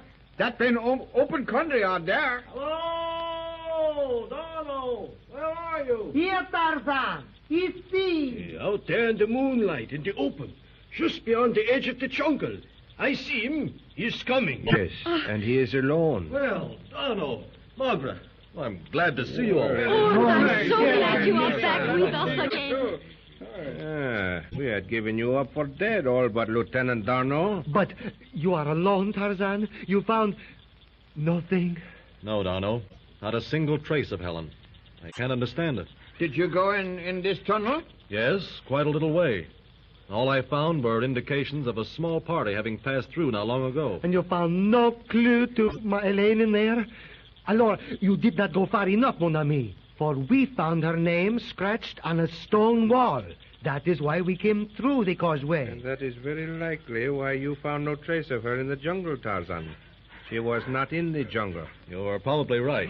Anything else besides her name? Any other clues? The word captive over her name and an arrow pointing this way. We follow. I'm pretty certain I know where Helen was taken. You are? Mon Dieu, where? Well, at least I have a pretty good idea.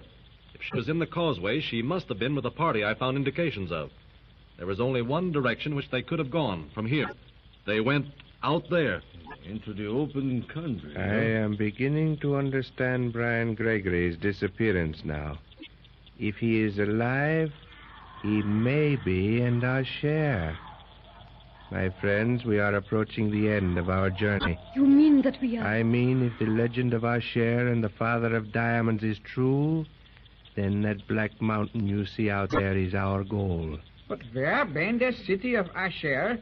Does that map show it? According to the story, Tu-em-Baka is an extinct volcano. The city lies inside the crater. Oh, but how are we to get inside? I do not anticipate much trouble, Wolf, in gaining the city.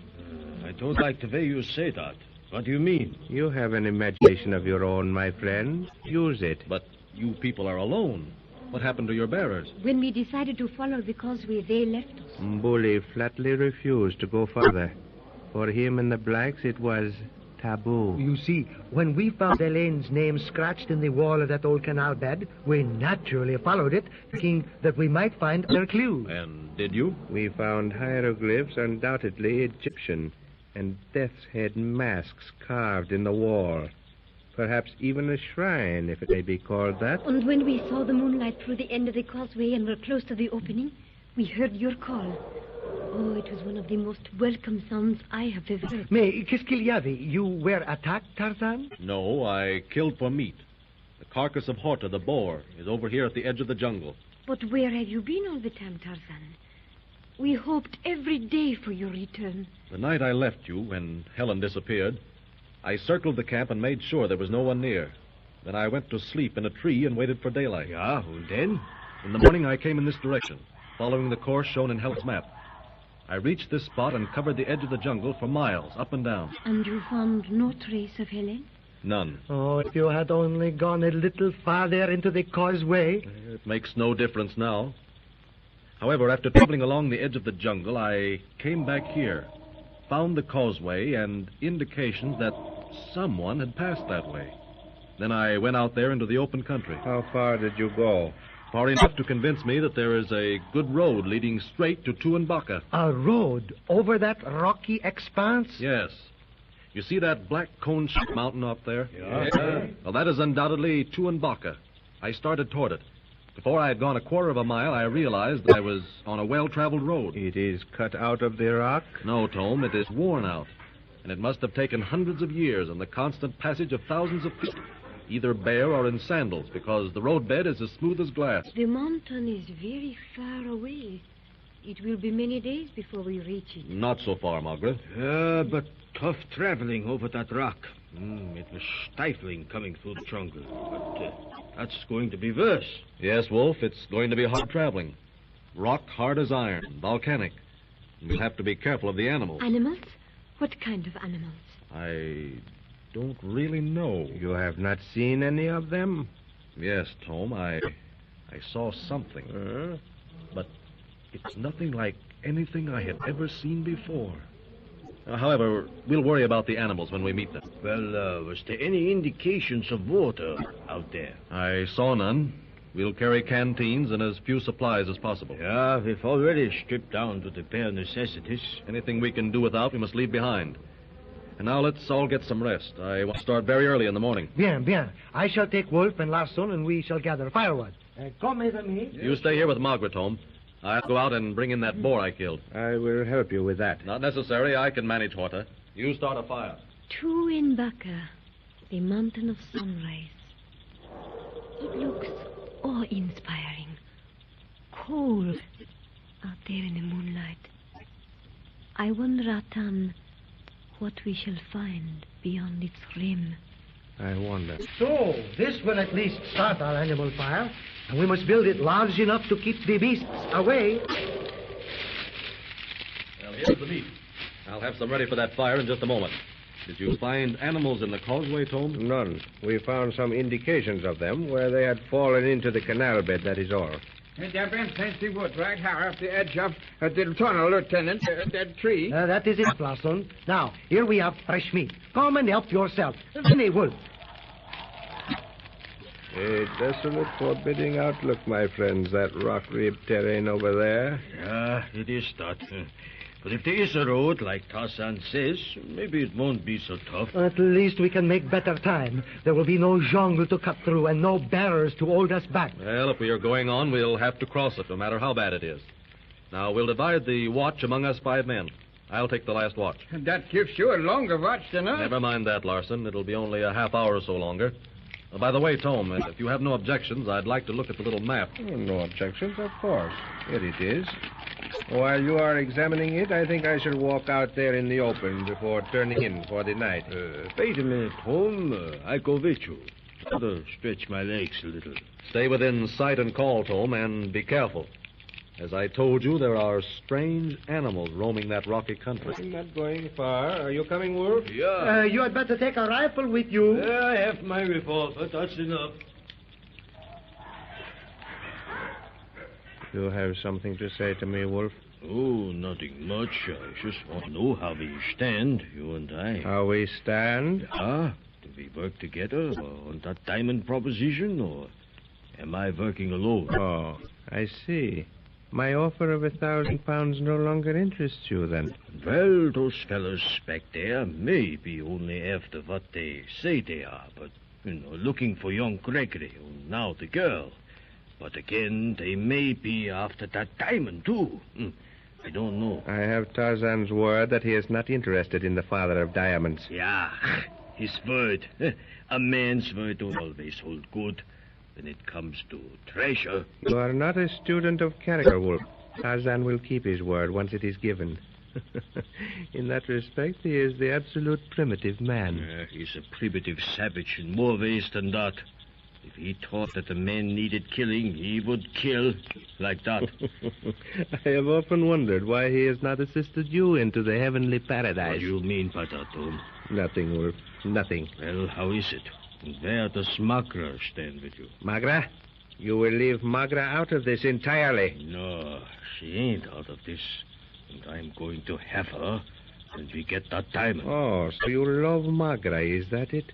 You wish to marry her? Well, I didn't say anything about marriage yet. Wolf, you are, after all, something of a swine. Tarzan should have killed you long ago. He would have saved me the duty. Oh, Mr. Thome, that's the way you feel about it, huh? Well, that diamond ain't big enough for both of us. And I am going to have Margaret. I say no. And when it comes to killing, I'm pretty good at that myself. Only one of us goes on from here, and that is Wolf.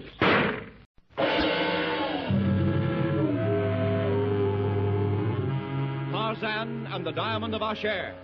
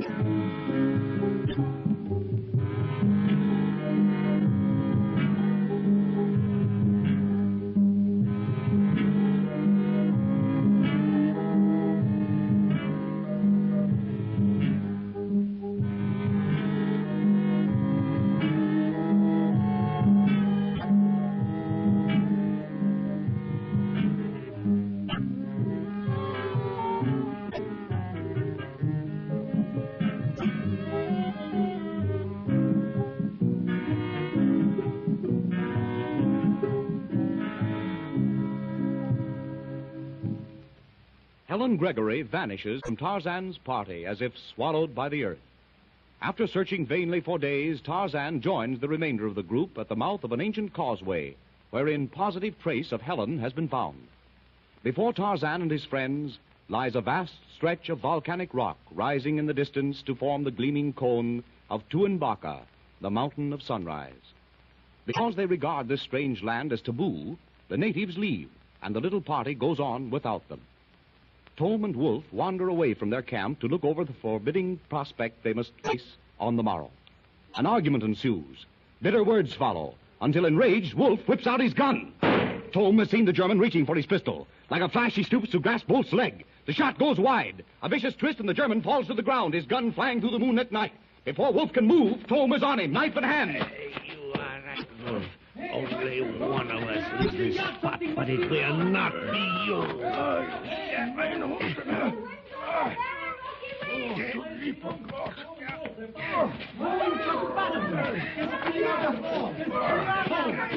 Give me the knife.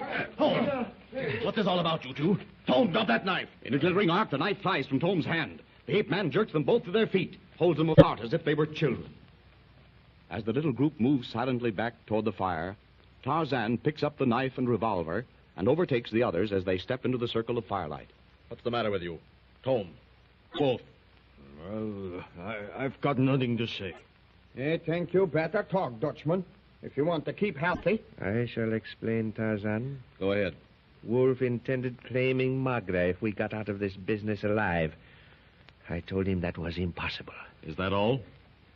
Not quite. He drew his gun. Naturally, I defended myself. That is all. Magra seems to be old enough to know her own mind. As long as I am with this party, no one will kill her without her consent. I agree to that. But you do not know the history of the case.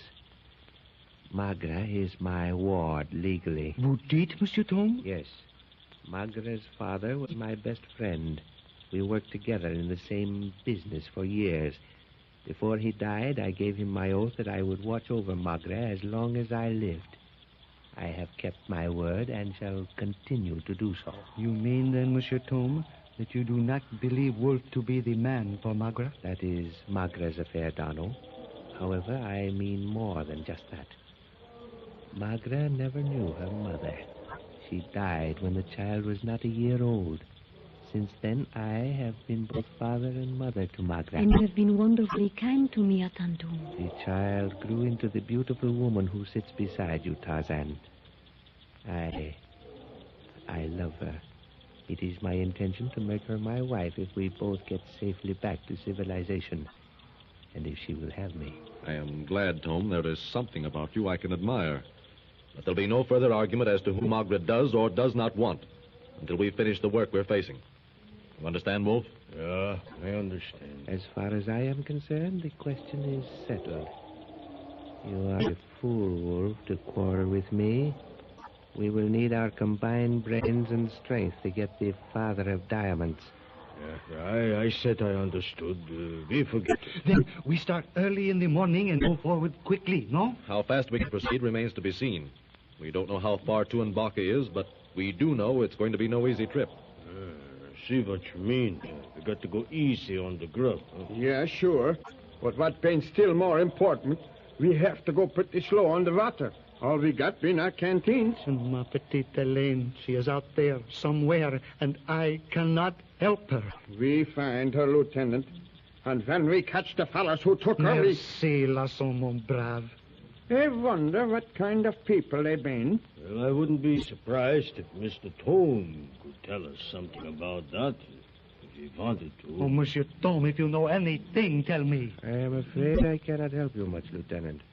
Brian Gregory knew. If he is still alive, he knows what manner of people they are. Brian Gregory knew these people? Are you sure of that, Thome? Gregory had the story of Ashair and the father of diamonds from a famous old witch doctor. I read the tale in young Gregory's diary, or as much of it as he had set down.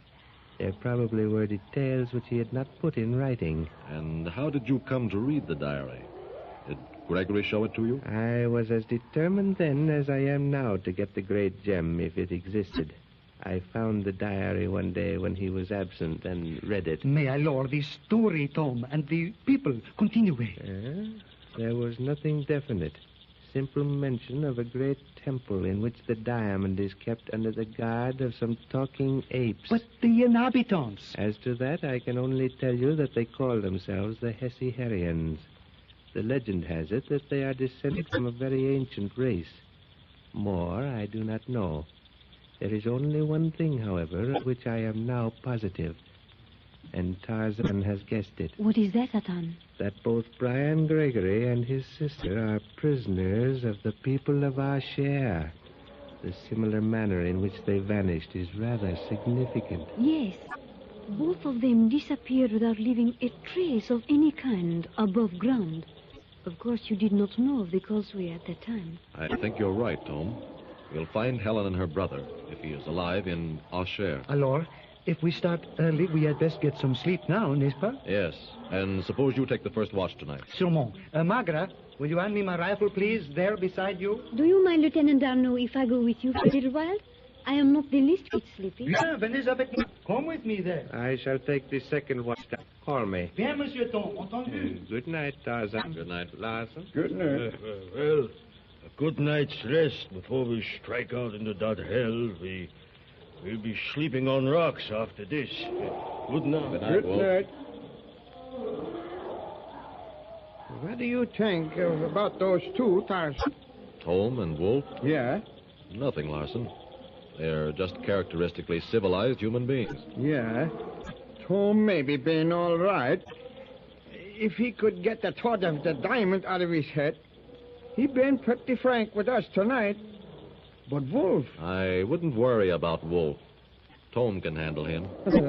Yeah, sure. If it ain't been for you, Thome would have handled him good tonight. That's the second time you saved that crazy Dutchman's life. Meanwhile, Darno, accompanied by Magra, has taken up his duty as camp guard. On a little knoll just beyond the edge of the jungle, with the camp under his alert eyes, the Frenchman sits talking in low tones with Magra. Alors, Magra? You are very worried, are you not, Lieutenant Darno? I feel so sorry for you. And yet, there is nothing anyone can do. And that is what makes me almost crazy, this feeling of utter helplessness. Yes, I understand. Do you know that I realized that you and Helen were in love before either of you knew it? Oui? Yes. And then Helen confessed it to me a long time ago, before that terrible storm. But I would have known anyway. I had only to watch your eyes when you looked at her. That being the case, Magra, may I ask you a very frank question? Of course. I, too, have eyes, you know. And, well, it is neither Thome nor Wolf, is it? No, Lieutenant Darno. You are right. It is not. But he does not seem to care. You mean Tarzan? Yes. Alors, I am not so sure about that. He is a very peculiar man, Magra, yet the finest in the world. I believe you. He saved me from the lion. He has saved the lives of every one of us. And is so very kind. But I do not believe that he cares for me. I know positively that he likes you very much. As to love, that I cannot say. There have been other women in his life. Why do you ask that? You do not answer me. Then there have been. Écoutez, Magra. Tarzan has lived his entire life in the jungle. He had never seen a white man or woman until a comparatively short time ago. Then he met a very lovely American girl who, with her father and several friends, became lost in that section of the jungle where Tarzan roamed like any other wild beast. I was a member of that party. I understand. He fell in love with his American girl. She was the only woman of his own race he had ever seen.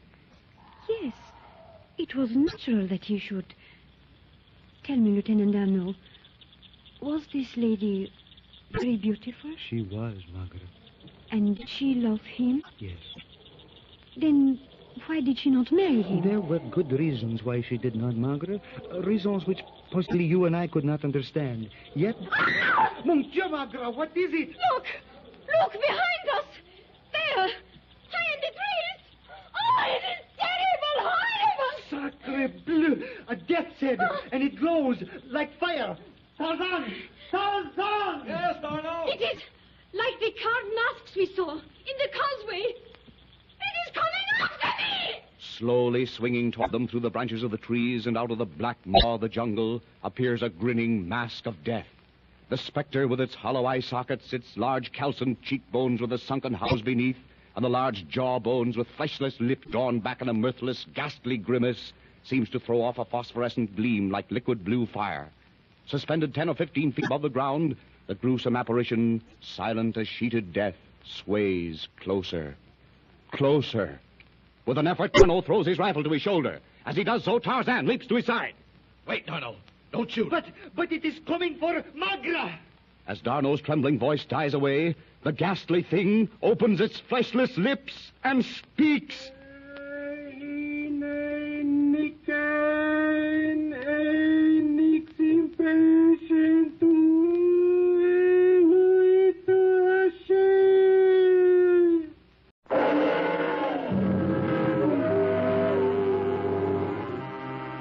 Tarzan and the Diamond of Ashair.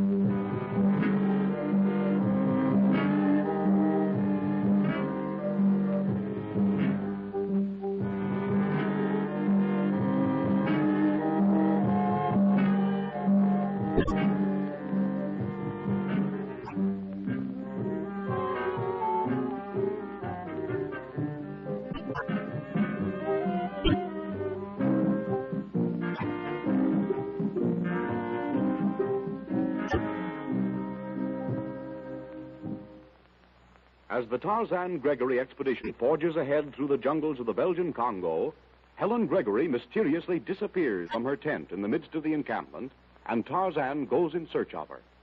After an absence of 8 days, he rejoins the expedition without having found trace of the missing girl. In an argument over Magra, Thome is about to kill Wolf when Tarzan separates the combatants, and as the little camp settles down on the edge of the jungle, before venturing out over the vast expanse of sun-baked rock culminating in the volcanic cone of Tu-em-Baka, Darno takes up his post as sentry. Magra accompanies the Frenchman and admits to him her love for Tarzan. In the midst of her remarks, she suddenly screams. Swinging slowly toward them through the branches of the trees is a terrifying phosphorescent death's head. As Tarzan arrives and answers Darno's call, the gruesome apparition speaks.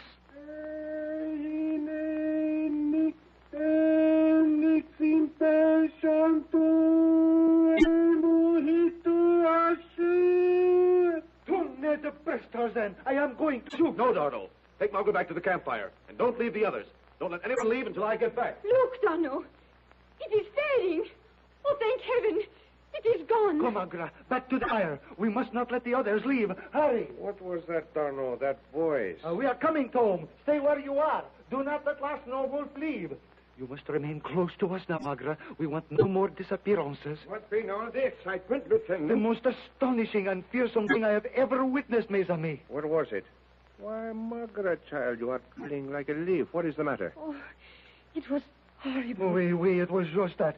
You recall those masks we saw carved on the stone in the causeway? Yes, what of them? We saw one coming straight toward us from out of the trees. From out of the trees? Ooh. You saw one of those skulls? Yes, Wolf.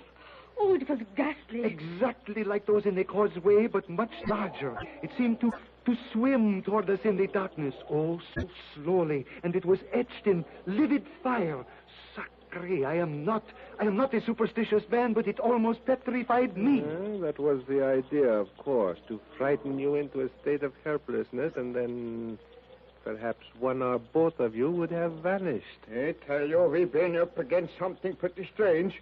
I don't like it. Not by a yugful. It is Africa, Larson. Yeah, sure. Africa. Et puis, the thing stopped moving toward us when Tarzan came up, and then it spoke. Oh, that's what we heard. What did it say? I only wish I could tell you. The voice itself was so weird, so unearthly that I missed the first words. Words, you say?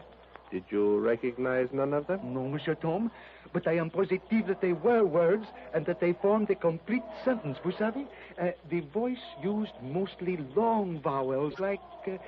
Like Egyptian, possibly old Egyptian? C'est ça, justement ça. But you must have heard it here. Did you not understand it? No, Darno. I was too far away to hear. I merely hazarded the guess Egyptian because of those hieroglyphs back in the causeway. Oui, je comprends. What happened to the mess? It simply evaporated, vanished as though it had not been. Where's Tarzan? He went to look for it. He went up into the trees again? Oui, Larson. And if it is to be found, he will find it. Medit, throw some more wood on the fire, Wolf. It is silly, I know, but... Je tremble encore. I am still trembling. Yeah, and I don't blame you. Those carved faces in the causeway was bad enough. But to see one coming toward you, out there in the open, Oh, Par ici, Tarzan. Now we shall see what we shall see. Here he comes. See him swing down from that tree. It is as if he were flying. Everyone here? All here and safe, Tarzan. What did you discover? Nothing. I covered every bit of ground for at least half a mile around the camp.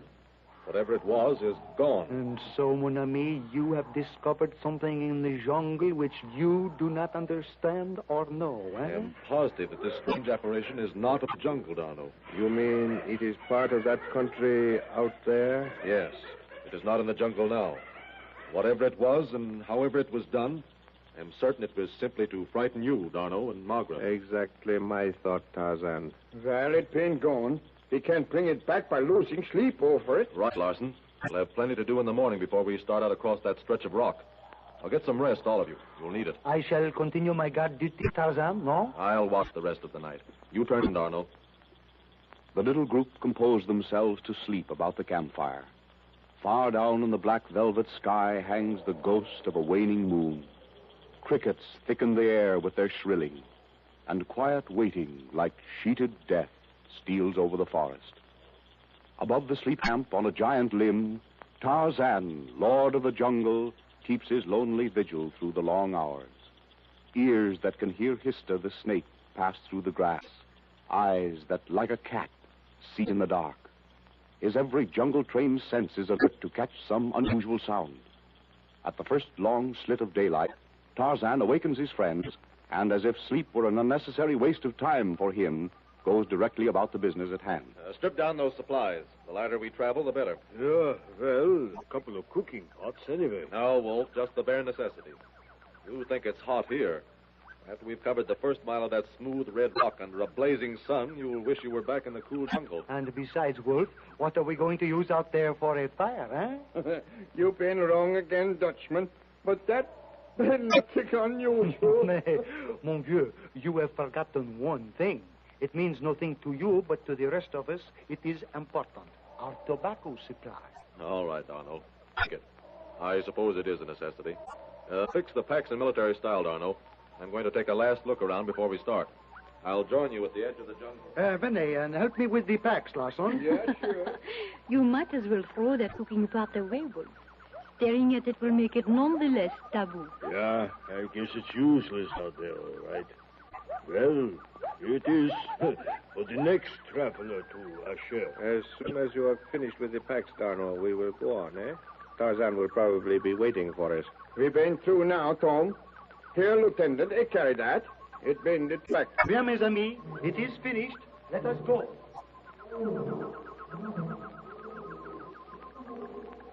What a desolate waste.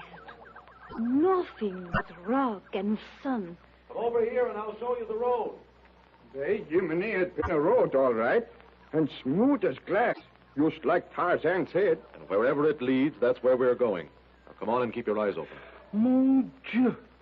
I have never seen a country so barren as this. Even in the Sahara, there are occasional oases.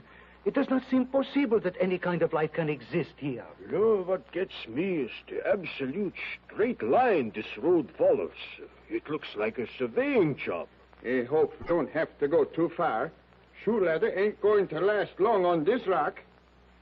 And my chère Elaine, probably pushed and hurried over this road.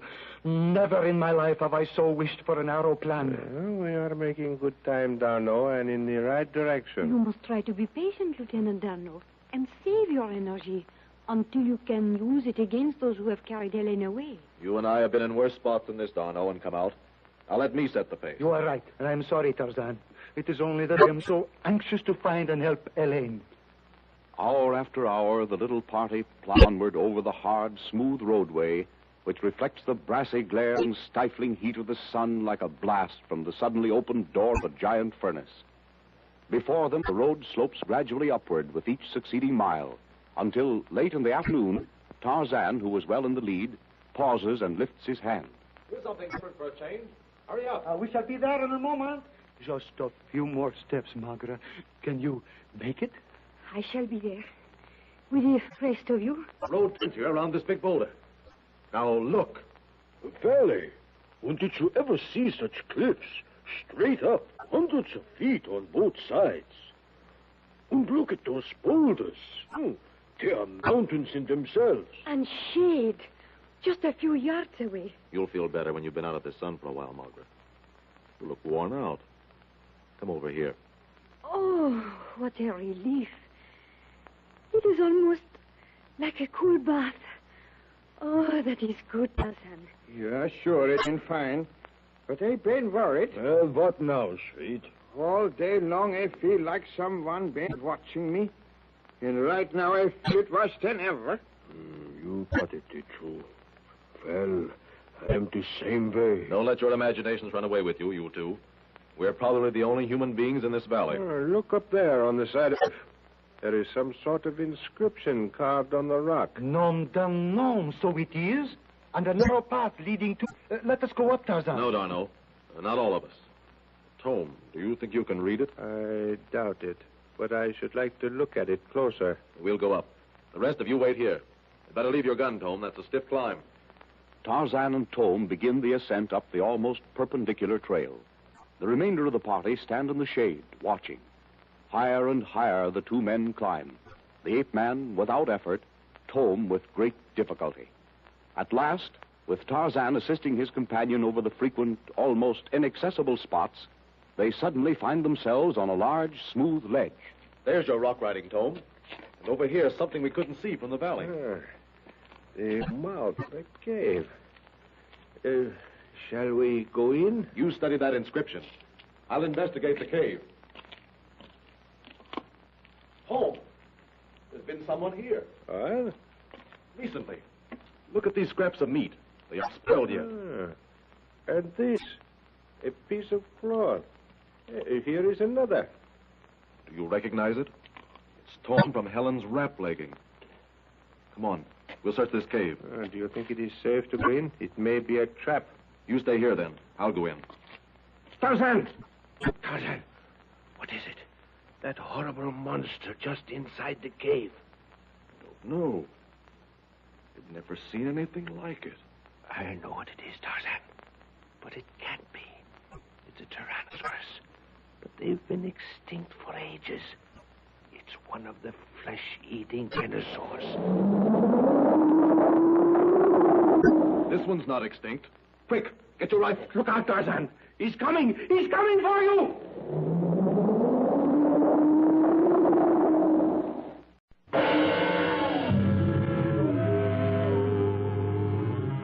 Tarzan and the Diamond of Ashair.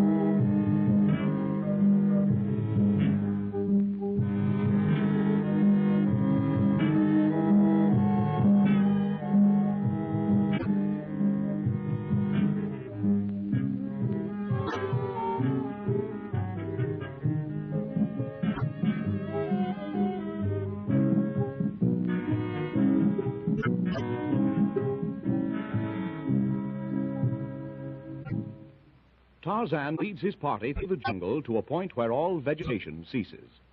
Before them lies a dreary vista of black and red lava rock, gradually rising to form the volcanic rim of Tu-em-Baka, the mountain of sunrise. Tarzan discovers a road over the desolate terrain, worn smooth by the sandaled tread of millions of feet, and he and his friends set out over this centuries-old highway across the barren waste. The road plunges into a deep, rocky gorge, and Tarzan and Thome ascend a narrow path to a smooth ledge above the road where they discover a cave, and close to its mouth, a bit of Helen Gregory's clothing. As they are about to enter the cavern to look for further evidence of the missing girl, a great, scaly, four-legged creature of prehistoric origin rushes out to meet them. Snorting and roaring its challenge, it advances straight toward Tarzan. By the word of Buddha, Tarzan, it is a full-grown dinosaur. Run for your life. Too late to run, Thome. Get back out of the way. Below in the valley, Magra, Darno, Wolf, and Larson watch the scene on the ledge above them with horrified eyes. At Tarzan's warning cry, as it rings out across the canyon, he bounds forward to meet the attack of the monster. With a leap, he clears the swaying head to land astride the long, upraised neck. His gleaming knife rises and falls 12 times, but no steel can pierce that armor plate back. Bellowing weirdly, the horrible brute tries to shake off the ape man. The huge scale-encrusted tail whips round. Tarzan has struck a glancing blow and knocked to one side. To save himself, his free hand grasps the ridge of bone along the creature's spine. He swings down under the mighty throat. One searching glance, and Tarzan's keen eye detects the madly pulsing jugular vein under the soft, unprotected skin. This time, the deadly blade finds its mark. The ape-man leaps clear as the maddened brute, with a choking roar, lashes up furiously in its death throes. From the giant throat streams unceasing a crimson flood. The squat, ugly legs stagger and crumble beneath the terrific weight of the great body. A last gasping cry, and the huge beast lies dead.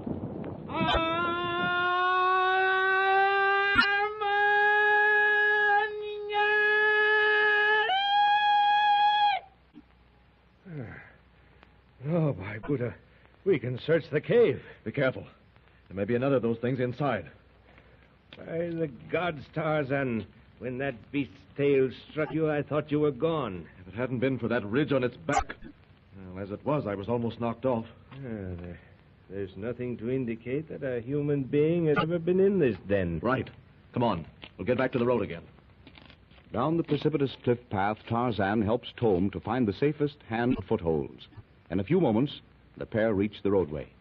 Tarzan, you are unhurt? Not a scratch, Margaret. Mais quel sort animal? What was that terrible creature? As I told you before, like nothing I ever saw in the jungle. You gave it a name, Thome, didn't you? I did. And this will interest you, Darno. That beast was one of the earliest of the dinosaur family of the carnivorous type. Thome, you cannot mean... What? The meat-eating dinosaur belongs to a period before the Pleistocene age. Yes, a reptile that lived and thrived 25,000, perhaps 500,000 years ago. And here today. It is incredible, Darno. But why did that thing attack you, Tarzan? That cave was evidently its home or den, and it objected to our entering it. But what in the devil did you want to go in for? Helen has been on that ledge. Oh, le bon Dieu, avec cette monstre. Oh, ma pauvre. Don't worry, Darno. I am positive that Helen was never in that cave. How can you be so sure? Her captors made a hurried camp up there. By all indications, I have found this piece of her wrapped legging. I believe she cut it off purposely, hoping we might find it. You spoke of her captors. Yes. Thome, do you recall those scraps of meat we found up there on the ledge? Yes. It was cooked meat. Did you notice that? No, I saw only the scraps. That means that Elaine is in the hands of human beings. Yes, Darno. But who or what they are, we don't know. Then in the name of heaven, let us go on. Yeah, sure. And don't nobody take a step without his rifle in his hand. The next thing I say, Ben shoot first and ask questions afterwards. Yep, we go on now. Pas Tarzan? Yes. Wolf, you and Larson go ahead. Thome and Magra next, and Darno and I will bring up the rear. Come on, Larson. Yeah, sure. Not so fast, Darno. I want to talk to you. Qu'est-ce qu'il y a? What is it? Those pieces of meat I spoke of on the ledge. Oui? In this sun, that terrific heat, they should have been spoiled. They were not, which means that the people we have to deal with are not far in advance of us. Nom. Not so loud. There's no need to worry the others any more than necessary. You know, we've all felt that we were being watched. Oui, mon vieux. I know that. Well, someone or something is watching closely. Whatever it is closer than we imagine. I sense it. You have an idea who or what? Not yet. I've ranged ahead, behind, to both sides and found nothing.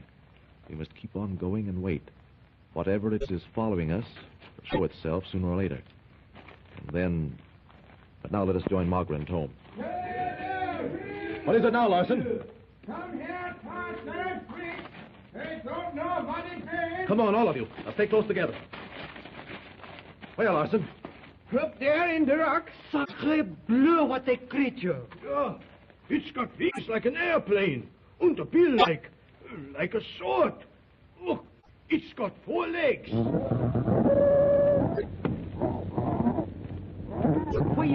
Voyez, it leaves the ground. Wait, it does take off just like an aeroplane. I'm going No, to... no, Wolf. Don't shoot. It's done nothing to us. Yeah, but how do I know when it will do something to us? Use your head, man. We're in a strange country which none of us know anything about. The less trouble we stir up, the better. Well, all right. Why are you puzzled, Darno? You have something on your mind? Eh? And I will wager it is the same thing you are thinking of. That huge bird was, Pterodactyl? exactly that. What, Lieutenant Darno? Pterodactyl. Like that scaly reptile Tarzan killed back there on the ledge, this bird lived on the earth many thousands of years ago. It also has been considered to be extinct, absolument. And here we find... Did you notice that lizard-like tail, Monsieur Thome? Yes, and the characteristic long legs with short ones in front. Well, didn't that thing have bat wings on the claws of its 4 legs? Yeah, sure, Wolf. And a neck easy 10 times as long as mine. And that's going a long way. So you see, it's not necessary for me to repeat my warning not to separate under any circumstances. Jawohl, Tarzan. Nun, it's coming on night pretty soon. Hadn't we better get as far ahead as we can and find a good place to spend the night? Huh? Right. Let's get on. I thought the jungle had its share of big animals, but even Tantor seems small besides those 2 we saw today. Aussi, mon ami, how many more prehistoric beasts shall we encounter tomorrow? There is an ancient Chinese proverb, Darno, which answers that question. Let today be free from tomorrow's cares. Look there. What is that ahead of us at the side of the road? A milestone? It's another one of those devil shrines. Yeah, I can see the death head masks from here. Let's go around and leave it alone, huh?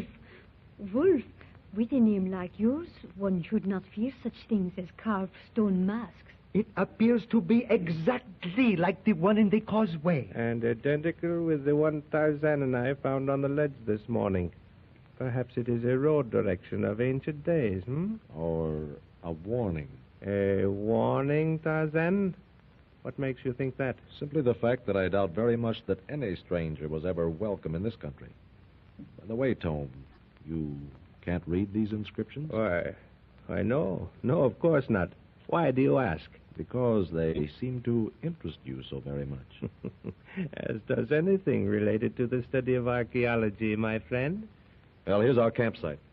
No very soft beds for you people, but it's off the road and protected by those cliffs. Adano, Wolf, Larson, we'll take a look around.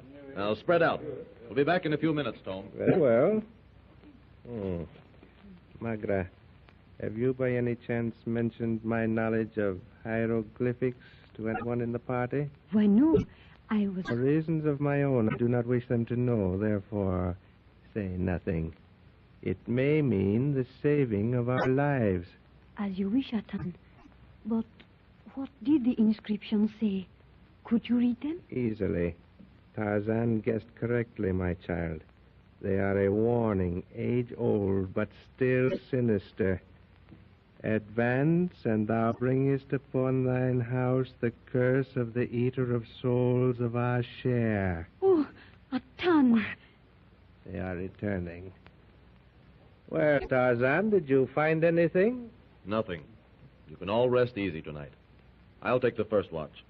You next, Darno, then Larson, and then Thome. You take the last watch. Even Tarzan, tireless as he is, welcomes the cool darkness of night. The others, completely worn out by their long march over the iron-hard road, beneath the intense rays of a blazing sun, drop at once into the sleep of utter exhaustion.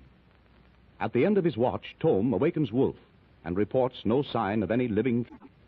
The German, only half awake, drops wearily to a seat upon a boulder close by. He leans back against the cliff wall, his rifle across his knees. Drowsily he ruminates upon the death heads carved in the stone wall of the causeway and the shrine.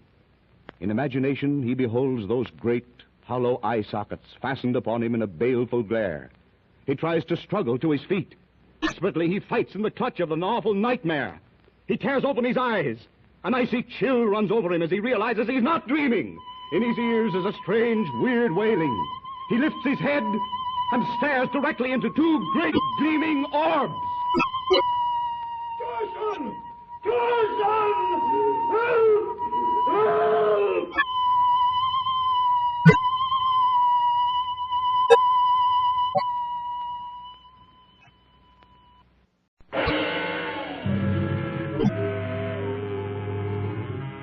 Tarzan and the Diamond of Ashair.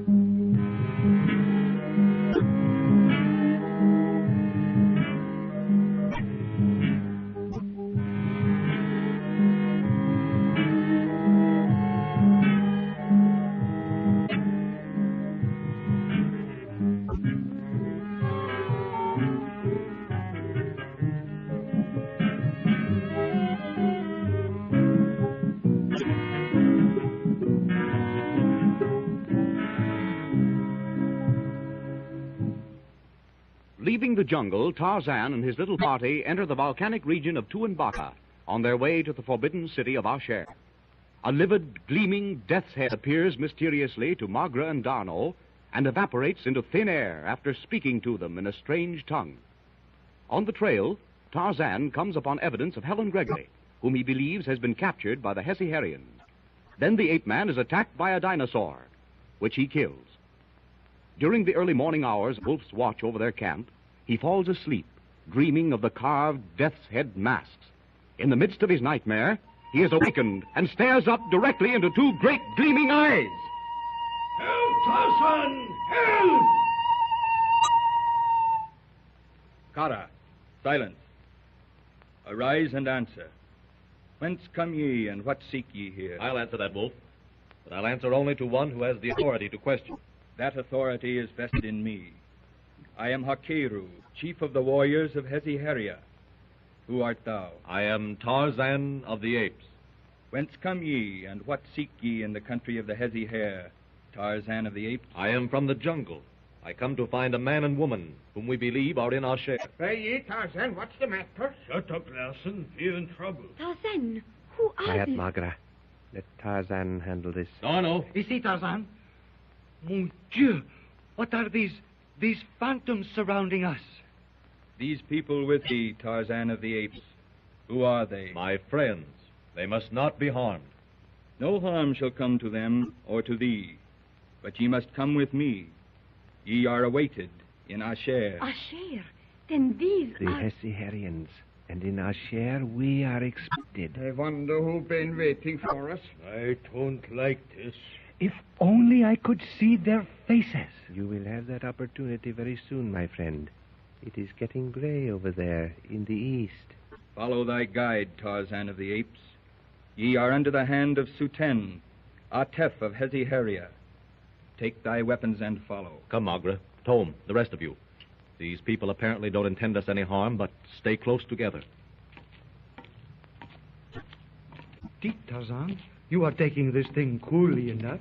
I have seen you act very differently under similar circumstances. No harm has been offered us, Darno.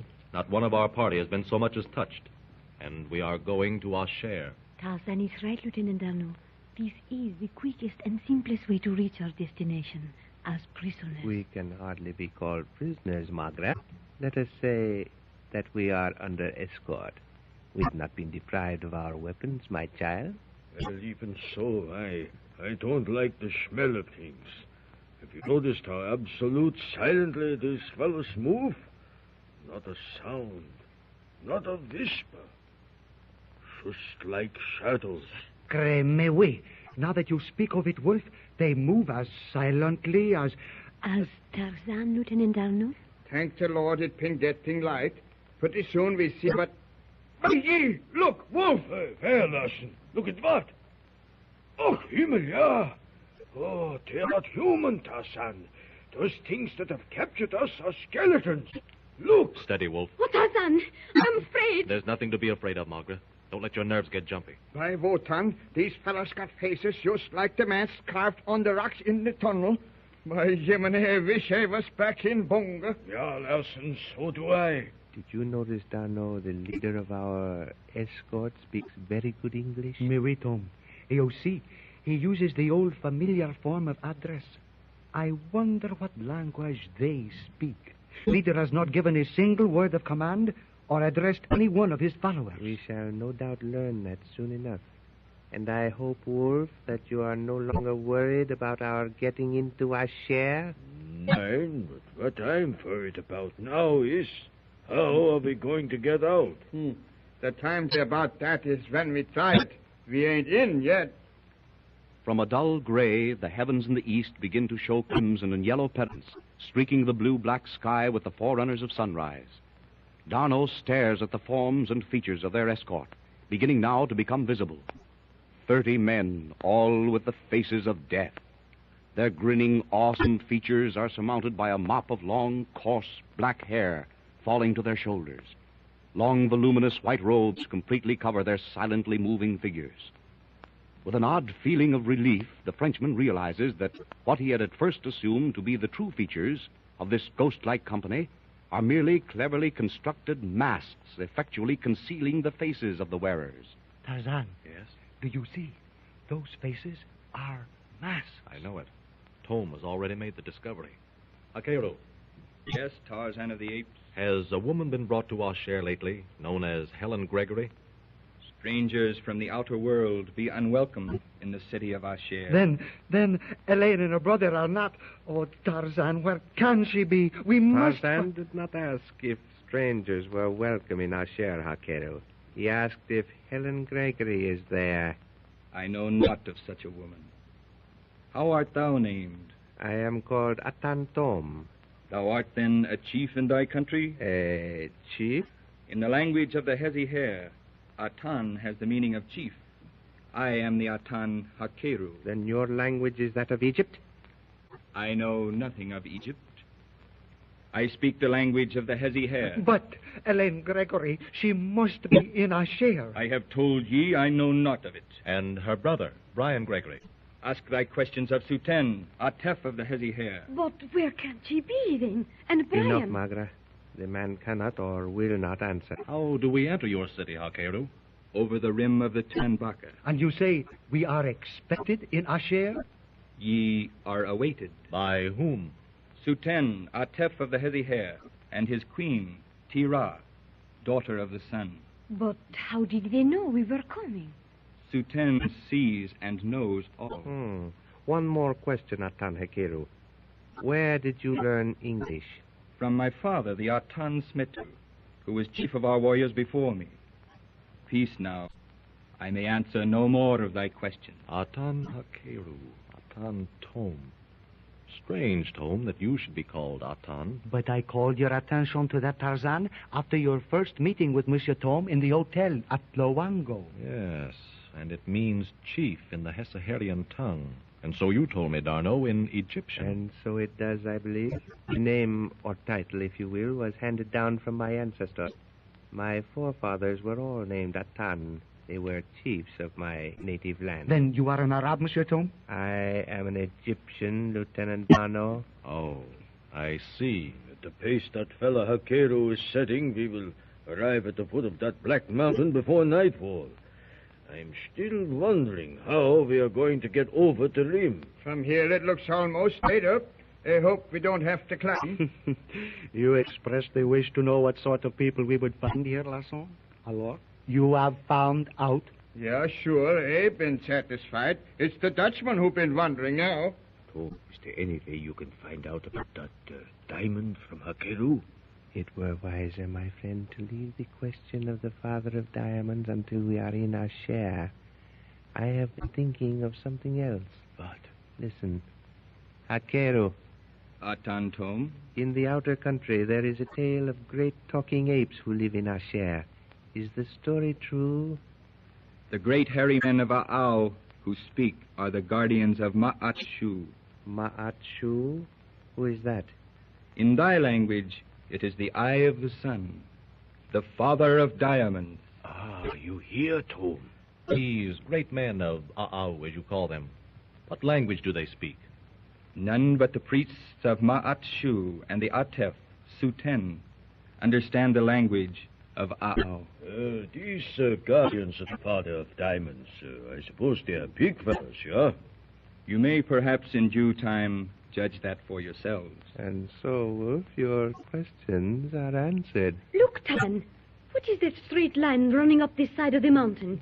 It is so far I cannot see. 2 parallel lines of metal. Brass, I believe. What it's there for, I don't know. It is the track of the Sanut, which will carry ye to the rim. With the sinking of the sun behind the distant horizon, Tarzan and his friends and their strange phantom-like escort arrive abruptly at the end of the roadway. Beyond, towering several thousands of feet above the surrounding rocky plain, the almost perpendicular walls of the Mountain of Sunrise thrust their formidable black ramparts high into the darkening sky. That box-like thing with the wheels of a juggernaut and the metal prow like a vessel. Are we to be carried up in that? Yeah, and I don't like the feel of this business. Everything's going too smooth to suit me. I would like better if we had to fight our way through. Och, to mein lieber Himmel! Look! Look what's coming down from that cliff! By Buddha, a serpent. Never have I seen such a monster as that. Sacre! And it is going to attack Hakeru! Hakeru! Above you! Look out! From the cliff wall directly above and behind Hakeru, who is well in advance of the party and their escort, a huge python-like reptile drops down upon great widespread wings to land on the rocky floor within a few feet of the Hesse-Herrian. Its coal black body is over 20 feet long, 12 to 18 inches through the middle between the web-like wings. It flashes toward Hakeru. Great black coils enfold him in a crushing embrace. The long, narrow head with its dead black eyes moves back. The mouth opens, disclosing dagger-like fangs inwardly curved. Hissing loudly, the loathsome monster begins to tighten its gigantic coils about the body of the helpless man. The head stops, swaying, in preparation to strike. By the gods of hair! It is a winged Arbat! I am doomed!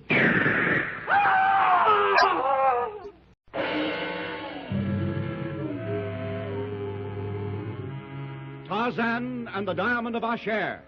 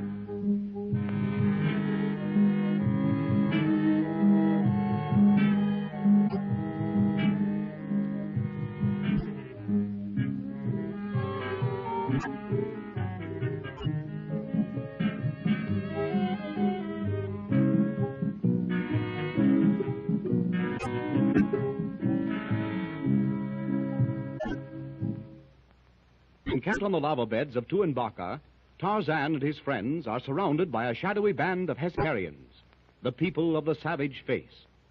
Hakeru, leader of the troop, informs Tarzan that he and his companions are expected in the forbidden city of Ashair by Suten, Atef of Hesiheria.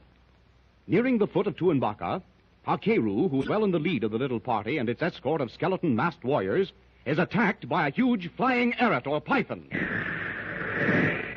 The rep swoops down on great bat-like wings to enfold the Hesiherian noble in its bone-crushing coil.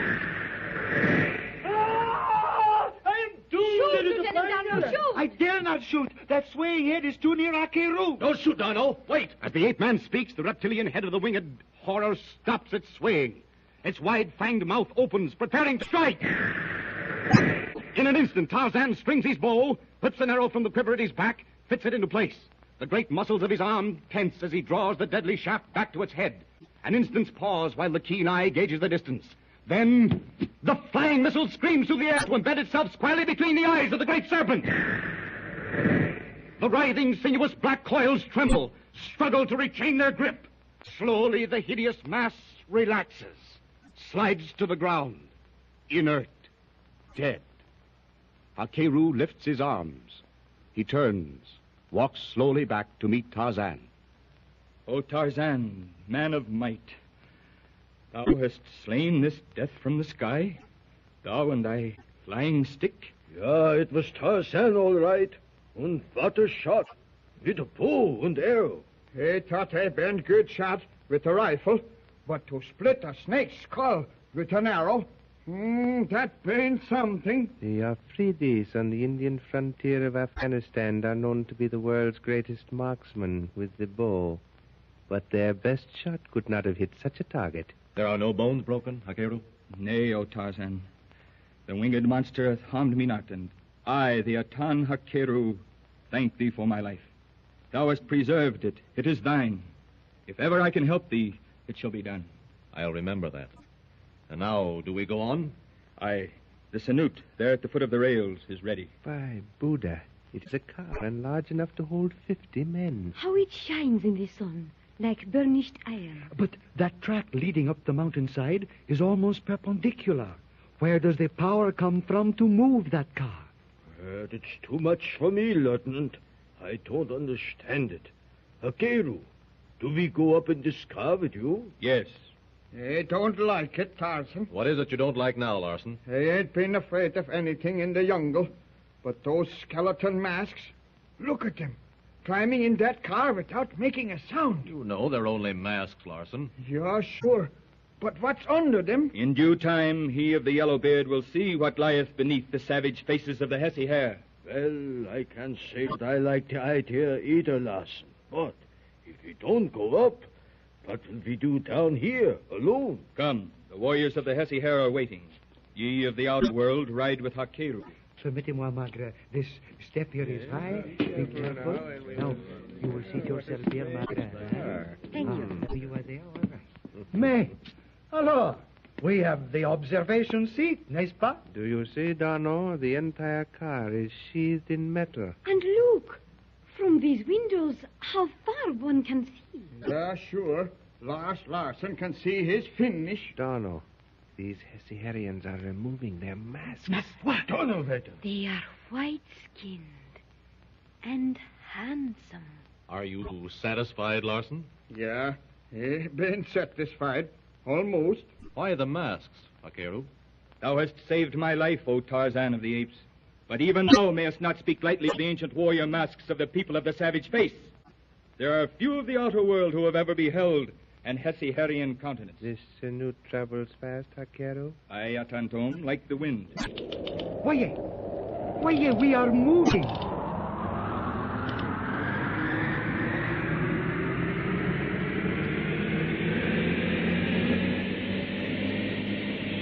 Tarzan, this is like flying. Nom d'un nom. We are going at a speed of at least 80 kilometers. But what the devil makes the thing go?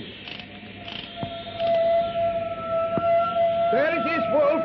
He uses that lever to slow the car up, not to make it go.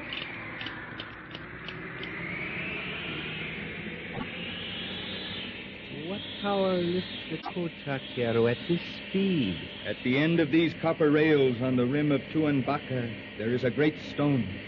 The most ancient writings of our priests mention the stone.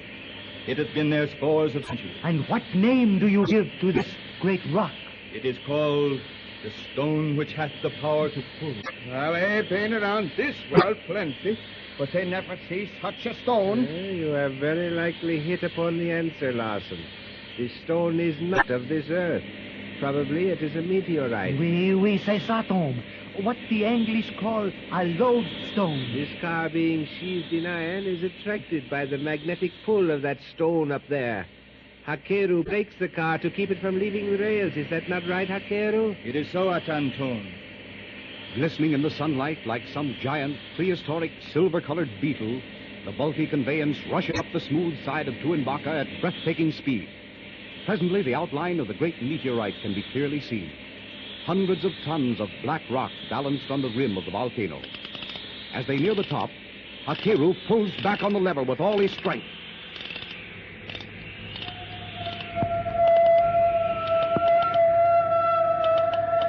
Slowly, as if reluctant to stop, the huge car quivers. The clanking wheels turn slower. The massive coach comes to a halt. The Hesiherians climb out, followed by Tarzan and his friends. They skirt the huge meteorite and approach the inner rim of the volcano. Far below them, on the floor of the crater of Tu-em-Baka, lies the forbidden city of Ashair. How beautiful. Like a city of dreams. Vraiment, Magra. The vegetation, the entire valley is as green as a flashing emerald. What's the large building in the center of the city, Hakeru? That, O Tarzan, is the sacred temple of Maat, Shu, father of diamonds. Oh, that's where it is. Careful, Wolf. Do you see, Darno, how perfectly the city is oriented? Each street runs exactly north and south or east and west. Ashair is the city of wisdom, of happiness, content. But we tarry over long. Come, follow me. Another car. This one takes us down to the city, I suppose. If the meteorite pulled us up, how will this other car take us down against the pull of the stone? Ye will learn presently, Atan Thome. Look, there are rails completely encircling the lodestone. And here comes an old fella pushing a flat car. What is that on it? Looks like the biggest piece of crystal I ever saw. I begin to understand. Moi, Thome. It is the answer to your question. You see, that must be a gigantic sheet of non-conducting quartz, or as Wolf says, crystal. Placed between the meteorite and the car, the lodestone cannot exert then its power. If we coast down the inside of the crater. Even so, Paul Darno. And now enter the Sanute. We descend.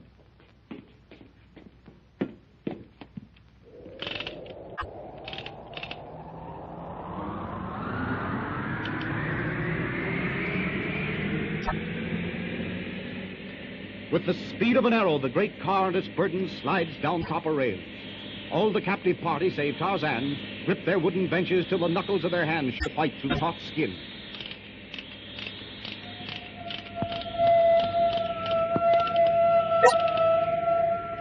A last ear-splitting shriek of the clumsy brakes, and the journey to the forbidden city of mystery, Ashair, is ended. Without a word of command from their leader, the white-clad warriors form a hollow square around Tarzan and his companions. Come, O Tarzan of the Apes, to the temple of Maat Shu. A wonderfully beautiful city it is. Patron, magnifique. Mais where are the inhabitants? I see no one in the streets. The populace must remain within their homes until ye have audience with Sutan, Atef of Hesiher.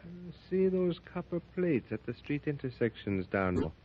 Above each one is a small death's head mask. I saw those long ago. Don't these people know how to carve anything else? I thought your Champs-Élysées and Paris a fine street, Darno. It can't compare with this. The strange, exotic trees. Those rolling carpets of grass. Oh, yes, Tarzan, it is wonderful. These houses behind the walls, they are white marble. By gee, I wonder where they got it. That temple we're coming to ain't white marble. It's black as the shades of Abaddon. And built in the shape of a pyramid. What band that on top of it? See how it shines. It looks like a great ball of burnished copper. It is just that, Magra, exactement. But what its object is, I do not know. Tarzan of the Apes, I have made a vow to aid thee, and so I shall. Suten the Great is provoked. Strangers be not welcome in the city of Ashair. We are sufficient unto ourselves. That is why the few who know of us name Ashair the Forbidden City. Answer me, with truth upon thy tongue. Come ye here for plunder, or solely in search of your friends? We came because we believed Helen Gregory and her brother were here. For no other reason. And Tarzan does not lie. It is well.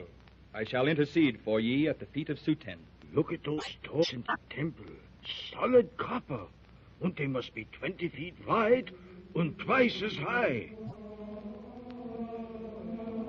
Listen. That ain't singing. Halt ye here, strangers. Slowly, majestically, the mighty copper doors swing open, moved by some unseen force. Louder swells the minor primitive wail, a chant of many voices. Tarzan and his friends pause. They stare into the face of Hakeru. The blood drains from the Hesiharian noble's countenance, leaving it as if cast in a mold of ivory. He turns slowly to meet the questioning gaze of Tarzan. What is it, Hakeru? It is the chant of death. Mahachu, the father of diamonds, demandeth the sacrifice of human blood.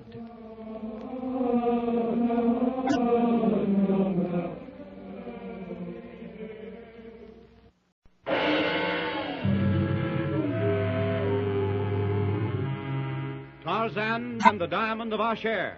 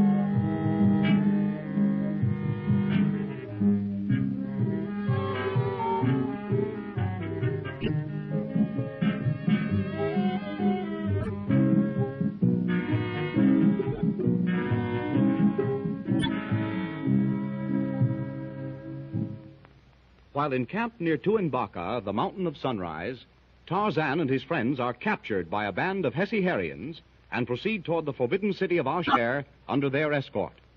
Arriving at the foot of Tu-em-Baka, Hakeru, the leader of the Hesiharians, is rescued from the coils of a huge prehistoric python by Tarzan. In the sanut, or car, which is to convey the party over the volcano's rim and down into Ashair, the Hesiharians remove their skeleton masks. As the captives enter the city and approach the great pyramidal temple of Ma'achu, they hear voices raised in weird chant. As he listens, the blood drains from Hakeru's face.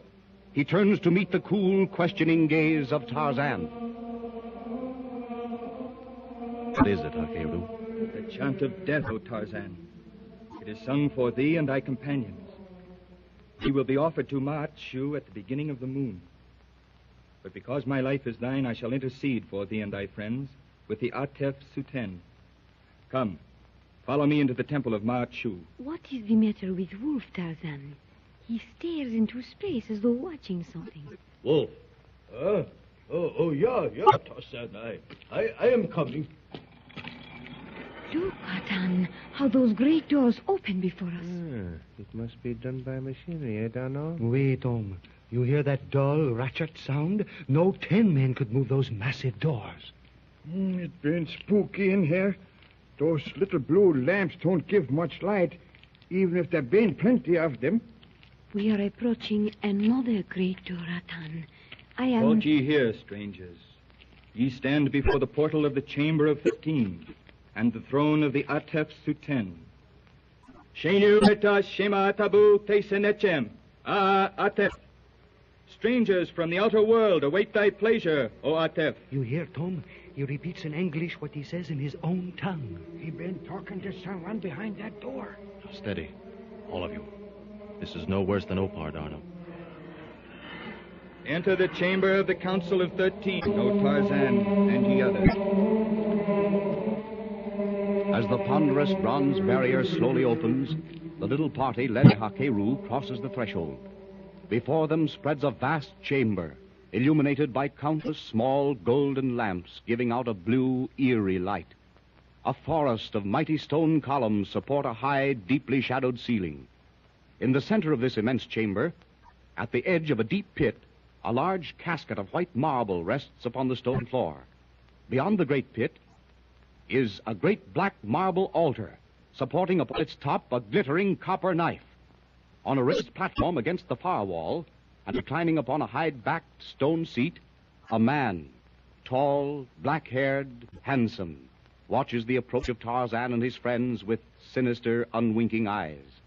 Beside him sits a woman, cold, haughty, cruelly beautiful. At a sign from Hakeru, the ape man and his companions halt at the foot of the dais. Waki ka'arikatan Hakeru. Ka'arek shemetuaki Atef. Because this man who calls himself Tarzan of the Apes, and these others, speak only the language of Anglo-land, I address thee, O Suten, and thy queen Tira, daughter of the sun, in their tongue. 'Tis well, Hakeru. Whence come these strangers? What seek they here? Let him who is their leader speak. Speak, O Tarzan. We come from the jungles, in search of friends whom we believed were held captive in Ashair. Ye come here for the same purpose that others have come. Ye covet Ma'achu, the father of diamonds. Keep your father of diamonds. You're not interested in it. So, ye think ye shall be permitted to go hence from Ashair as ye came? Of course. Why not? Mayhap the Council of 13 hath other plans for ye. If Brian Gregory and his sister Ellen are not here, then we'll go back to our own country. Sultan Atef of the Hessier alone commands in Ashair. If it be decreed that ye return to the outer world, so ye shall. Take them away. They are to be treated as prisoners, O Sultan? Say rather as our guests. Go, away with them. Thy word, O Sultan, is law. Come, O Tarzan. Lead on, Hakeru. We'll follow. Well, Lieutenant, we've been in a bad fix this time. Things don't look so good, huh? But we are still alive and together. Yes, sir. But for how long? Thank heaven we are almost out of this terrible place. Did you see the eyes of that woman, Atan? They made my blood run cold. In that chamber across the corridor, ye shall await the decree of Sultan and his council. I shall intercede for thee and thy friends, O Tarzan. I am not worrying about that. I'm thinking of our lost friends. I cannot help thee with them. But here is thy chamber. Enter. I shall return soon and bring ye word from the council. Peace to thee, O Tarzan.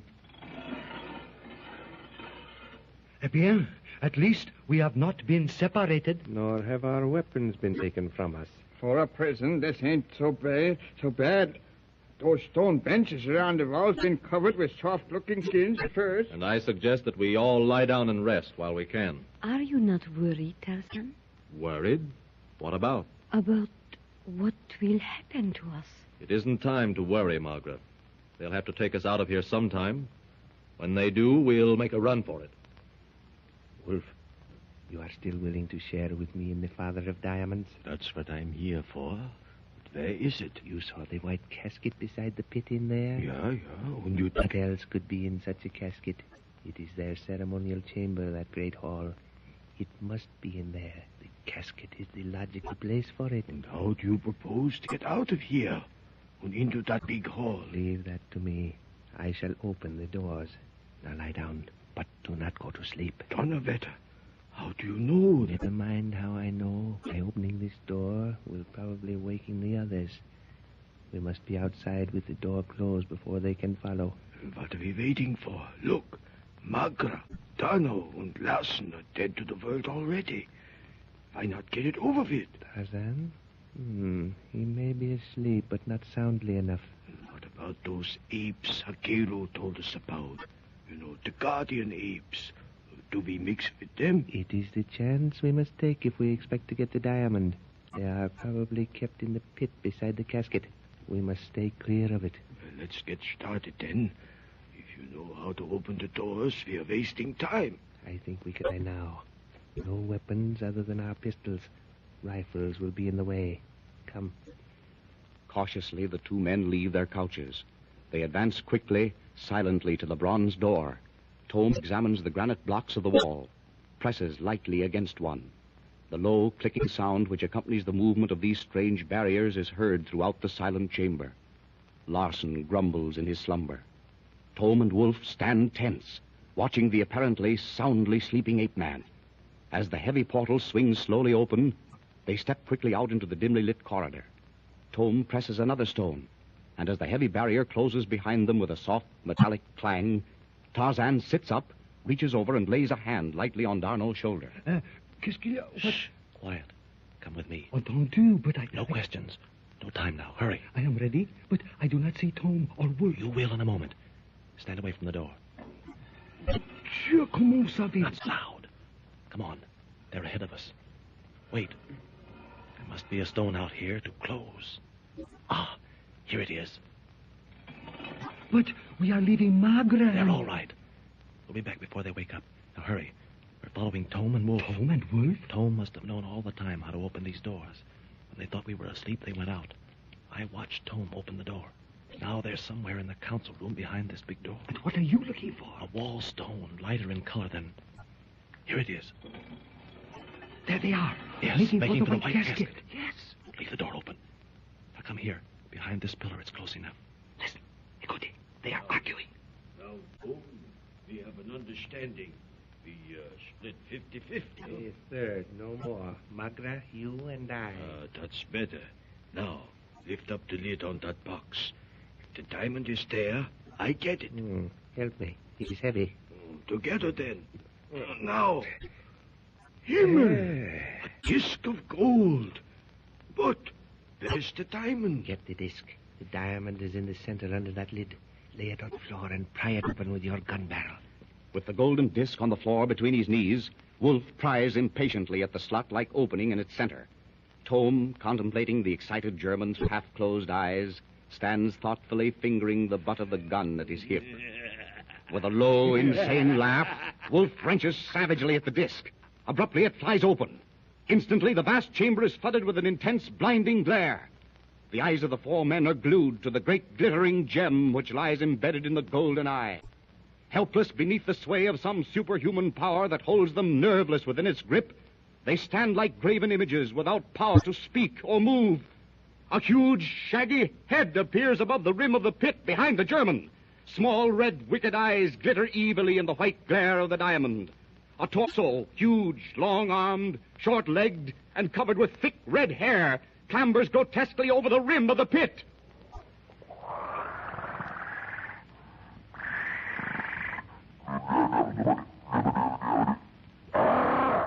Jabbering gutturally through thick, slavering lips, the monstrous ape reaches out a hairy arm and paw and grasps Wolf for the back of the neck.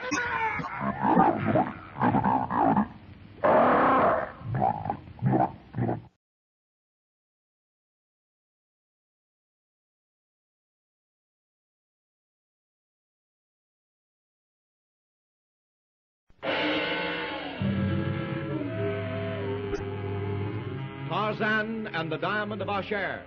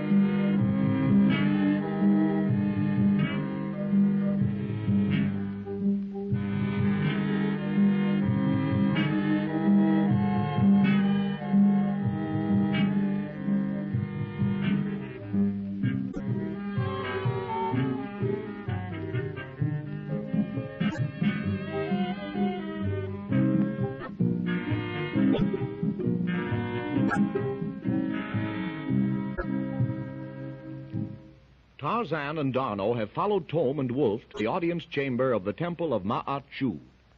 From the shadow of a great pillar, they watch as Wolf pries at the golden disc covering the Father of Diamonds. Abruptly, the lid opens. The vast room is filled with a glaring white light which renders the four men powerless to move or speak.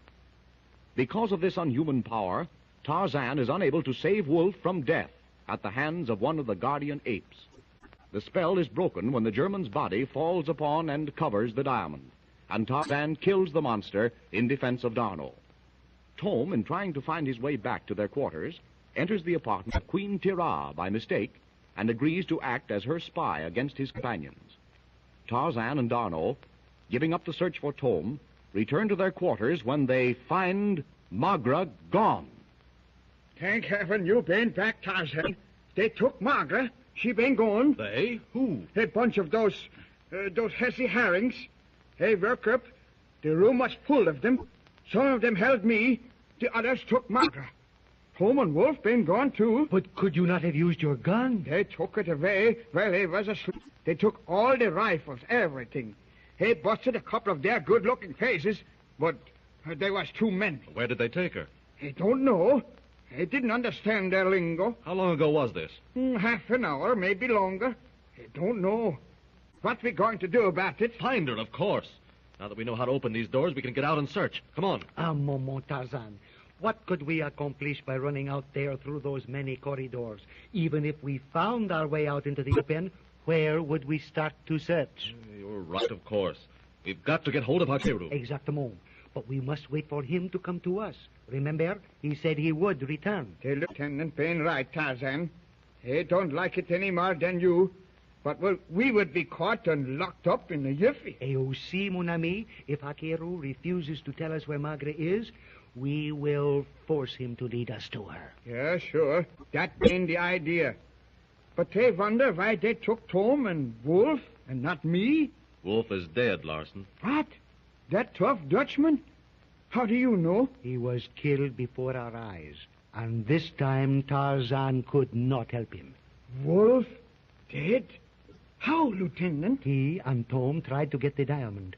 One of the guardian apes got Wolf. And Thome? He got away. Where, we do not know. Wolf been right, then. He knew it was coming. He saw the face. What's that? Wolf knew what was... Saw what face? When we was brought to this place, you remember, Wolf was looking at something just before we came in the temple. Magra said he looked like he was in a trance. Yes? Well? He told me he saw the skeleton head swinging toward him when the doors opened. He knew that fiery thing bane a warning for him. The death mask, huh? Well, why didn't he tell us? Magra, he didn't want to scare her. The door! Tarzan, the door! It is opening! Yes. It's Thome under guard. You here, Tarzan, and you, D'Arnot? I've been searching for you. After that terrible ape killed poor Wolf, You, disappeared very suddenly. We know that, Thome. D'Arnot and I tried to find you. How did you get back here under guard? While I was searching for you, I ran into those two guards. They brought me here. But I do not see Magra. Where is she? We'd like to know that ourselves. Larson says the Saharians took her while we were in the council chamber, watching you and Wolf try to steal the diamond. But where did they come? We do not know. We hope to find out when Hakeru returns. If they harm that girl, I shall... Yes, Thome. You'll what? You are right. What can I do? But we must find her. Bring her back. You should have thought of that when you went out and took Wolf to his death. And a horrible death it was. Yes. Had we not gone after that accursed diamond... Exactement, Monsieur Thome. But tell us, you can open these doors, eh? How is that? The doors? Hakeru was considerate enough to show me. Hakeru? Oh, he did not know he was doing so. I observed where he stood and what he did. He placed his hand on a certain stone and the doors opened. Does that answer your question? I am satisfied. You thought we were asleep. I wasn't. I watched you. And I'm very glad that you did. Had you been asleep, I would very likely be with poor Wolf at this moment. Meanwhile, through vast, dim corridors and up many flights of stone steps, worn black and smooth by the tread of countless numbers of sandaled, silent feet, Magra and her shadowy Hesse-Herrian guard have proceeded to a corridor high in the temple. Before a small copper door, they pause. The leader of the escort drops his hand upon a wall stone. The door swings slowly open. Before her, Magra beholds a room barbarically beautiful in furnishings. The Hesse-Herrian steps aside, motions for the young woman to enter. Behind her, the door closes with a soft, metallic clang. Magra! Oh, thank heaven. Magra! Helen! Why, Helen! We were led to believe that you were not here. Oh, I'm so glad to see you, Magra. Oh, tell me he's Paul. There, my dear. Oh. Don't cry. We are all here. Lieutenant Darno, Wolf, Larsen, and Atan Thome. Oh, I knew Paul would come. And Tarzan. But where are they? How is it that you are here? We are captives. Or at least it amounts to the same thing. We were brought here by a man named Hakeru, a Hesse-Herrian. Oh, yes, I know Hakeru. Go on. Tarzan looked for you for days when you vanished from your tent that night. We kept on going and found an ancient causeway. Oh, yes, I know. I scratched my name on the wall. We found it. Then we followed a road through the rocky country. Oh, I came over the same road. Oh, it seems such a long time ago. You must have been in Ashair before we entered the Tu-em-Baka region. Else Tarzan would have found you. You see, he did find a piece of your legging on a ledge. I left it there, hoping someone would find it. Well, Tarzan did. Then we were captured by the Hesse-Herrians and brought here. But why are you here? Here in this room? I do not know. The king, Sultan, I think his name is, had us placed in a chamber. Yes, and then what happened? We went to sleep. When I woke up, there were guards in the room. Tarzan, Darno, Thome, and Wolf were gone. The Hesse-Herrians overpowered Larsen and brought me here. But the others? What's happened to them? I do not know. Probably taken somewhere else, separated from each other. I do not know, Helen. But you, my dear, what has happened to you? When I went to our tent that night... I followed you almost immediately, but you were gone. Oh, I stepped into the tent, and something black and soft fell over my face. I guess I fainted. Anyway, when I came to, we were in that causeway. We spent the night there, where you found my name on the wall. They did not... Oh, no, they did not touch me after they put me in the litter. But oh, their faces. Oh, they frightened me half to death. Those awful masks. Terrible. And then? Well, they brought me here. King Sultan had me placed in this room, in these clothes. I've not been treated badly, but oh, I'm afraid. Terribly afraid. Afraid, Helen? Of what? Of Tira, the queen, and the king, Sultan, particularly the king. And your brother Brian, have you seen him? No, I don't know whether or not he's here. They evade the question, always. But if he is not here... Oh, wait. They evade the question with you as they did with us when we asked about you. He must be here, Helen. Oh, Margaret, I don't know. I don't know. At least you and I are together. And we know that the others will move heaven and earth to get out and find us. We must hope for that. I do not think these people mean us, you and I, any harm. Margaret, I am not so sure of that. What do you mean? Oh, I don't know. I feel some impending evil hanging over me. I know that very often I am being watched when I think I am alone here. Shh, be quiet. The door's opening. It's certain. And Hakeru. I, Sultan of the Hesse-Herr, greet ye, young women. Art thou, Helen Gregory, not pleased at having thy companion with thee? Yes, I am very happy. And thou, Magra? Of course, Atef Sultan. But our friends, are we not to see them soon again? Yes. And very soon. Is it not so, my Hakeru? But come ye, young women, with us. I, Sultan of the Hesse-Herr, have something to show ye which mayhap will please ye. Hakeru, open now the doors and lead the way. Where are you taking us, Satap Suten? To a place ye will be interested in seeing, and the occupant. One of thy friends. Oh, who is it? Paul Darno? Tarzan? Atan Thome? Ye shall see. Here is the chamber. Open, Hakeru. Enter, Helen Gregory, and thou, Magra. Brian! Oh, thank God I found you. Brian, don't you know me? It's Helen, your sister. Oh, Magra, why doesn't he speak? He sits in that chair, staring. Magra! He's dead.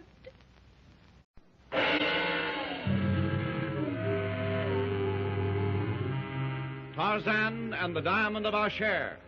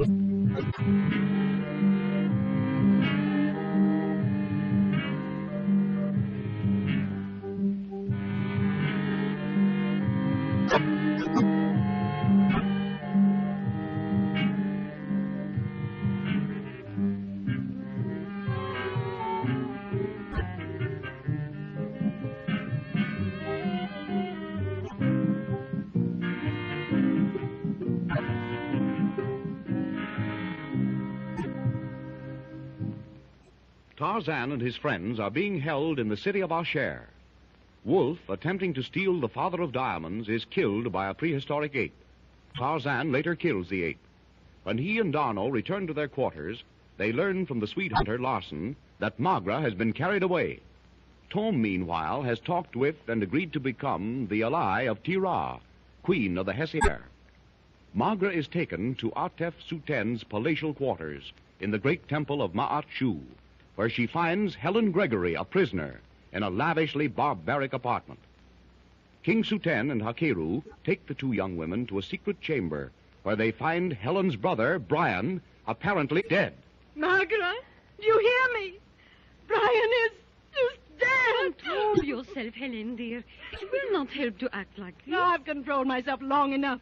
First father is killed back there in the jungle, and then I'm captured and kept prisoner here, and now I find my brother like this. Cease, Helen Gregory. I command thee. Oh, what does your command mean to me? Oh, I pray God will punish you for what you've done. I pray whatever God you worship here in this unspeakable place, I pray they curse you until your dying day. Oh, I pray they make your life as unhappy as you've made mine. Quick, Hakeru.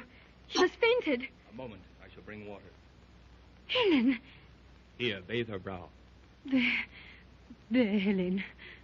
No. You will feel better now. Oh, see, her eyes are opening. Oh, what happened? Oh, yes, I know. I'm sorry I fainted, Magra. Both of ye be seated. What is thy will, Atef? We shall make clear to the maid the cause for her brother's punishment. Helen Gregory, why came thy brother to the city of Ashair? In the interest of scientific research. Had it been so, he would even now be free to come or go in our city, an honored guest. Nay, Brian Gregory lied to me. Oh, I don't believe that. It is true, Helen Gregory. Silence, Hakeru. And thou, Helen Gregory, thy brother swore that he had no wish to possess the great diamond of the Hessier. Then, by a trick, he entered the great ceremonial chamber alone at night. The talking ape on guard sprang at him. Brian Gregory pointed a thunderstick. It spoke, and the guardian ape fell dead. Well, then he killed to save his own life. Hear me out. He lifted the diamond in its golden disc from the casket and made for the central doors.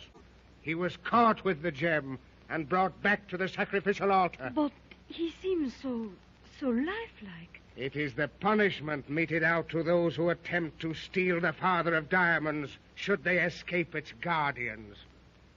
My brother, Helen Gregory, was forced to look into the blinding glare of the gem until he became as ye see him now. Then he isn't dead. Nay, yet he shall continue in this state of suspended animation until the end of time. Oh, I demand you release him from spell, or I'll... Thou wilt do what? Nay, it is impossible, and the matter resteth not alone with me, but with the Council of 13 as well. They, I know, will not consent to any lessening of Brian Gregory's punishment. Have you no idea what will happen to you when our friends find us? Aye, they shall find ye. Unfortunately for them. But when they do, it will avail ye not, Magra, nor thee, Helen. Well, what do you mean? Even now, the ceremonies are being planned for thy marriage with me. Thou art to be my queen of queens. Thou shalt sit at my right hand, and thy beauty shall be a fitting counterpart to the majesty and glory of myself, Atef Suten of the Ashair. Oh, you beast. You're a monster. I'd kill myself first. Such fire, when tamed, maketh a royal mate, my Hakeru. And thou, Atan Hakeru, shalt have the black-eyed one. Thou shalt have Magra. Hear me, Hakeru. Thy word, O Suten, is law.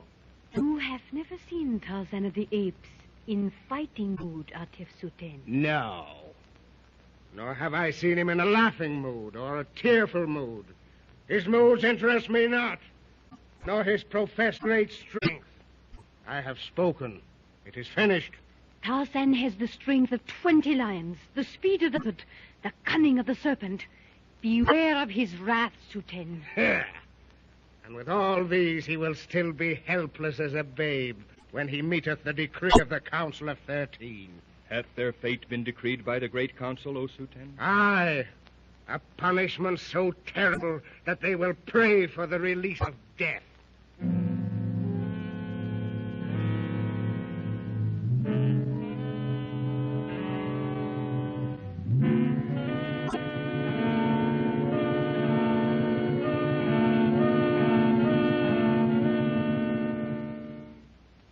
Meanwhile, Tarzan, Atan Thome, and Larsen continue their council of war.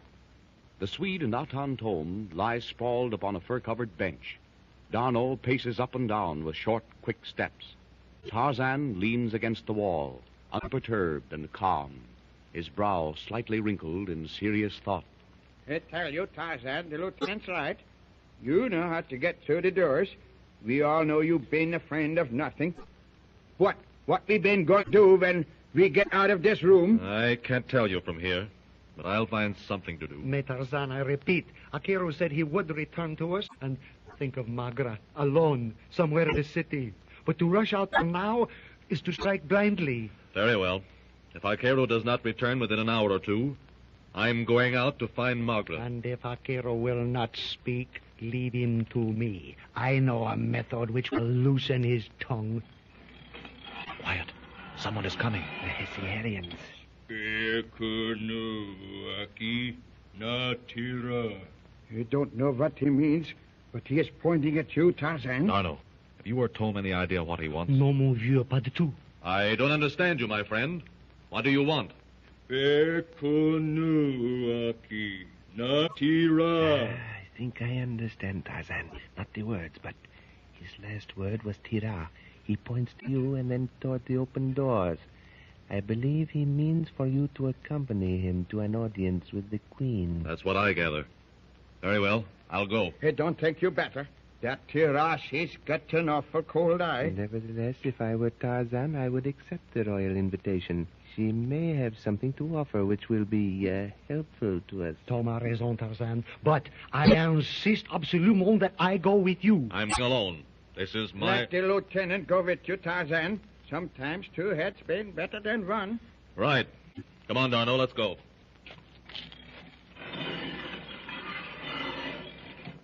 So that been that. And we must sit here and do nothing while Magra may be in peril of death or worse. Well, ain't no fellow to look for trouble, but Magra can only be in one of two places. And that is? Only two people could count her, the king and the queen. One of them's got her. I bet you. You are right, and I sit here and talk. Maybe Magra been right in this building. Sure. I never see two harder faces than that king and queen. Maybe they got Magra Stop, Larson, stop. You're driving me mad. We must do something. Do something, do you understand? Yeah, sure, but... Listen, I can open those doors. We shall follow Tarzan and Darno. Perhaps we may be able to help them. That's what I've been waiting for, Thome. I think I go with you. Come then. Quietly now. There may be a guard in the corridor. Come.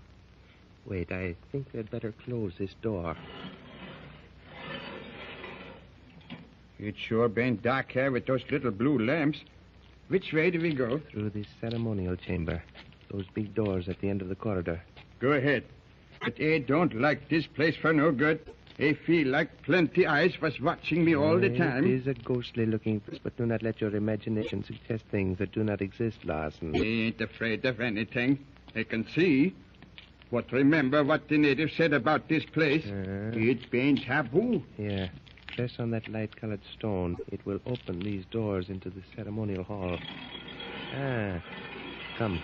We will make our way through from column to column. They will hide us from anyone watching. Maybe so, but it ain't only eyes looking at me now. I can hear things, like a soft wind up in the trees. How about the doors? Leave them open. We may not have time to open them when we come back. Before we leave this hall, Larson, let me show you where they keep the father of diamonds. Yes, sure, but hurry up. There's been no place for Larson. This way, through the center room. There. You see that white casket? That's where it been, eh? But there been no pillars out there. If anyone been here, they can see us easy. There is no one here excepting the apes down in that pit. I don't want to see them without a gun. Larson, if we could get that casket open and get the golden disc with the diamond, I think we might take it with us, eh? And what? Carry that thing around while we've been looking for Tarzan and the lieutenant? Yeah, we might hide it and come back for it later. I thought there'd been something about that stone that holds a feller who looks at it in some kind of a trance. We shall leave the diamond in the disc. Take the entire thing. What do you say? Shall we try, eh? Here is the casket. Come, give me a hand with the lid. Well, all right. But let's hurry and get away from here. That pit there don't leave it to me. Come, help me with this lid. Yeah, sure. Stop, Thome! Wait! Look up there! Coming down from the dark ceiling. Straight for us! By Buddha, the fiery mask of death. Look! It stops swinging now and hangs in the air.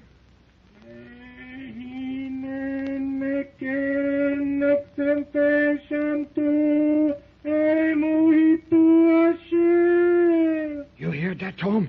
It been talking to us. Childish trickery doesn't nor impress me.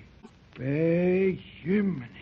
He upon whom the flaming face looketh shall pass into everlasting death before the full of the moon.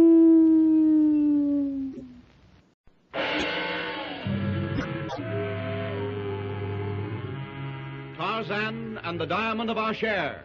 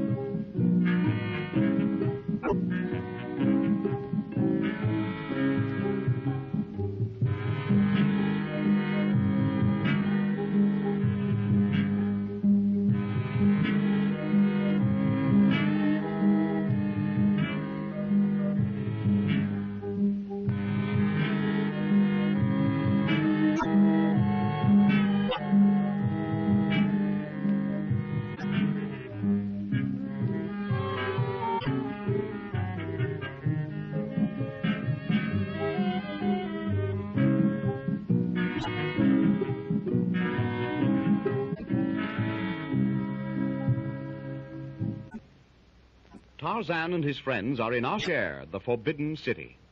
In the great pyramidal temple of Ma'achu, where Wolf has been killed, Helen, Gregory, and Magra are held by King Suten. To Thome and Larson, in the ceremonial hall, appears the hideous flaming mask of death. It speaks English, prophesying their death before the next full moon. Tira, queen of the Hesse Hare, offers Tarzan and his friends their freedom if the ape man will bring to her the father of diamonds. Tarzan agrees, and as he and Don leave the queen's chamber, they meet Thome and Larson running from the hoarse-voiced threat of a guardian ape. The three men follow Tarzan back to the ceremonial hall. The ape man approaches the white casket, raises the lid. He reaches down to lift out the golden disc. As he does so, not one but two of the prehistoric monsters leap from the depths of the pit and shoulder to shoulder charge directly for him. With crooked fangs bared, wicked red eyes gleaming with rage, they shriek their blood-curdling challenge.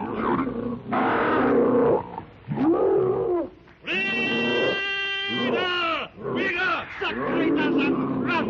Run! You cannot fight them both! Stay where you are, all of you!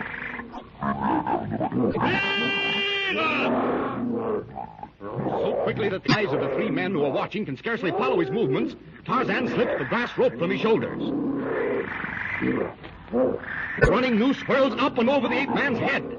Snake-like, it twists and twirls in rhythm with the steely wrist which controls it. Lieutenant, what ain't he going to do? Watch, Larson, watch. The two great brutes, sure of their prey, leap forward. With the speed of light, Tarzan's rope flashes through the air. It hovers for the fraction of a second above the heads of the advancing monsters in a wide noose.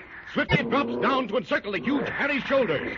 With a quick jerk of his arm, Tarzan tightens the rope. Yeah, just like the cowboy lassoing a steer.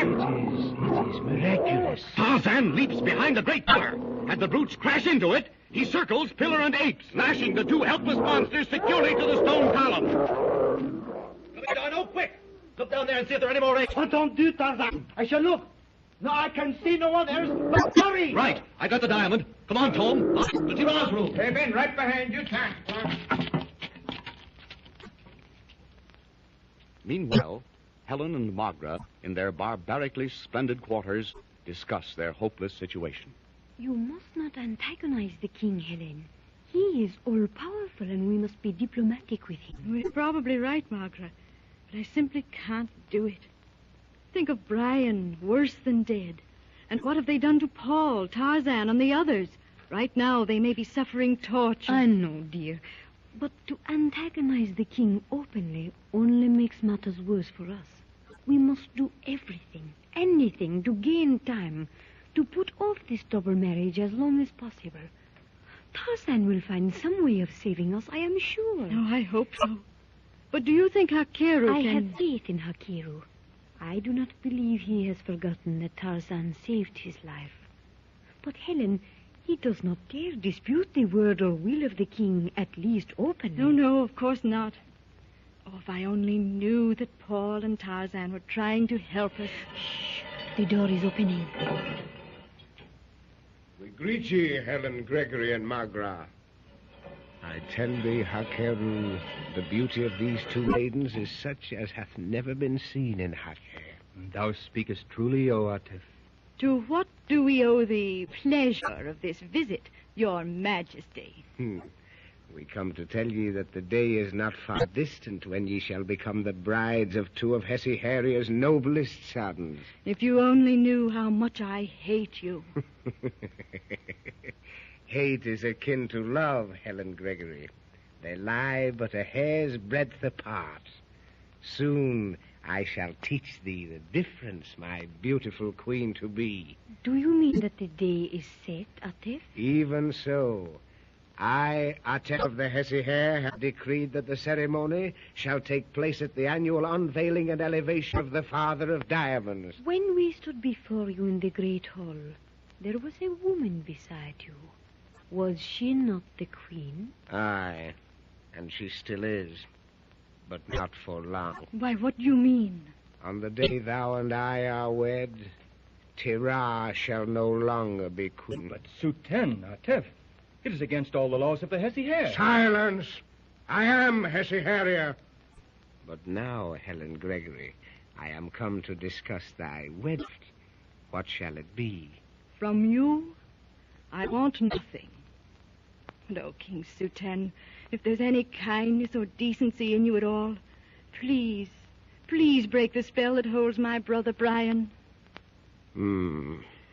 It may be done. Oh, I thank you. If thou comest willingly to share the throne with me. Oh. Hast thou no wish, Magra? I ask only that you set free the 4 men who came here with me.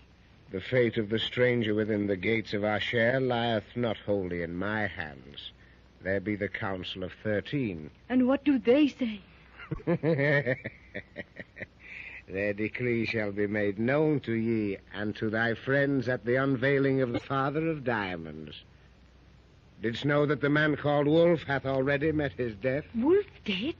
We did not know. How was he dead? The hands of the guardian apes, because he attempted to steal the great diamond. But come, Hakeru, the council awaits. We must complete the details for the punishment of Tarzan of the Apes. Be not afraid, ye women of the outer world. I have not forgotten that I owe my life to Tarzan. I come, O King of Kings. Back in the corridor leading to Tira's quarters, Tarzan, clutching the heavy golden disc, races along ahead of his 3 companions. Breathlessly, they arrive at the copper doors. Tarzan indicates a stone, lighter in color than the rest. That one, Dono. Quick. We used to say... In. Hurry. Close the door, Thome. Tarzan of the Apes? The father of Diamond? Yes, here it is. Place it here at my feet. And now I, Tira, am mistress of the Ashair. The Council of 13 shall henceforth obey my behest. That's all right, Tira. I know all about what this diamond does for you. But what about your promise to me? Tira doth not forget, O Tarzan. But first the sacred gem must be cared for. Aria, Shmatkan! By gee, Tom, look at those fellas. Where did they come from? It been like magic, eh, Larson? Of a truth, Monsieur Thome, they did appear to materialize from nowhere. And yet it takes 3 of them to lift the disc which Tarzan carried alone. They've been taking it behind the Queen's chair into another room. Half hidden by Larson's broad back, Thome's covetous eyes follow the progress of the golden disc. Presently, the white-clad figures vanish as silently as they appeared through a door at the far end of the spacious chamber, and Tira faces the 4 men. I am in thy debt, Tarzan of the Apes. A few days, and I alone shall reign supreme in Ashair. Thy wish shall then be granted. A few days, O daughter of the sun. Oh, I dare not show my conquest till the unveiling of the Father of Diamond. Ah, that will be a sweet revenge upon Sutan and his council. They will open the casket and find naught.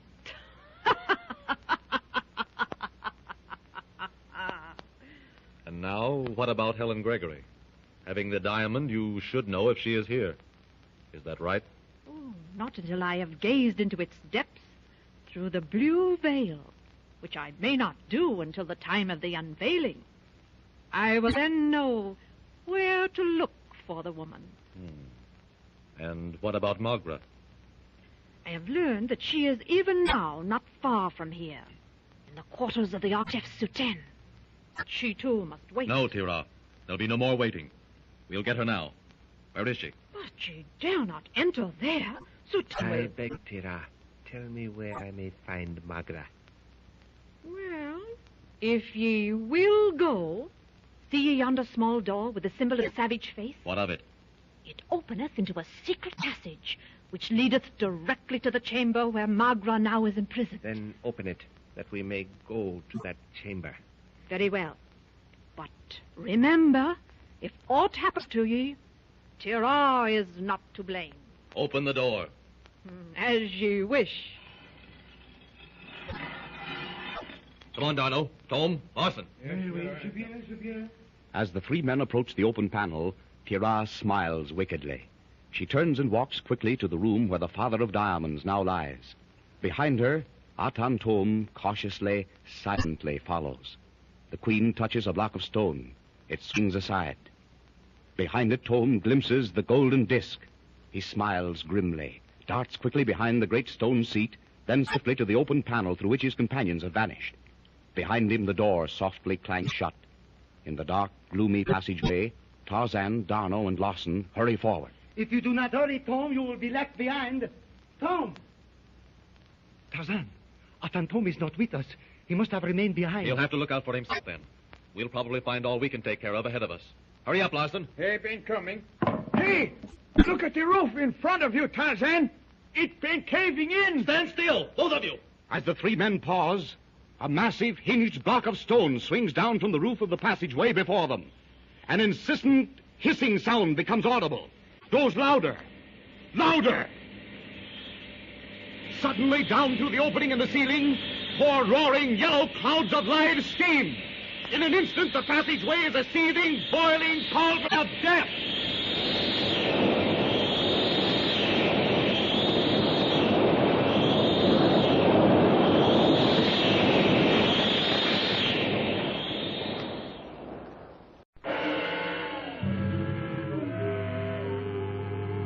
Tarzan and the Diamond of Ashair.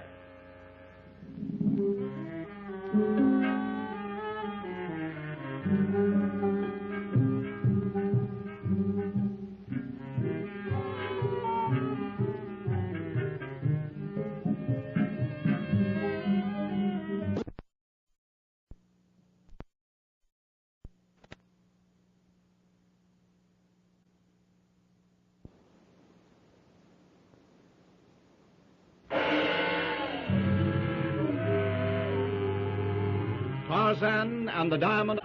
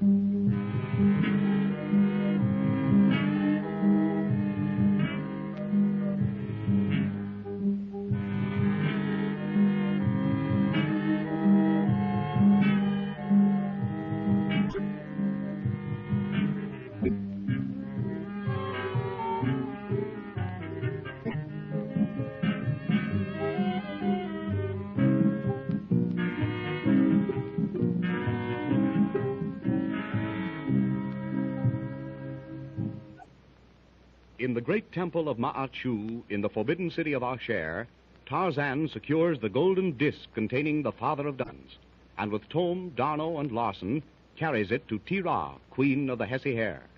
Tira has agreed to free the ape man and his friends in exchange for the huge talisman. Tarzan and Thome demand to be shown the secret passage leading to the quarters of King Suten, where Magra is held. Thome remains behind long enough to learn where Tira conceals the golden disc. In the secret passageway, a hinged block of stone swings down from the ceiling, blocking the progress of Tarzan, D'Arnot, and Lawson. Roaring and hissing, great clouds of live yellow steam pour into the narrow tunnel from the opening.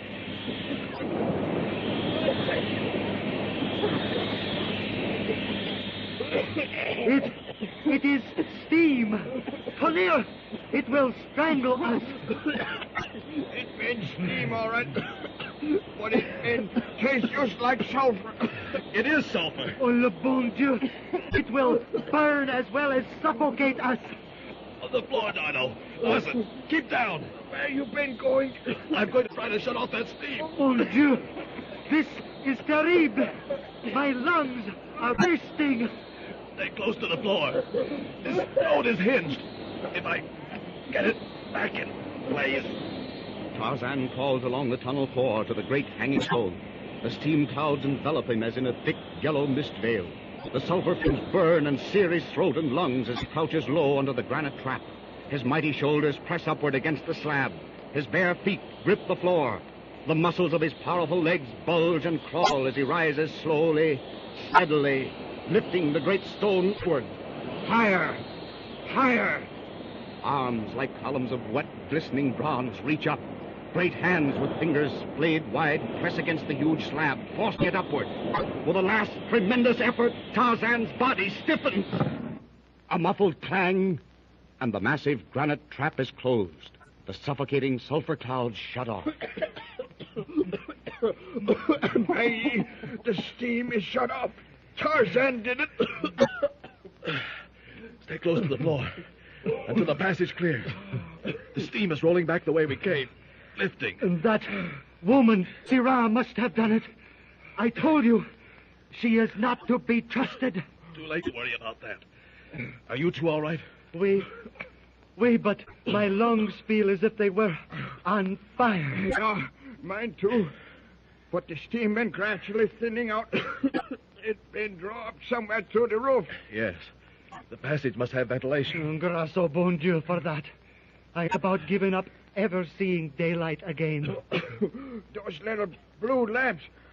Funny, the steam didn't put them out. They probably burned some sort of natural gas, though where it comes from or what it is I do not know. Are you ready to go on?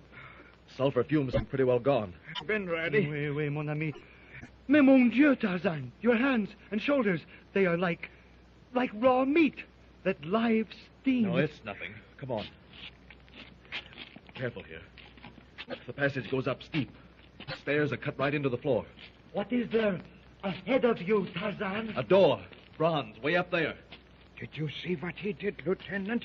He been lift that stone trap up on his shoulders. I could not see well, Lawson, through the steam clouds, but he pushed the stone back into place and scalded his hands and back terriblement while doing it. If it ain't been for him, we've been boiled like a couple of shellfish. How does he do it, Lieutenant? He never see such a feller before. Nor will you ever see another like him, mon ami. Tarzan is... Alors, he is Tarzan. Yeah, sure. Are you two coming? We're near the top of these steps. The bronze door is at the end of the passage on a small landing. Then we shall be out of this death trap in a few moments. I only hope that I may yet have the opportunity to speak a few words with that queen. I knew all the time she'd been have a surprise up her sleeve for us. That woman has got a bad eye. Here we are. The only door in the passageway and along the stairs, other than the one we came through. It must be the one Tira meant. You sure would like to see what's been on the other side before we open it. Tarzan, can you find the stone which opens it? Yes, I think so. This one, probably. It's a shade lighter in color than the other wall stones. Then we go in. N'est-ce pas? Listen. What? I don't hear a thing. Quiet. Someone's moving up those stairs toward us.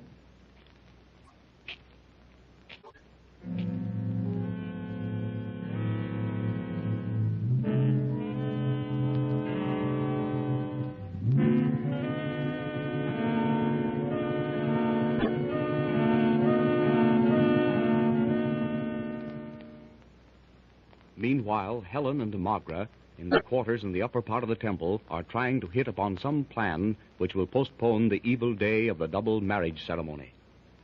Oh, Magra, how can you be so calm with this awful marriage hanging over your head? I can't even bear to think about it. What can we do, Helen? Only wait and hope. There is only one way out for us. Tarzan. Oh, yes. I hope that he and Paul are trying to find us and will in time to save us from that. Oh, it's a mighty slim hope, Magra. If we only knew where they were. Yes, if we only knew. And the Queen, his wife. The way he said she would not be his wife for long. Oh, the look in his eyes. Shh, be quiet. Oh, it's that beast, Suten. No, it is Hakeru. Quietly, Magra. Were it known that I am here, my life would be forfeit. Keep thy voices low. I may stay only a moment. What is it, Hakeru? It is of Tarzan I am come to speak. His punishment hath been decreed by the Council of 13. It falleth on the day of the unveiling of the Father of Diamond. What is his punishment to be? I know not yet. But I, who owe my life to the mighty Tarzan, have not abandoned hope that I may yet save him from the jealous wrath of Tu-em. And Paul Darno, Thome, Larson. Of them I know not, unless it be that they shall become slaves in the deep mines. I can do naught for them now, perhaps later. Oh, but where are they, Hakeru? In the chamber where they were all placed at the order of Tu-em. And if I agree to this match with your king, will Brian be released from that terrible spell? Nay, Helen Gregory. Tu-em himself would release him, were it not for the Council of 13. But Tu-em may not stand against their decree. Thy brother is doomed to everlasting sleep. Then I'll kill myself before I permit that savage to touch me. Keep thy voice down, woman. There is a way to release thy brother from the spell of the Father of Diamonds. Listen closely. I shall tell thee how it may be done.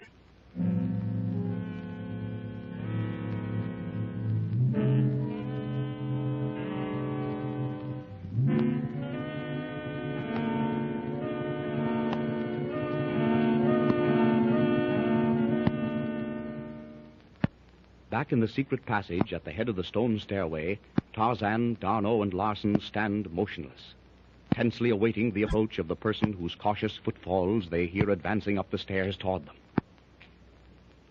The footsteps, careful, slow, continue to approach. They come nearer, nearer.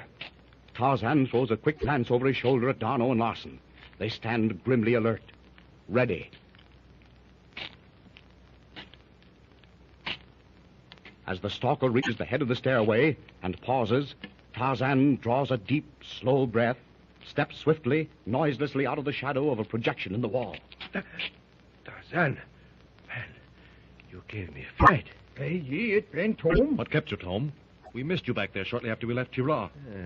My business in Ashair, Tarzan, is to get the Father of Diamonds. I could not leave Tirah's quarters without it, or at least until I knew where it had been concealed. So that is where you were, eh? Mejdi, Thome, you are persistent. And I suppose the lovely Tirah informed you where she had secreted the gem? She did better, my friend. She showed me its hiding place. And there are no hideous prehistoric monsters guarding it now. You've been a lucky feller, Thome. Lucky? How so, Larson? By staying back there to find out what Tirah did with the diamond, you missed being almost strangled to death in the tunnel. If it wasn't for Tarzan... We would not be here now. They turned a cloud of sulfur steam into the passage. Yeah, so that is where the odor of sulfur comes from. I was wondering... We're wasting time here. I'm going to open this door. We don't know what we'll walk into, but we've got to take the chance. Are you ready? Oui, Tarzan, je suis prêt. It can't be more ready than they've been now, Tarzan. Open the door. I am ready. Nom de nom. Look, the Queen did tell the truth. Tarzan! Oh, Tarzan! Oh, Paul! Oh, I knew you'd come. Magra, my dear, have you eyes only for Tarzan? Atan Thome is also here. Oh. Yeah, sure, and Larson. I am sorry, Atan. I saw only Tarzan as he came to the door. The surprise of seeing him... I understand, Magra. Oh, it is so wonderful. All together again. Yeah, sure. All but Wolf. Poor Wolf. The king told me. We have been frantic, Atan, hoping and praying that you would come to us. And we found Brian. Your brother is here, then? Alive, Helen? Oh, alive, but... He is helpless, Atan, in a state of suspended animation. Where is he? On this corridor, just a few steps from this chamber. We were taken to him by the king and Kiru. Show me the way, Helen. I'll bring him here. It is too late, Tarzan. Here they come. That's the Aryan guard. Magra, Helen, get down behind that stone bench. Thome, Larson, Darno, back to the wall here.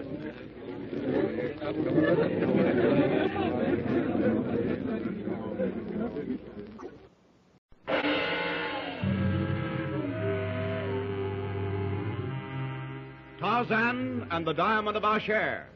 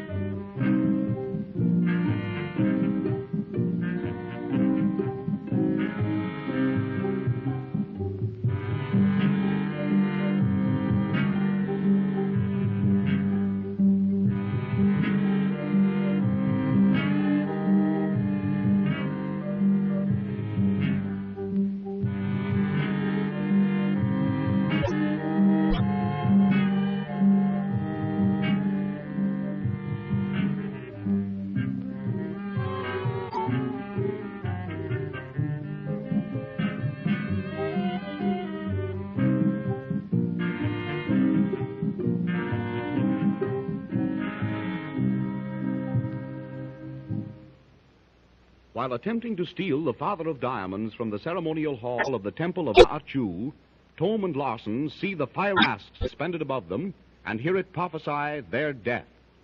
In fleeing from the guardian apes, they run into Tarzan and D'Arnot, who are returning from a conference with Tira, queen of the Hesse Hare. Magra and Helen are taken to a secret chamber in the temple where they find Brian Gregory in a helpless state of suspended animation. Later, Su-ten, king of Hesse-Heria, informs Helen that she is to be the next queen of Ashair, while Magra is to become the wife of Hakeru. Tarzan and his companions get the Father of Diamonds and return with it to Queen Tira, who sets them on their way through a secret passage to the room in which Helen and Magra are held. In this chamber, the four men, Magra and Helen, are surprised by the arrival of the Hesse-Herian guards. Here they come. The Hesse-Herians. Magra, Helen, behind that stone bench. Thome, D'Arnot, Larson, here to the wall. Look out for those swords. By ye, they've been wearing armor, chains. Like a swarm of angry hornets, the Hesse-Herians crowd into the chamber. In an instant, the room is filled with fighting, struggling men, so closely packed they are unable to use their bronze swords and war clubs.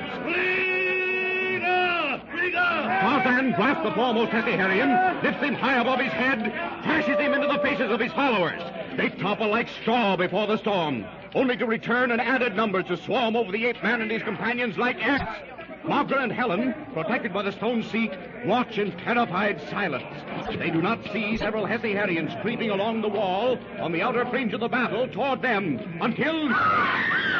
Tarzan, the attack is concentrated, is covered by a crowd of struggling, clawing men. Larson, nearest of the four to Helen and Magra, turns at the scream.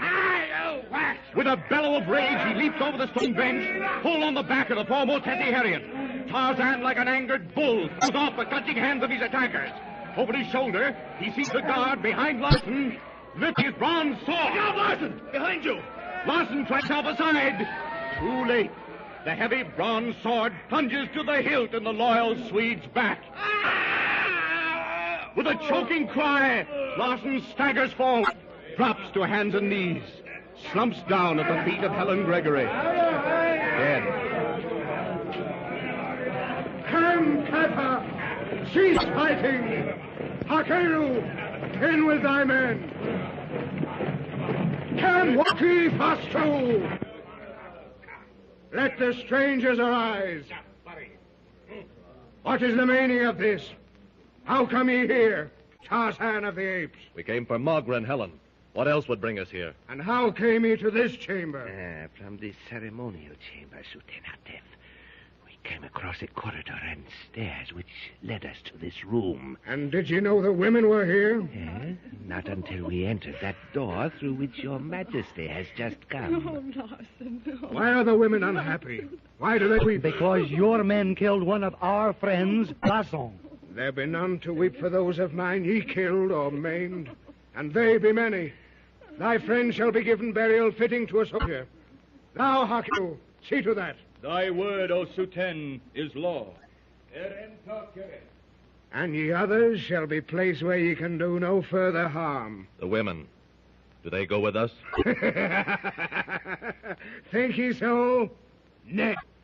They remain here. Hakeru, place the men in the chamber of Menot. Thome, D'Arnot, we're not leaving without Helen and Magra. Wait, Tarzan. Hakeru has just made me a sign. Wait, I say. Go, Hakeru. Take these men under strong guard. Hearing is obeying, O king. Come quietly, O Tarzan. It is better so. Know ye, young women, the wedding ceremony taketh place with the rising of the next sun. Now but a short space of time hence. Slaves shall be sent to do thy bidding and to prepare ye. No, you... Peace! You're... Hold thy tongue. I go now to make ready for our wedding. Meanwhile, Tarzan, D'Arnot, and Thome are being led by Hakeru and a strong guard to a dark cavern-like dungeon far beneath the temple of Ma'achu. I'd rather fight than be led like a dog on a leash, D'Arnot. No, wait, Tarzan. Wow, see. And had it not been for Hakeru, I should have agreed with you up there in that room. But Hakeru made me a very peculiar sign. Abu. Shemet Setu. Here is thy chamber, O Tarzan. It is the chamber of Minot, death. I like not to place thee here. I obey the king. The door may not be opened from within. Yet there is a way out. I may not speak too long. There may be spies among my men. I shall return alone and show thee. Where does it lead? To death. For any other than thee. Enter and await my return.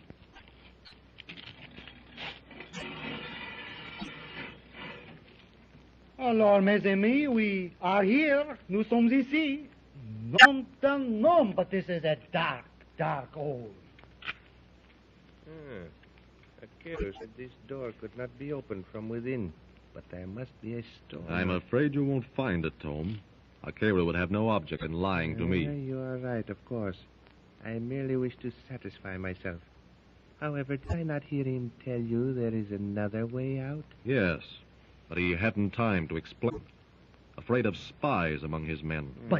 But Tarzan, they could not have understood what he said. Yet they might become suspicious if he carried on a lengthy conversation with Tarzan. Exactly what he feared, Thome. He said he would come back and show us the way. Providing his master, the king, has not become doubtful of his loyalty and given him other duties. Mais pourquoi? Why do you say that, Thome? Did you not notice how closely Suten guarded him when Hakeru told Tarzan it would be better that we followed him quietly? The look of misgiving was quite apparent to me. I think you're right, Thome. I felt something like that when we went out. Bien.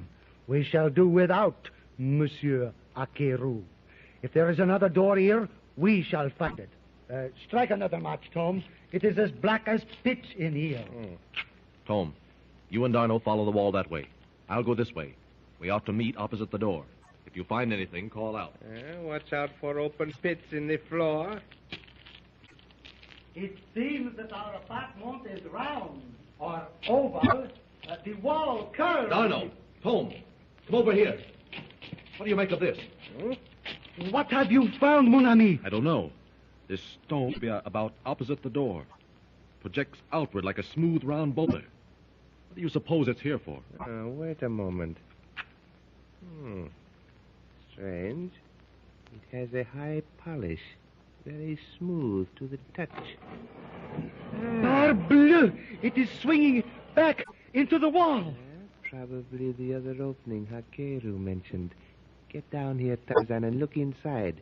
It seems to be the opening to a low, almost round tunnel.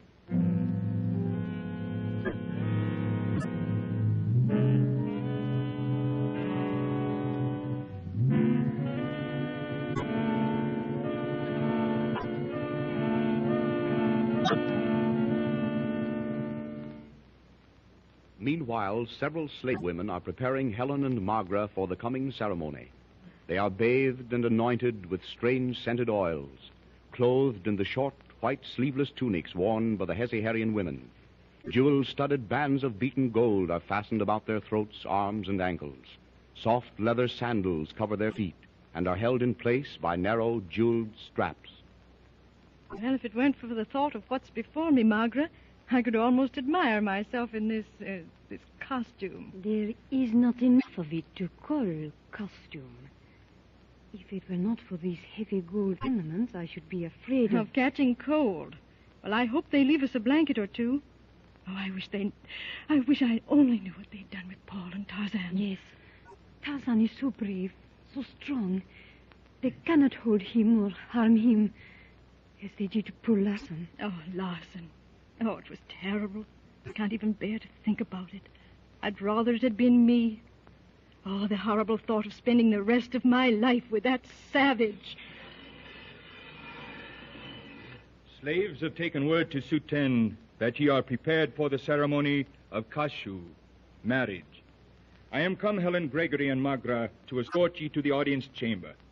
The king and his council of 13 await ye there. Oh, Hakeru, got to do something to stop this. Oh, would that I could, Helen Gregory. But the new day hath come. It is the day of the unveiling of the father of diamonds, the day of thy marriage to Suten. Come, we may tarry no longer. And Tarzan, Poldano, Atan Thome? They cannot help ye. Come. It is written, and what is written will be. In the chamber of death, far beneath the temple of Ma'achu, Tarzan, D'Arnot, and Thome crouch before the round, black opening which the moving stone has disclosed. I'll go first, D'Arnot. You follow. Thome, you bring up the rear and stay close together.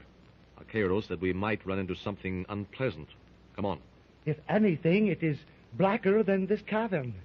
Oh, mon ami, lead the way. We shall follow. Thome? I am coming. What is that? The stone has rolled back into place behind me. We must go on. Sacre Tarzan, did you hear that? What was it? I don't know. We'll find out soon enough, though. It seems to be getting a little lighter, Tarzan. Yes, we're coming to the end. And the tunnel is widening into a lighted chamber. Look at the breast! Look!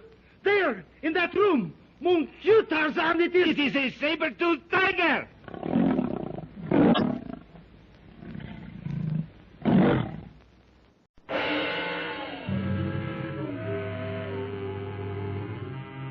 Tarzan and the Diamond of Ashair.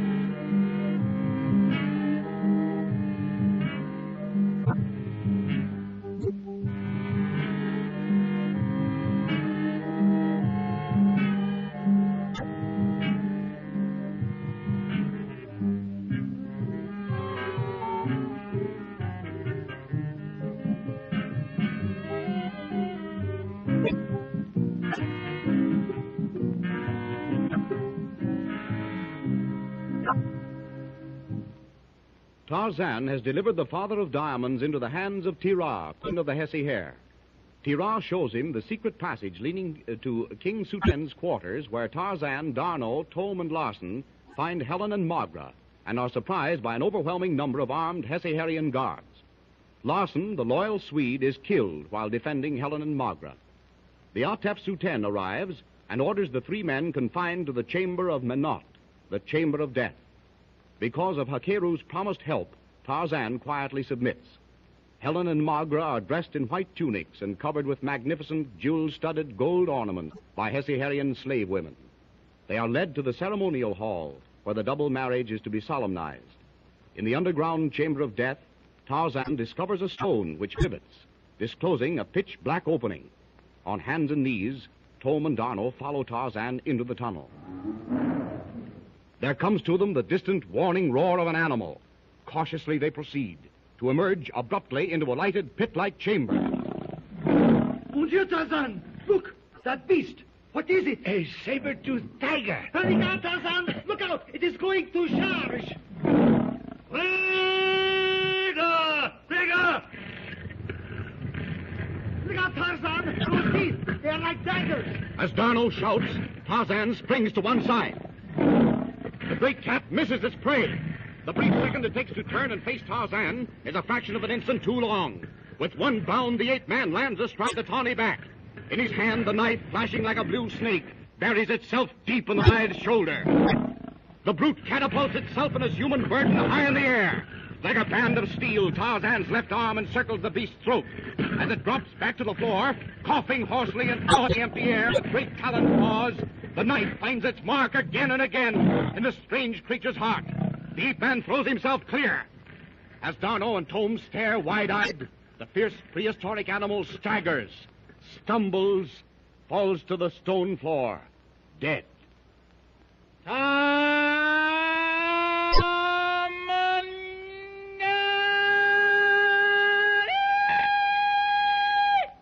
Mon Dieu, Tarzan!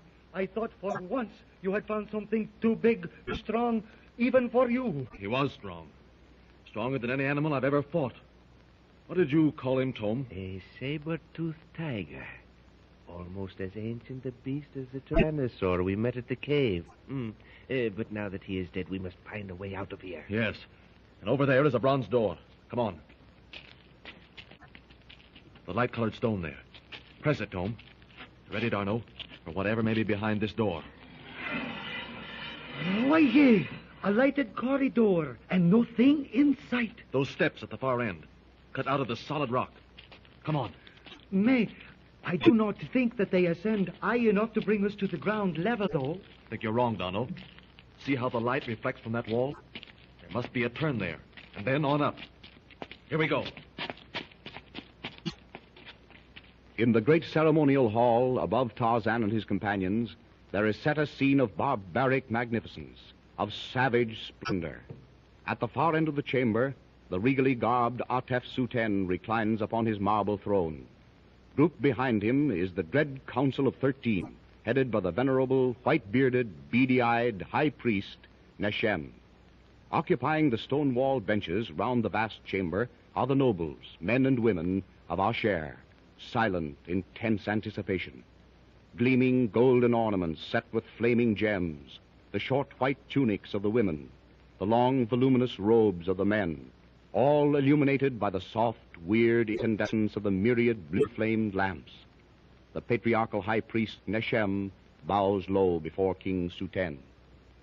Behold, O king, it is the appointed hour, and thy queen Tira hath not yet appeared. It is at my command, Neshem, that Tira remain in her chamber. Overlong hath the land of Hesiher and its people suffered under her unruly tongue, her uncontrollable temper. Today, as I warned thee, I take to wife the stranger from the outer world, Helen Gregory. Tira shall no longer be queen of the Hesiher. And thy subjects, O king, thou shouldst prepare them for this change in the royal family. Thou art right. I shall speak.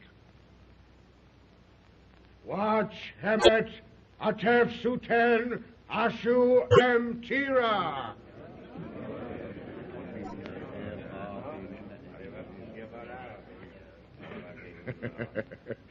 Seest thou, priestly one? Tira findeth no favor in the eyes and hearts of my subjects. They are ready to bow before a new queen. Let the trumpets sound the sacred tones. Etmin Shabu! As the bronze trumpets ring out, the massive entrance doors swing majestically open. Through the great portal step Helen and Magra, richly, barbarically garbed. Behind them, in gleaming bronze chainmail, strides Hakeru, leading an armed military escort of honor. The faces of the young women are drawn and strained. With heads held high, they step across the threshold and stand, waiting. Meanwhile, Tarzan, Thome, and Darno have climbed the seemingly endless stairway with its many twists and turns. Tarzan, who is leading, sees before him a broad landing, literally flooded with the pale blue light. Darno, Thome, hurry, but make no noise. Qu'est-ce Tarzan? This archway is directly across from the king's throne. Entirely barbaric or magnificent. Good heavens, see there. Just inside those bronze doors, Magra and Helen Gregory. Come on. We'll stop this. Wait. Let us remain here where we can see and yet not be seen until we find out what the ultimate meaning of this ceremony is. Vous avez raison, Thome. He is right, Tarzan. It will do no harm to wait a little. Voila. Suten lifts his hand. Listen. Atan Hakeru, come forward and escort the two maidens from the outer world to the royal presence. Look at them. Both frightened to death inwardly, yet outwardly calm and cool. Helen Gregory, Magra, make obeisance before the throne of the Hesiher. Atan Hakeru, ascend to thy rightful place beside thy king. Thy word is law, O Suten. Neshem, O high priest, intone now the sacred word to join Helen Gregory with myself and Atan Hakeru with the woman Magra in wedlock. Let there be sung the anthem of Hesiheria.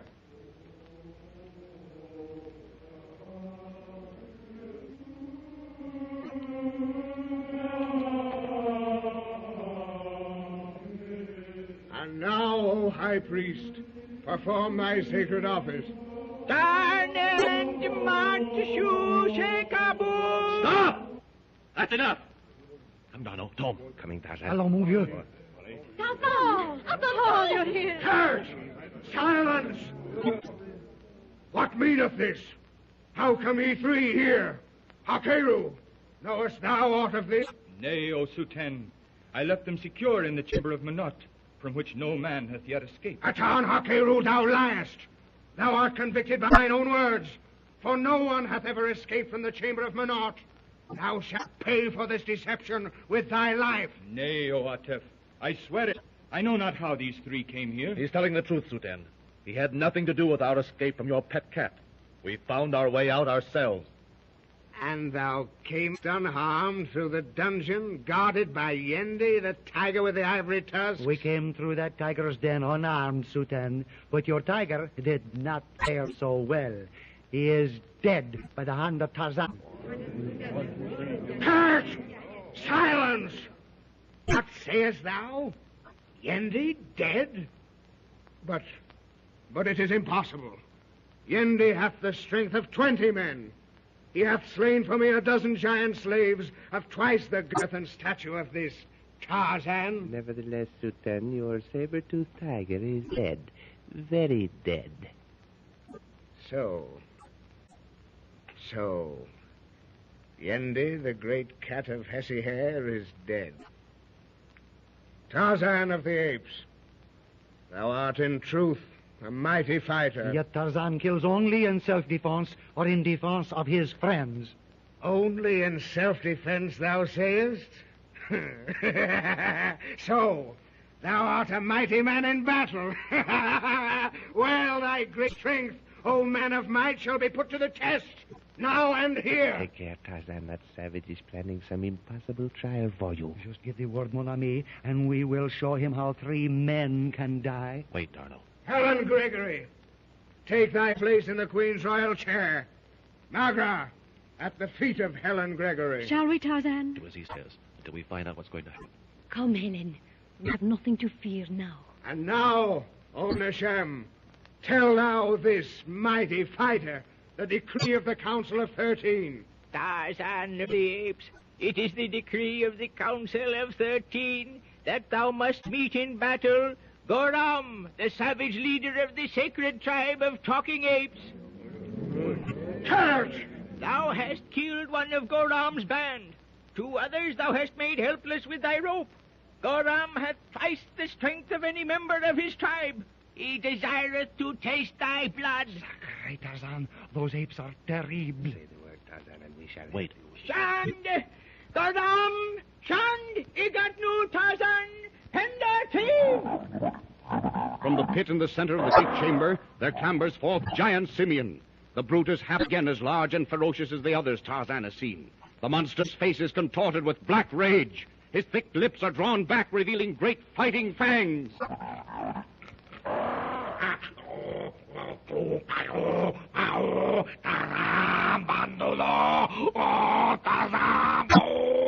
Do you understand anything he said, Tarzan, other than your name? 2 words. Fight and dead. Get out of the way, Darno. Here he comes. With great hairy red arms swinging, the savage brute charges Tarzan with an ear-splitting shriek. Bigger! Bigger!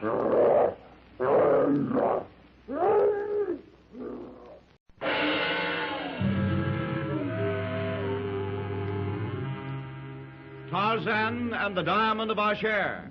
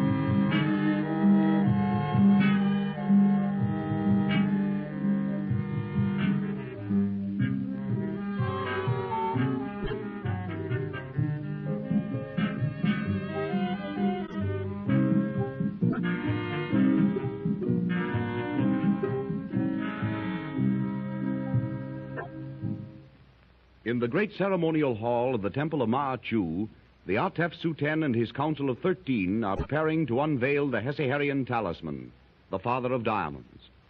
Round the walls of the vast chamber are seated the Hesiherian nobles. Helen, Gregory, and Magra, to be married respectively to Suten and Hakeru, are brought in. They stand before the high priest with the Atef and his favorite as the ceremony begins. Tarzan, Darno, and Thome have escaped from the chamber of death, and rushing into the vast hall, stop the ceremony. Suten pronounces the dread decree of the Council of 13. It is that Tarzan must fight the greatest of the prehistoric talking apes. The ferocious brute, a fearsome monster, climbs out of the pit. Swinging forward clumsily but swiftly, the hideous features contorted with black rage, the brute roars out his challenge. Back, Darno! Thome! With another blood-curdling scream, the ape approaches Tarzan and thrusts out its hairy arms, crying for the bone-crushing embrace which spells death. Don't do something! Help him! With the speed of Sheeta the leopard, Tarzan leaps aside, turns. His fist flashes out and catches the monster squarely on the jaw. The huge brute pauses, stunned. Tarzan whips out his knife. Tarzan. He is bigger and stronger than all the others. As Darno shouts, the shaggy ape, with gleaming fangs bared, rushes forward. Tarzan crouches low, awaits the charge. As the huge beasts come close, the ape-man springs straight into the embrace of those great arms. The deadly knife flashes once, twice, again. Killed deep into the awesome monster's heart. Before the hairy arm can close about him, Tarzan slips out of their crushing embrace, leaps high straight back. A muscular bronze arm encircles the mighty throat, pulls the great head back. Back! Once more the keen blade sinks home into the jugular vein. A fountain of dark blood wells up from the death wound. Slowly the ape sinks to the marble floor. One last muscular convulsion. The giant hulk is lifeless.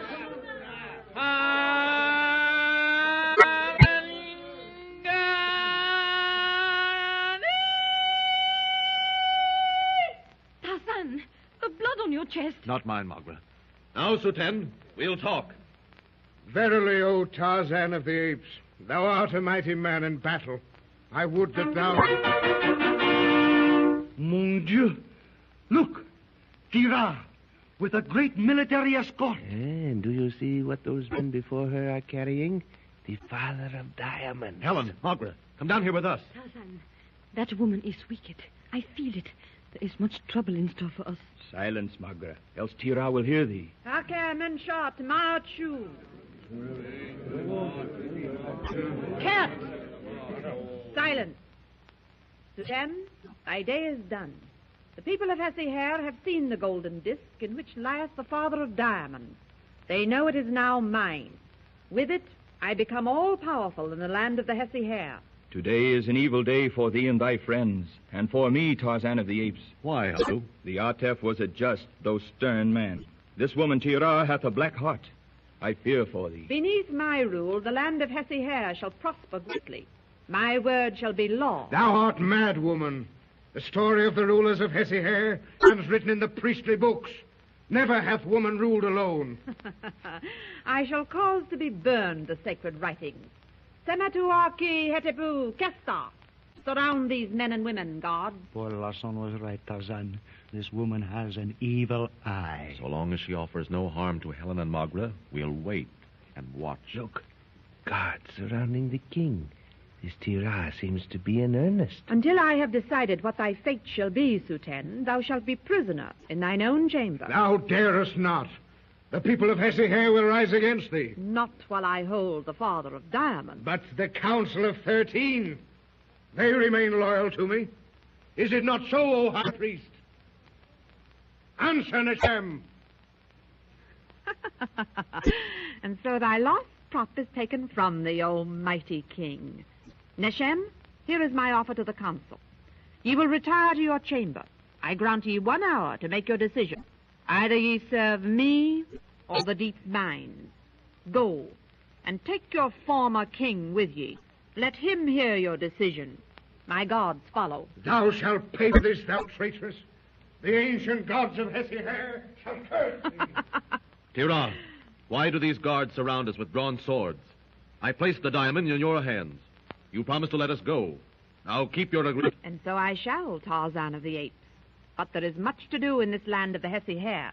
My people come first. Ye must be patient. Oh, I don't like that, Paul. She's worse than a dozen Suten. It is enough, my darling, that we are together. Never again shall they take you away from me.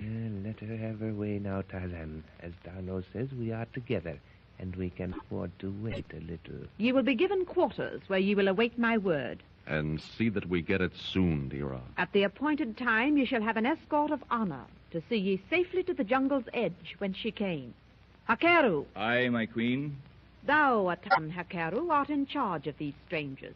Thou art responsible for their safekeeping and their comfort. To hear is to obey, O daughter of the sun. Where shall they be lodged? In the Tower of the Sun. See that their every comfort is attended to. Aye, O Tira, it shall be done.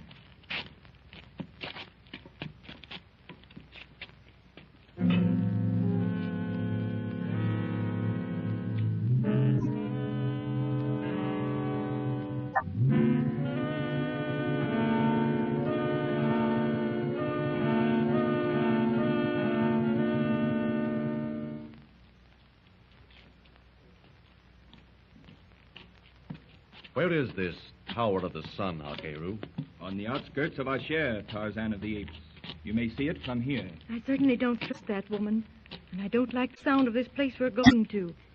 Tower of the Sun. Alors, my cher, do not look for trouble. We are all together, and that is worth more than any hazard we may possibly have to face. What, Tarzan? Yes. By the way, Hakeru, we are to remain together in the same place? All in the Tower of the Sun, yes.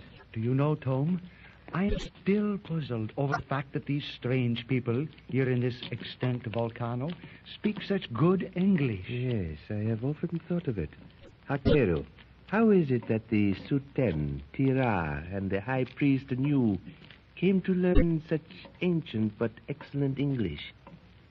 A score of generations ago, Atan Thome, there descended upon the land of Hesiher a great famine. Hundreds upon hundreds died, and those who reigned were walking skeletons. It sounds like a tale of ancient Egypt when the waters of the Nile failed. The Atef of that day was a young prince. His heart was sore, and his spirit troubled, for he was a goodly youth. All prayers to Maat Shu, the father of diamonds, were in vain. The priesthood helpless. The rain came not. When he talks, Paul, it's just like listening to King James' version of the Old Testament. Vraiment, ma chère, listen. At last the young Atef, Phaeto, determined to brave the wrath of the gods, to break the immutable laws of centuries, to journey outside the sacred valley of Tu-em-Baka. The noble youth made his way to the edge of a great, boundless lake. He entered a house that moved across the face of the waters. He must have felt as you did, Tarzan, the first time you set foot on a boat. Phaeto came to a country called Anglo-land. He prostrated himself before the Atef of that country, who was a man of good heart. He sent Phaeto back with much store of wheat and grain and strange foodstuffs. He must be the King of England. Heaven knows how many years ago.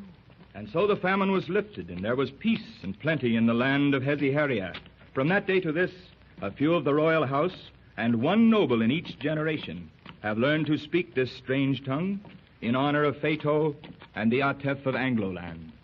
I'd like to have known this, Phaeto. You and he would have understood one another, Tarzan, without the need of words. Is that the Tower, Hakeru, just ahead there? Aye, Helen Gregory, that will be thy home, for a while at least. It's not as high as I expected. Well, here we are. Open the door, Hakeru. We come first to the chamber of the men, O Tarzan. The maidens will rest in the rooms on the floor above. I don't like that idea, my friend. I obey the order of Tira. Here is the chamber. Enter, O Tarzan. But where are you going, Hakeru? I return to the temple, after I send the maidens to their quarters above. As soon as I may, I shall come back with news of what hath occurred. Hark thou, Paul Darno. I have not told Tarzan that this chamber door may not be moved from within. But be not uneasy on that score. He may have my word that I shall return soon. Tarzan trusts you, Hakeru. And so he may. I owe him my life.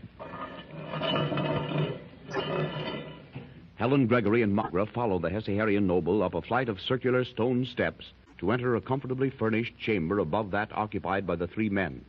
As the door closes upon Hakeru, young women turn to examine their new abode. Below, in their quarters, Tarzan calls to Darno and Thome. Thome! Darno!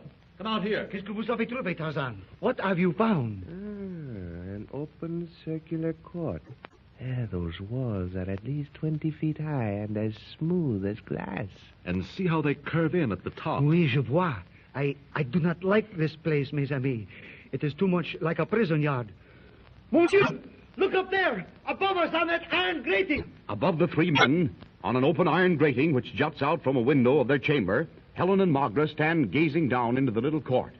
From high above them, there appears a number of ghastly flying things, giant sword-billed pterodactyls. The ungainly monsters swoop directly down upon the two unsuspecting, defenseless women. Magra! Helen! Get back inside that room! Stop crying, it is too late!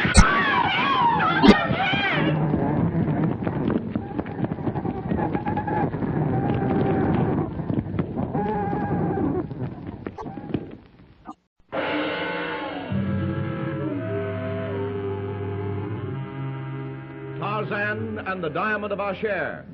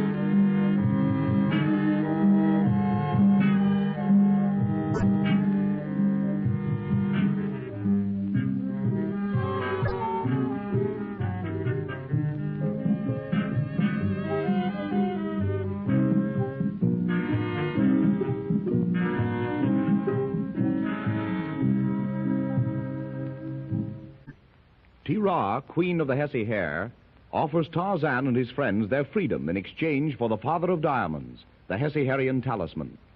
Tarzan brings her the great gem, and instead of freedom, is imprisoned with Thome and Darno, Helen and Magra, in the Tower of the Sun. As the young women step out of their chamber, in the upper part of the tower, to a hanging grill outside their window, they are attacked by the savage flying chouse of Tu-em-Baka. These monsters, descendants of the prehistoric pterodactyls, swoop down on widespread wings, great taloned feet, giant black beaks curved and sharp as knives, ready to sink into the soft flesh of their prey. Margaret, those terrible beasts! Below, in the small, high-walled court outside the chamber in which they have been confined, Tarzan, Darno, and Thome, attracted by the screams and the flapping of great wings, look up. Quick as thought, the ape-man's bow is strung. An arrow fitted, pulled back to its head by the mighty arm. With the speed of light, the winged messenger of death flashes upward to bury itself full length in the heart of the foremost vulture-like monster. Go back into your room, Opera. Come on, keep off that grating. The monster almost had Magra. Look, the others. They are diving down on the one you killed, Tarzan. Made to carry it to their lairs and feed on it. It is like the torture of the ancient Parsees, who placed their victims on iron grills and left them for the vultures, Ghastly, mes amis. The word of that evil-hearted woman that we should go free in exchange for the diamond was... It was worthless. Yes, Darno. I'm going up that wall as soon as I can bring Margaret and Helen down here. Yeah, but how? We can not open the door from the inside. Up the wall. Impossible. Even if you could make it, how could you get them down again? If I only had my rope. As I haven't, I'll carry them down. Such an attempt can only result in a fall which would kill you, Tarzan, as well as your burden. I think not, Thome. I have seen Tarzan go up walls. However, perhaps Hakeru can get a rope. Of course. I hadn't thought of that. By the way, where is he? He has gone back to the temple to see what happened after we left, but he promised to return at once. If you were so fortunate as to succeed in getting Helen and Margaret down here, what do you intend doing then? Leave the city somehow. Hmm? Takeru. Go inside and see what he has to report. Bien, Akeru, what happened? It is as I thought. The Council of 13 is now with Tira. Su-ten hath been deposed and confined under guard. Tira hath the father of diamonds and is all-powerful. Ye three and I are to be sent to the deep mines. The young women... What about them? They are to be sacrificed to the god Machu. When? On the morrow at the hour of sunset. There'll be no sacrifice tomorrow night, Hakeru. Nor are we going to those mines. What canst thou do, Tarzan? Get out of the city. Escape. I would help ye to escape. To escape the wrath of Tira, my friend. Hast thou a plan? Hakeru, can you get hold of a long rope? Aye, after dark. What wouldst thou with a rope? I am going up the wall to the grating and let Helen and Margaret down here. 'Twere easier to use the stairs. But we cannot open the door to get to them. If Hakeru were to leave the doors open on his departure... Oh, I see. If I help thee to escape, O Tarzan, wilt thou in turn help me cover the father of diamonds from Tira, so that I may restore it to the rightful and legitimate ruler of Hesperia, the Atef Su-ten? How can we help you? If Hakeru will get me into Tira's quarters unobserved, I will vouch for the return of the diamond. Sacre Tarzan, he is right. You remember you remained behind to see where Tira concealed it when she sent us through the passage to Su-ten's quarters? Right. Then while I go after Helen and Margaret, Thome will get the diamond. And what of Brian Gregory? I had forgotten him for the moment. He'll have to be brought here. He can do ye no good in his present condition. But is there no way that spell can be broken? Yes, there is a way, Paul Darno. How? In the golden disc behind the father of diamonds there is a cavity. It containeth a phial wherein is a liquid, the formula known only to the priesthood. Some of that liquid were forced between Brian Gregory's lips. The more reason why we must have the diamond. Can you get Brian Gregory out of that temple, Hakeru? It may perhaps be done with the help of one man. I shall go to him.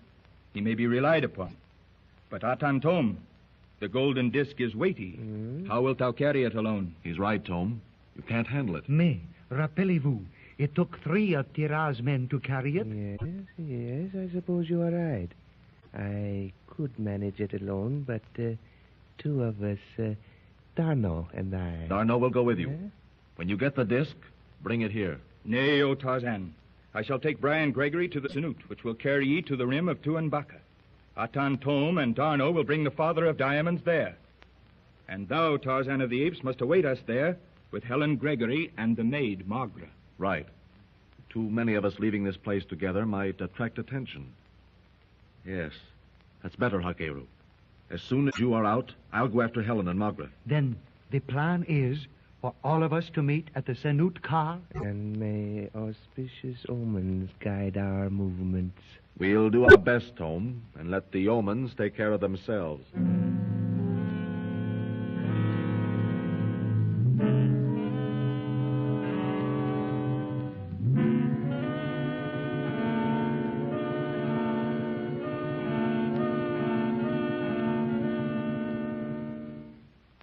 Meanwhile, Helen and Margaret, confined in the upper chamber of the Tower of the Sun, 3 floors above Tarzan and his companions, realize that in place of having the freedom of the city, they are again prisoners, and this time of the cruel, jealous queen of Hesperia. Oh, that queen. How I hate her. She's a cruel, wicked woman, Margaret. Yes, but I expected nothing else from her. She was too agreeable to us there in the ceremonial hall. And while she talked and smiled at Tarzan and gave us the freedom of the city, she was planning this. And if it hadn't been for Tarzan, neither of us would be alive now. Those awful birds, so huge and... The door. The queen and the guard. I, Tira, the Hesperia, greet ye, women of the outer world. I thank you. These quarters are not quite as lavish as those you previously occupied, as prospective brides. But ye shall not tarry long here. We thank you again. Our former quarters were not of our choosing. We would have been better pleased had we been left with our friends. 2 of whom are dead, and the other 3 shall soon be worse than dead. So much for the word of a queen. Hold thy tongue, woman. Speak when thou art spoken to. I come to tell ye 2 that on the morrow, at the hour of sunset, ye are to be offered to Ma-Chu, the father of diamonds, in sacrifice. Thank you so much for the information. Ah, you are a wicked woman. I only hope that the time will come when those flying beasts you hope to feed us to, and from which Tarzan saved us, will tear the flesh from your bones. The mighty Tarzan will soon be in no position to help anyone. And for your speech, my Magra, I shall be the one to wield the sacrificial knife over thy heart. Peace until the hour of sunset on the morrow.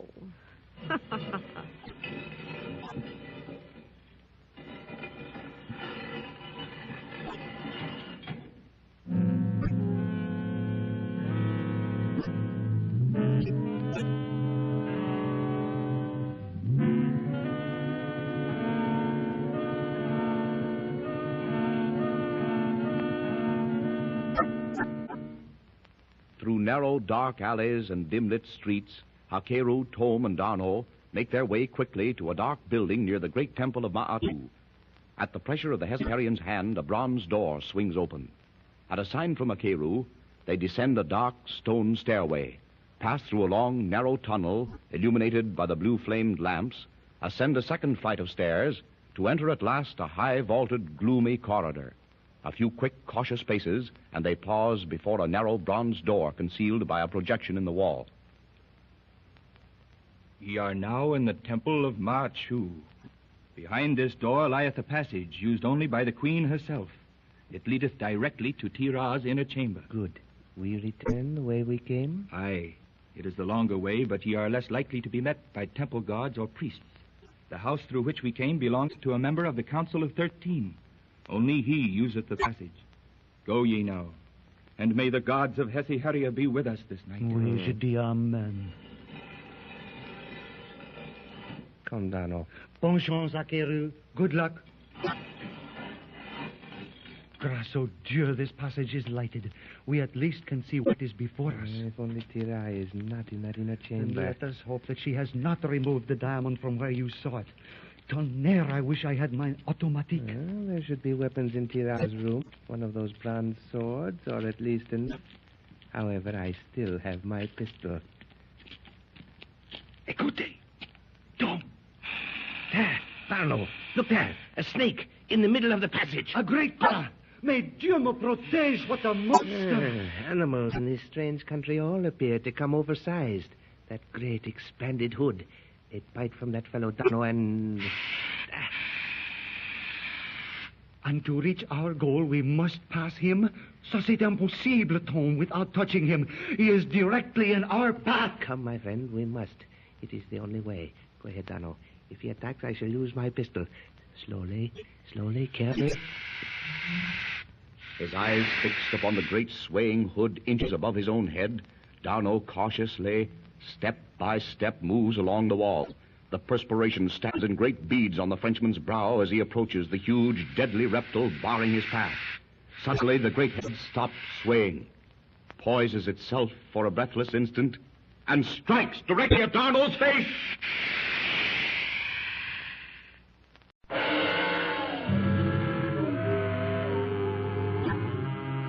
Tarzan and the Diamond of Ashair.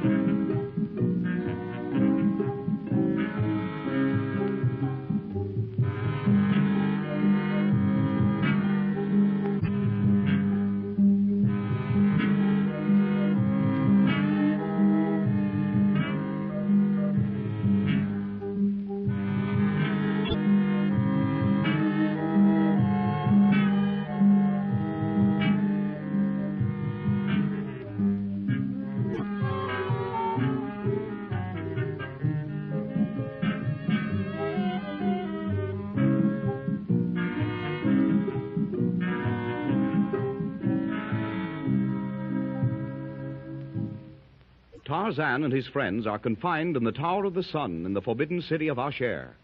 Hakeru offers to assist them to escape if Tarzan will help him recover the Father of Diamonds from Tira's quarters, where she has it concealed. Thome, who knows where the gem is hidden, agrees to recover it with the help of D'Arnot.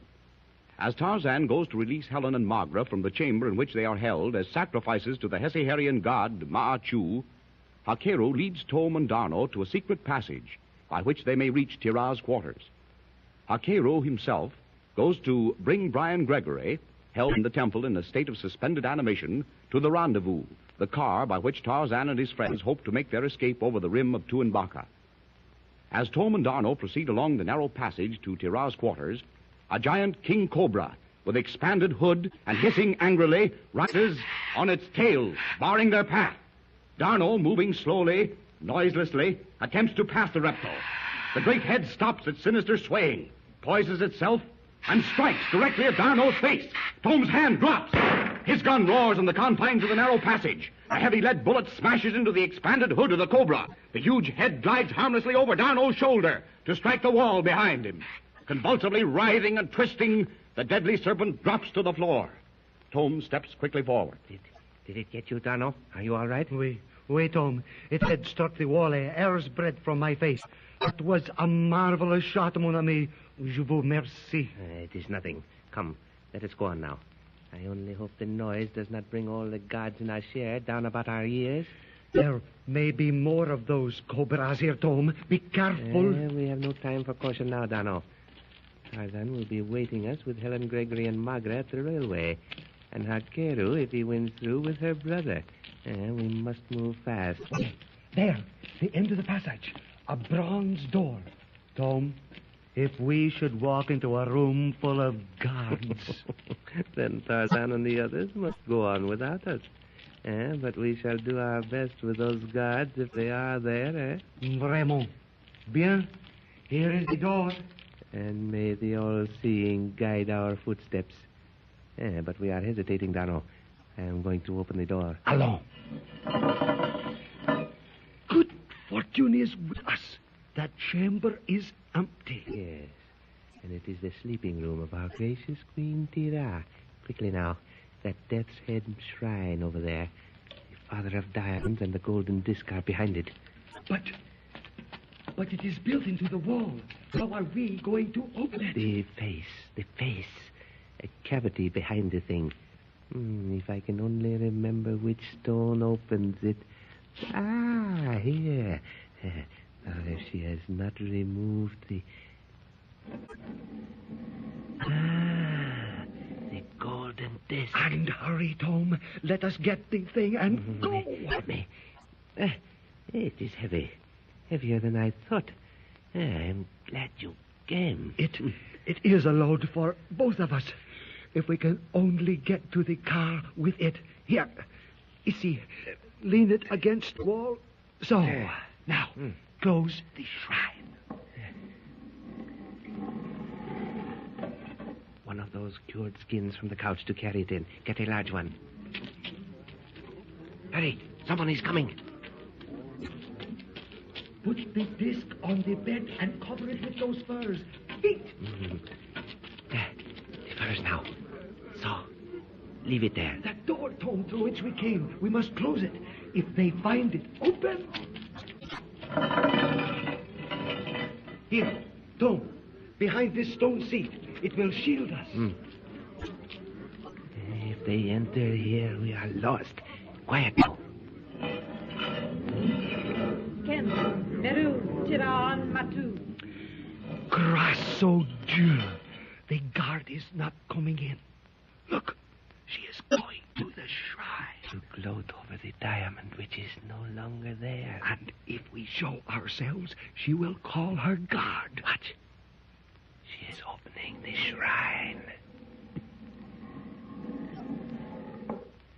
Meanwhile, Tarzan has left his tower chamber, closed the door, and mounted a circular flight of stone steps to the upper landing. 4 bronze doors confront him. One of them opens into the room in which Helen and Magra are confined. Unhesitatingly, he moves to the first. A pressure of his hand against a stone. The door swings slowly open. A quick glance reveals an empty chamber. Closing the door, he goes on to the next. It swings open to his touch. Silent, grimly motionless as a statue, the ape-man stands beside the opening. Abruptly, a tall Hesse-Herrian steps noiselessly out into the corridor. A bronze knife flashes. Quick as thought, Tarzan catches the uplifted arm. Like bands of steel, the fingers of his free hand encircle the man's throat. A long, silent moment they stand so. Then the ape-man drops the strangled Hesse-Herrian inside the room. He closes the door and steps swiftly to the third portal. It opens at his touch. Alert, ready, Tarzan stands waiting. That's funny. The door opens and no one is there. Why, it looks like an invitation from heavens knows where for us to leave. No, Helen, do not go out. It may be another trap. You're wrong this time, Margaret. Tarzan! Why, Tarzan, how did you get there? Why, we thought you... Not so loud. There are guards in the tower. Wait, I'll close the door. But Tira said you and Paul and Atan Thome were to be sent to some kind of mine. And you two are to be sacrificed. I know. Hakeru told us. But we're going to no mines, and you're not going to be sacrificed. We're leaving Ashair. Leaving Ashair? How, Tarzan? When? Tonight, as soon as Thome and Darno return, and Hakeru. Where have they gone? Are they free? Thanks to Hakeru, we are all free, more or less. But I do not understand. Thome and Darno have gone after the father of diamonds. Hakeru after Helen's brother. We must have the diamond to free him from that spell he is under. Hakeru told us about the pocket behind the diamond and the golden disc. Oh, I hope he will. Quiet. Someone is coming.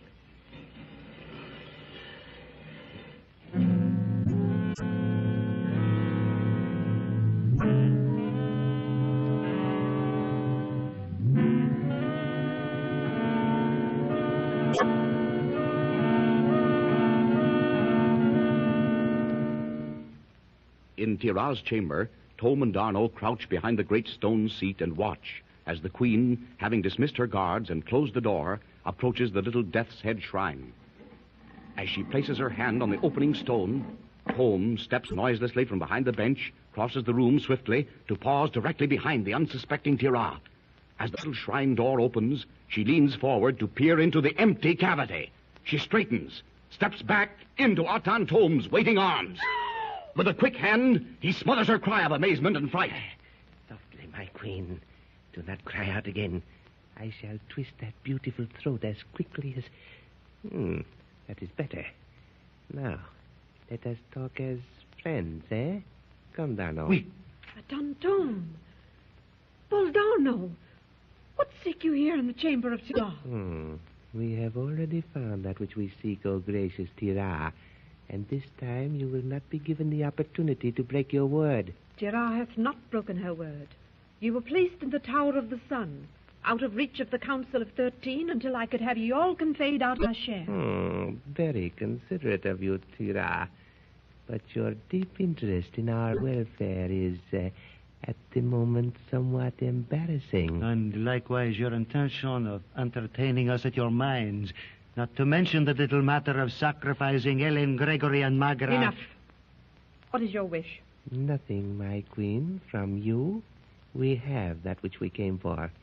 It remains for us only to leave you to your much-needed rest. We take with us the father of diamonds. Father of diamonds? Careful, Thome. She is planning some new deviltry. Look ye, Atan Thome. Paul Darno. If I put ye all, men and women, safely over the rim of Tu-em-Baka, will ye... Look out! Thome! She has a knife there! Yes, she hath a knife, Paul Darno. Hey, stop her, Thome! She is calling her gun. Have her hands here. Take the knife. Another such attempt, Tira, and this knife of yours will find its sheath in your wicked heart. Take her, Darno. Mais entendu. We put her on that couch, no? And then bind her with her own garments? Yes, quickly. Her call may have aroused the guard. Tira, if your guards enter here now, it will mean your death. Keep quiet. We intend you no harm, but we also intend to leave you in a position where you cannot harm us. Why, this cloth cord, it is just the thing for her hands and feet. And she will have to be gagged. Tie that cord tight, Darno. Maybe. Make sure of her. If she should get loose before we are out of this den of savages... So, my good Tira, by the time you free yourself from those sailors' nuts Darno has you up with... Bien fini. Now, Tom, hurry. The disc. Come on. Open the door to the pitch. I can manage the golden disc that far alone. Bien, but hurry. I'm glad you came with me. This is much heavier than I expected. Help me through the door. So, now close it. Alors, at least we're out of that chamber. Here, let me help now. Oh, sure, but this thing is heavy as lead. And we have a long way to go.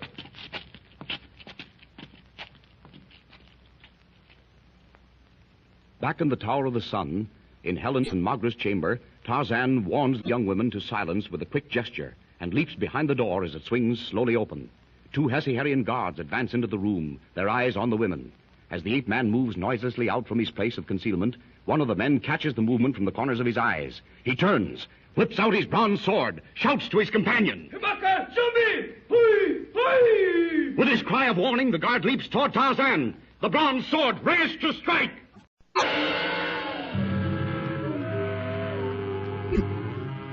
Tarzan and the Diamond of Ashair.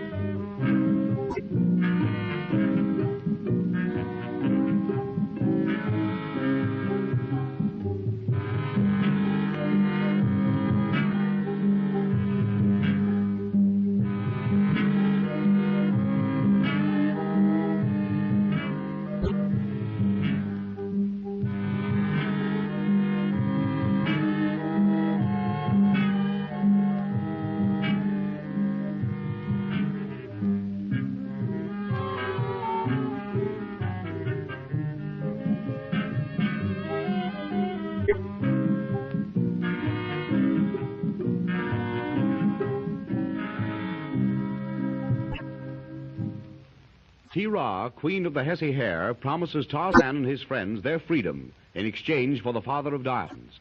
Instead, she has them confined to the Tower of the Sun. Hakeru offers to help them escape if they will assist him to recover the Hesse-Herrian talisman from Tira.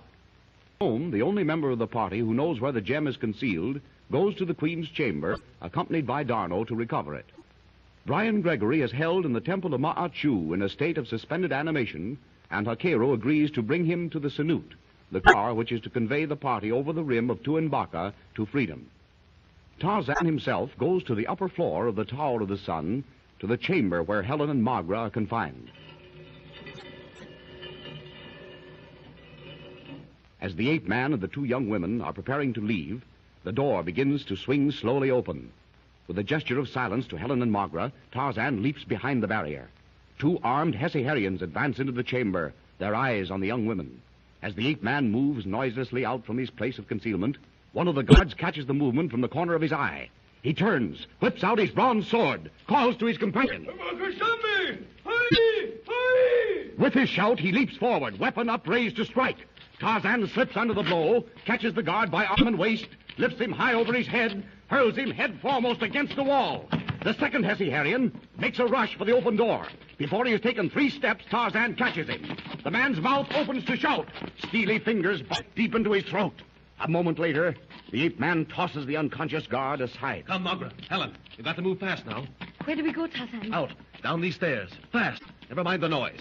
If there are any more guards, I'll take care of them. Wait, we'll close this door. Now, come on. Paul and Atan Thome. Do we meet them? Never mind them. They'll probably be waiting for us. Where, Tarzan? At the Sanute car. We're all to meet there. Those 2 guards. Back in our room there. Are they dead? Stunned. Unconscious. They're not hurt. Here's the outer door. Just a minute. I'll see if the street is clear. But the door is open. Hakeru left it so when he and the others went to the temple. All right. There isn't a soul in sight. Come on, hurry. Here, this way. We're coming. Hurry, Margaret. Around that building ahead there. Then straight down the street to the edge of the city. It's a long run. If only Atan Thome and Lieutenant Dano are there. Oh, there's the tower. One of those guards. He's raising the alarm. Look at that low building beside the tower. Soldiers are pouring out of it. They see us. They're coming.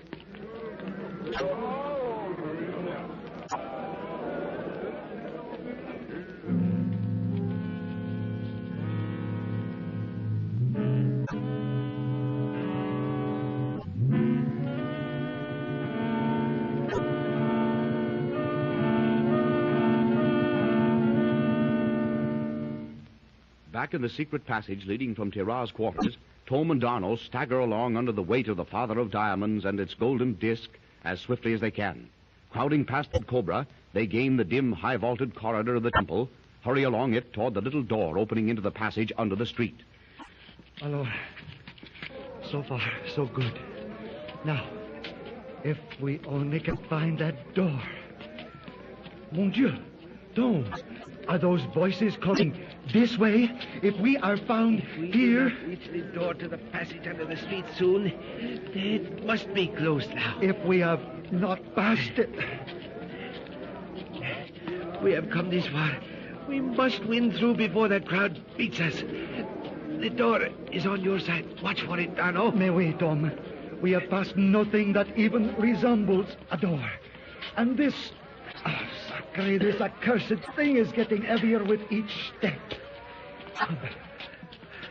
Faster, Darno. Bien. For the love of Buddha, faster. If we are caught, it will mean worse than death. Oh, we cannot be far from that. There! Just ahead on your side. La porte! Nom de mille chiens, the door. Put the disc down and find the opening stone. Vite! Vite! Hurry! Thome, mon Dieu! Hurry! I have it. There. Inside. Quick. Here. Drop the disc while I close the door. Oui. Thome the breast! But that was cutting it too thin. Yes, Darno. Much too thin. Help me to get the disc on my back. I think I can manage it alone through this passage. Alors, here. Allons. There. I shall balance it now. And when you are tired, let me try. Ready? Yes. Come on. Down through the dimly lit passage, Thome staggered with diamond and disc upon his back. Darno beside him, helping when he can. They climb the narrow stone stairs at the end of the tunnel and arrive at the bronze door in the outer wall of the building to which Hakeru brought them. Let it down, Darno. Oh, I must rest. Bien. Come with it. Oui, a breathing spell, mon ami. Then we must continue. We still have a long way to go to reach the Sanut car, to the end of the street. If Tarzan were only here now. Oui, my friend. He would pick that thing up as though it were a sack of feathers and run with it. This door is in the outer wall of the house. Right on the street. I shall open... Shh. Thome. Someone is at that door. Coming in. Behind that projection in the wall. Quickly. Oui. It is our venerable high priest Hashem. Et puis, ça veut dire the Council of 13 has gone over to Tirah. Otherwise, he would not be free. He is coming directly toward us. If he passes, he will see us. We must stop him from raising an alarm. Do you understand, Darno? Oui, je comprends. We shall tie him up as we did Tirah, n'est-ce pas? Exactly. Leave him to me. You watch the door. Softly. Here he is. As the venerable white-bearded Nishem approaches and is about to pass the wall projection where Thome and Darno are concealed, he pauses. His beady old eyes have caught a reflection from the golden disc leaning against the wall at his feet. He steps forward to investigate. Quietly, Thome moves out into his path, a grim smile on his lips. Stand still. Pekanari my phone, Hashem. Quietly, O High Priest. We intend you no harm. I have him, Thome. He will make no noise now. I have... But, Thome, you spoke you... I had forgotten for the moment that he speaks English. I merely warned him to be quiet in his own tongue. Then you do speak their language. I had an idea, Monsieur Thome, that you knew more of all this than you led us to believe. They speak the ancient Egyptian, Dano. I happen to be rather familiar with the language. Pourquoi? Why did you not let us know? No time for explanation now, my friend. We will go into that later. Find the old gentleman. Gag him. We must get on to the Sanut car. Bien, we shall leave him here then. Yes. I shall bind his feet. Quickly. Come ça. There. He is as safe as is the illustrious Tira. He will not get out of those not so quickly. And now, si vous êtes prêts? Yes. I shall open the door. Alors, we will carry the disc between us, Thome, no? Alone you will kill yourself before... What is that noise? A crowd, sire. I do not see anyone in the street, though. Stay in the shadow of the walls. That moon is bright as daylight. But the door! Never mind it now. We cannot waste time searching for the stone. Come, Dano. We are not out of this yet. That crowd, they are guards, no doubt. Either they have learned of Tarzan's escape from the tower with Ellen and Magra, or... Tira has broken loose from her bonds and set them on our trail. They seem to be coming this way. The noise is getting louder. Faster, my friend, faster. This way. That low building at the end of the street. The Sanut car is there. If the others are not there waiting for us, we are... Oh, look, Thome, coming around that corner into the street. Tarzan, Ellen, and Magra. Yes, and behind them, the Aryan. It's going to be a very close race, my friend. If only Akiru has won through with Brian Gregory. Wait, hold! No. Easy, Thome. We'll catch our breath. With Tarzan carrying the disc, we have a chance. Yes, give me that disc. You two look after Helen and Margaret. Come on, fast. Atan Thome, oh, thank heavens you've made it. Look over there. The tent door's open. Armed Hessiarians. Now we are in for it, Tarzan. We have further to go than we have. Oui, Tarzan. With guards from the tower and guards from the tomb, sacre, it is going to be very close. What happened to Hakeru? Did he get through? We left him in the temple. He is to meet us at the Sanut car with Gregory. Atan Thome, I can run no more. Go on, without me. Do not wait. Here, child, here. I will carry you. No. Save yourself. I cannot. Come. Ellen, my share. Oh, I'm carrying Paul. I'm pretty desperate. I'll make it. Help Margaret and Atan Thome. Just a few steps. I'll throw this disc into the Sanut car. Thome, you and Dano help the girls here. And we'll stand the guards off until Hakeru gets here. I'm afraid we will have to go without Gregory or Hakeru. I do not see him. Don't near Tarzan. Those fellows are gaining on us fast now. Here we are. Dano, help Helen and Margaret. Here's the disc. Hakeru, where is he? And Brian? Never mind them. Get into the car and stay there. Mais, mon ami, we cannot hope to hold that crowd for any length of time. There are too many. It is certain death. We'll try to stop them as they come through that little passage to the Sanut car. It's narrow. We must hold them there. Come on. Hakeru! Tarzan! Hakeru has come with Brian Gregory. Here, the strap in the floor. You hear, Tarzan? Hakeru has arrived with Gregory. Yes. Now give ground slowly. Back toward the car. Hakeru! Be ready to let go the brake as soon as we're in the car. Aye, O Tarzan. I am ready. Dano! Look, Tarzan, he is walking toward the car. Dano, move back with us. Do you hear? Come back. The fool, he is walking straight into the arm. Tarzan, look! Oh, they've got Paul. Oh, help! Come back here, Dano.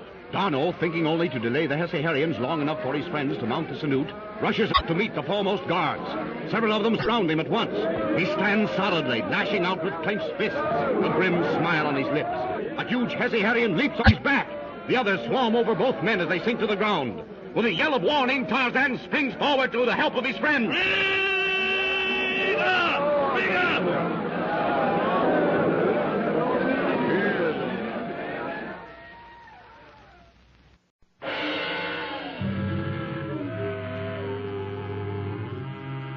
Tarzan and the Diamond of Ashair.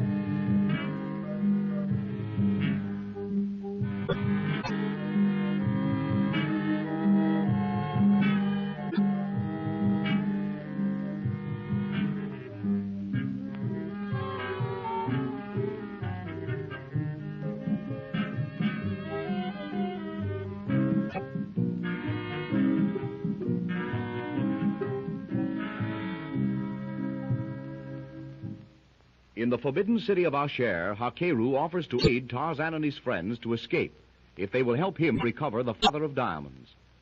D'Arnot and Thome go after the sacred gem, and Hakeru sets out to bring Brian Gregory to the Sanute car.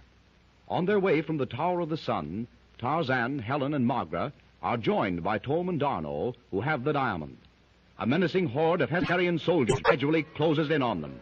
As the refugees arrive at the Sanute, Hakeru suddenly appears through a secret trap bearing Brian Gregory. While Helen and Magra gain the Sanute, Tarzan, Thome, and D'Arnot hook the enraged Hessiarians. The Frenchman walks straight into the midst of the snarling pack, only to go down under the weight of a half-dozen guards.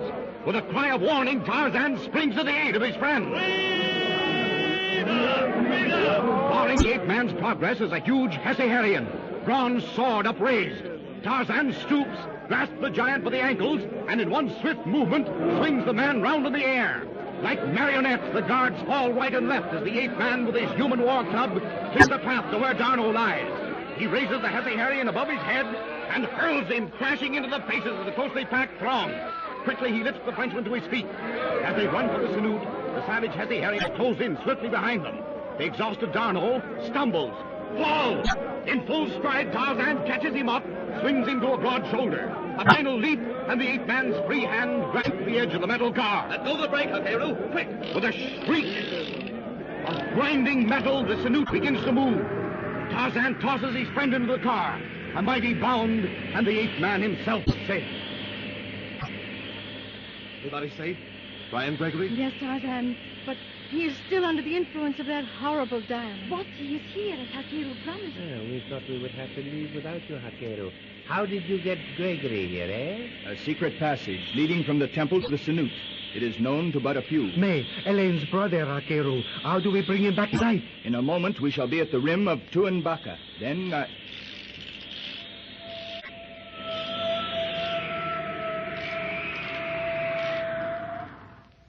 Now that we be free, I shall show ye.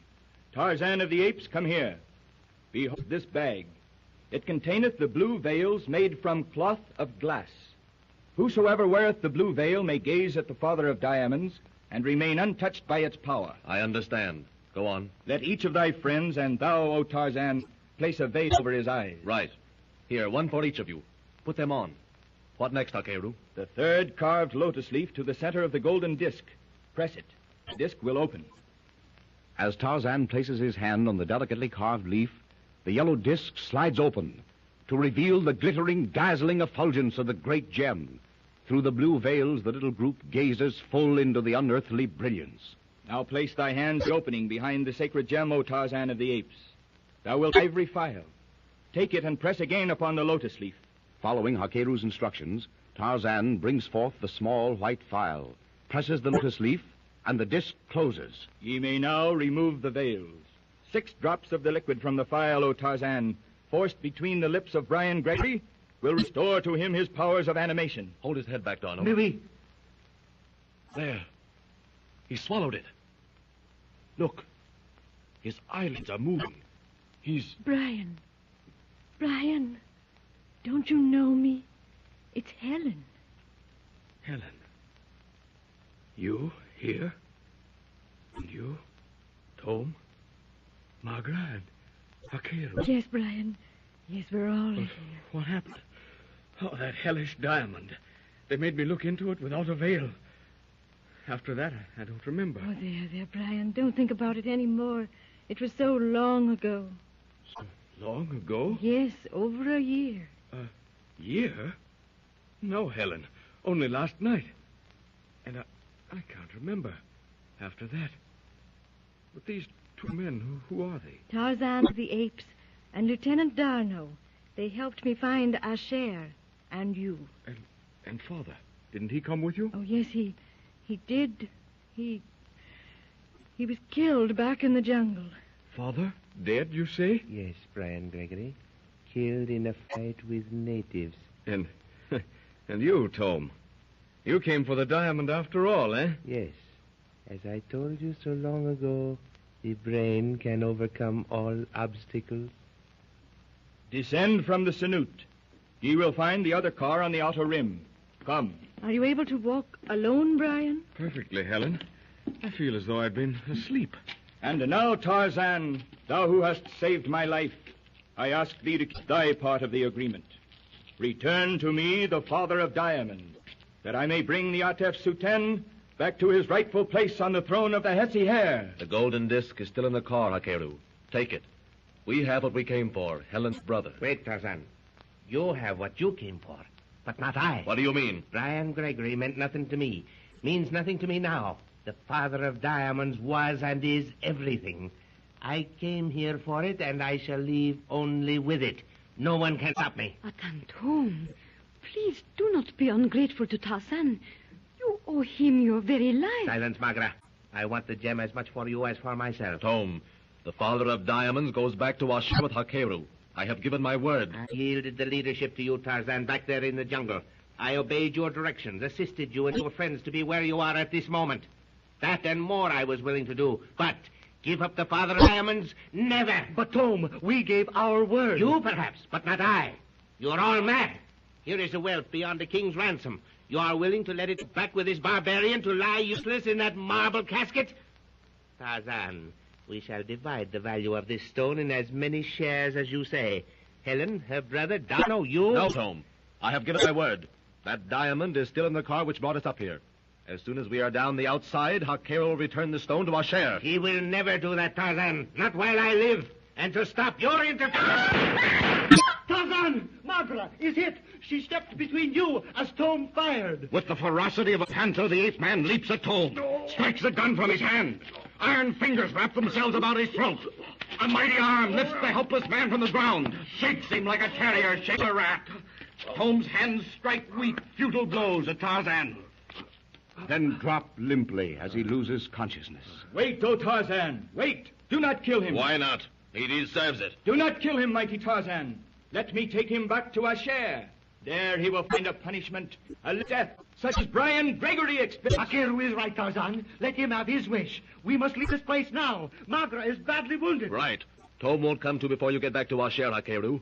Take him with the diamond. Yes, Tarzan. Ready. Beat. Coming, Dino. Coming. Goodbye, Hakeru. Good luck. Farewell, Tarzan of the Apes. Farewell. How is she, Dino? Have you hurt? I'm afraid so, mon ami. Gregory, can you manage this car? Yes, I'll handle it. Then let's go.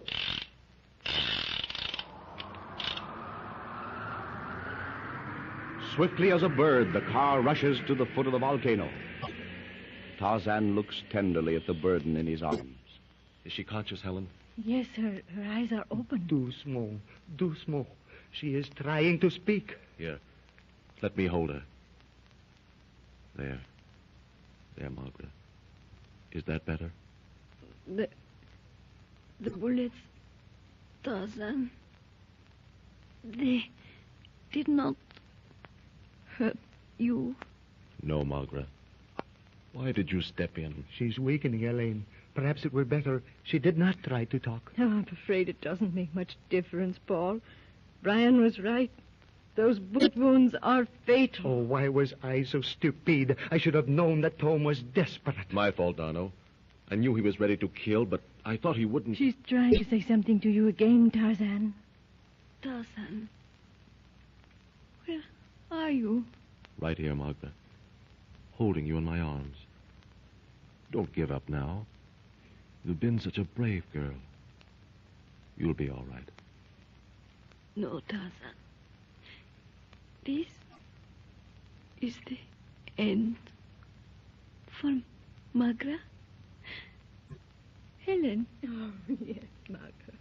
Lieutenant Dano. Tu près de vous, Magra. You and Helen will be happy. I know. Magra, pauvre enfant. Tarzan. Yes, Margaret. The moon, Tarzan. See, it is so big, so white. The savage face prophesied truly that Wolf, Larson, then Thome, and now Magra would die before the full of the moon. No, Margaret. No. Hear me, Tarzan. This is the happiest moment of my life.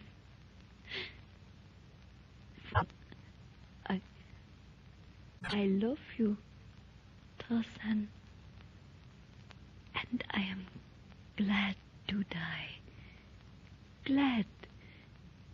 Because only so would you ever hold me in your arms.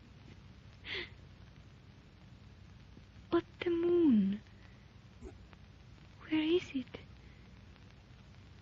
It is getting so dark. So dark. Oh. Goodbye, Tarzan of the air.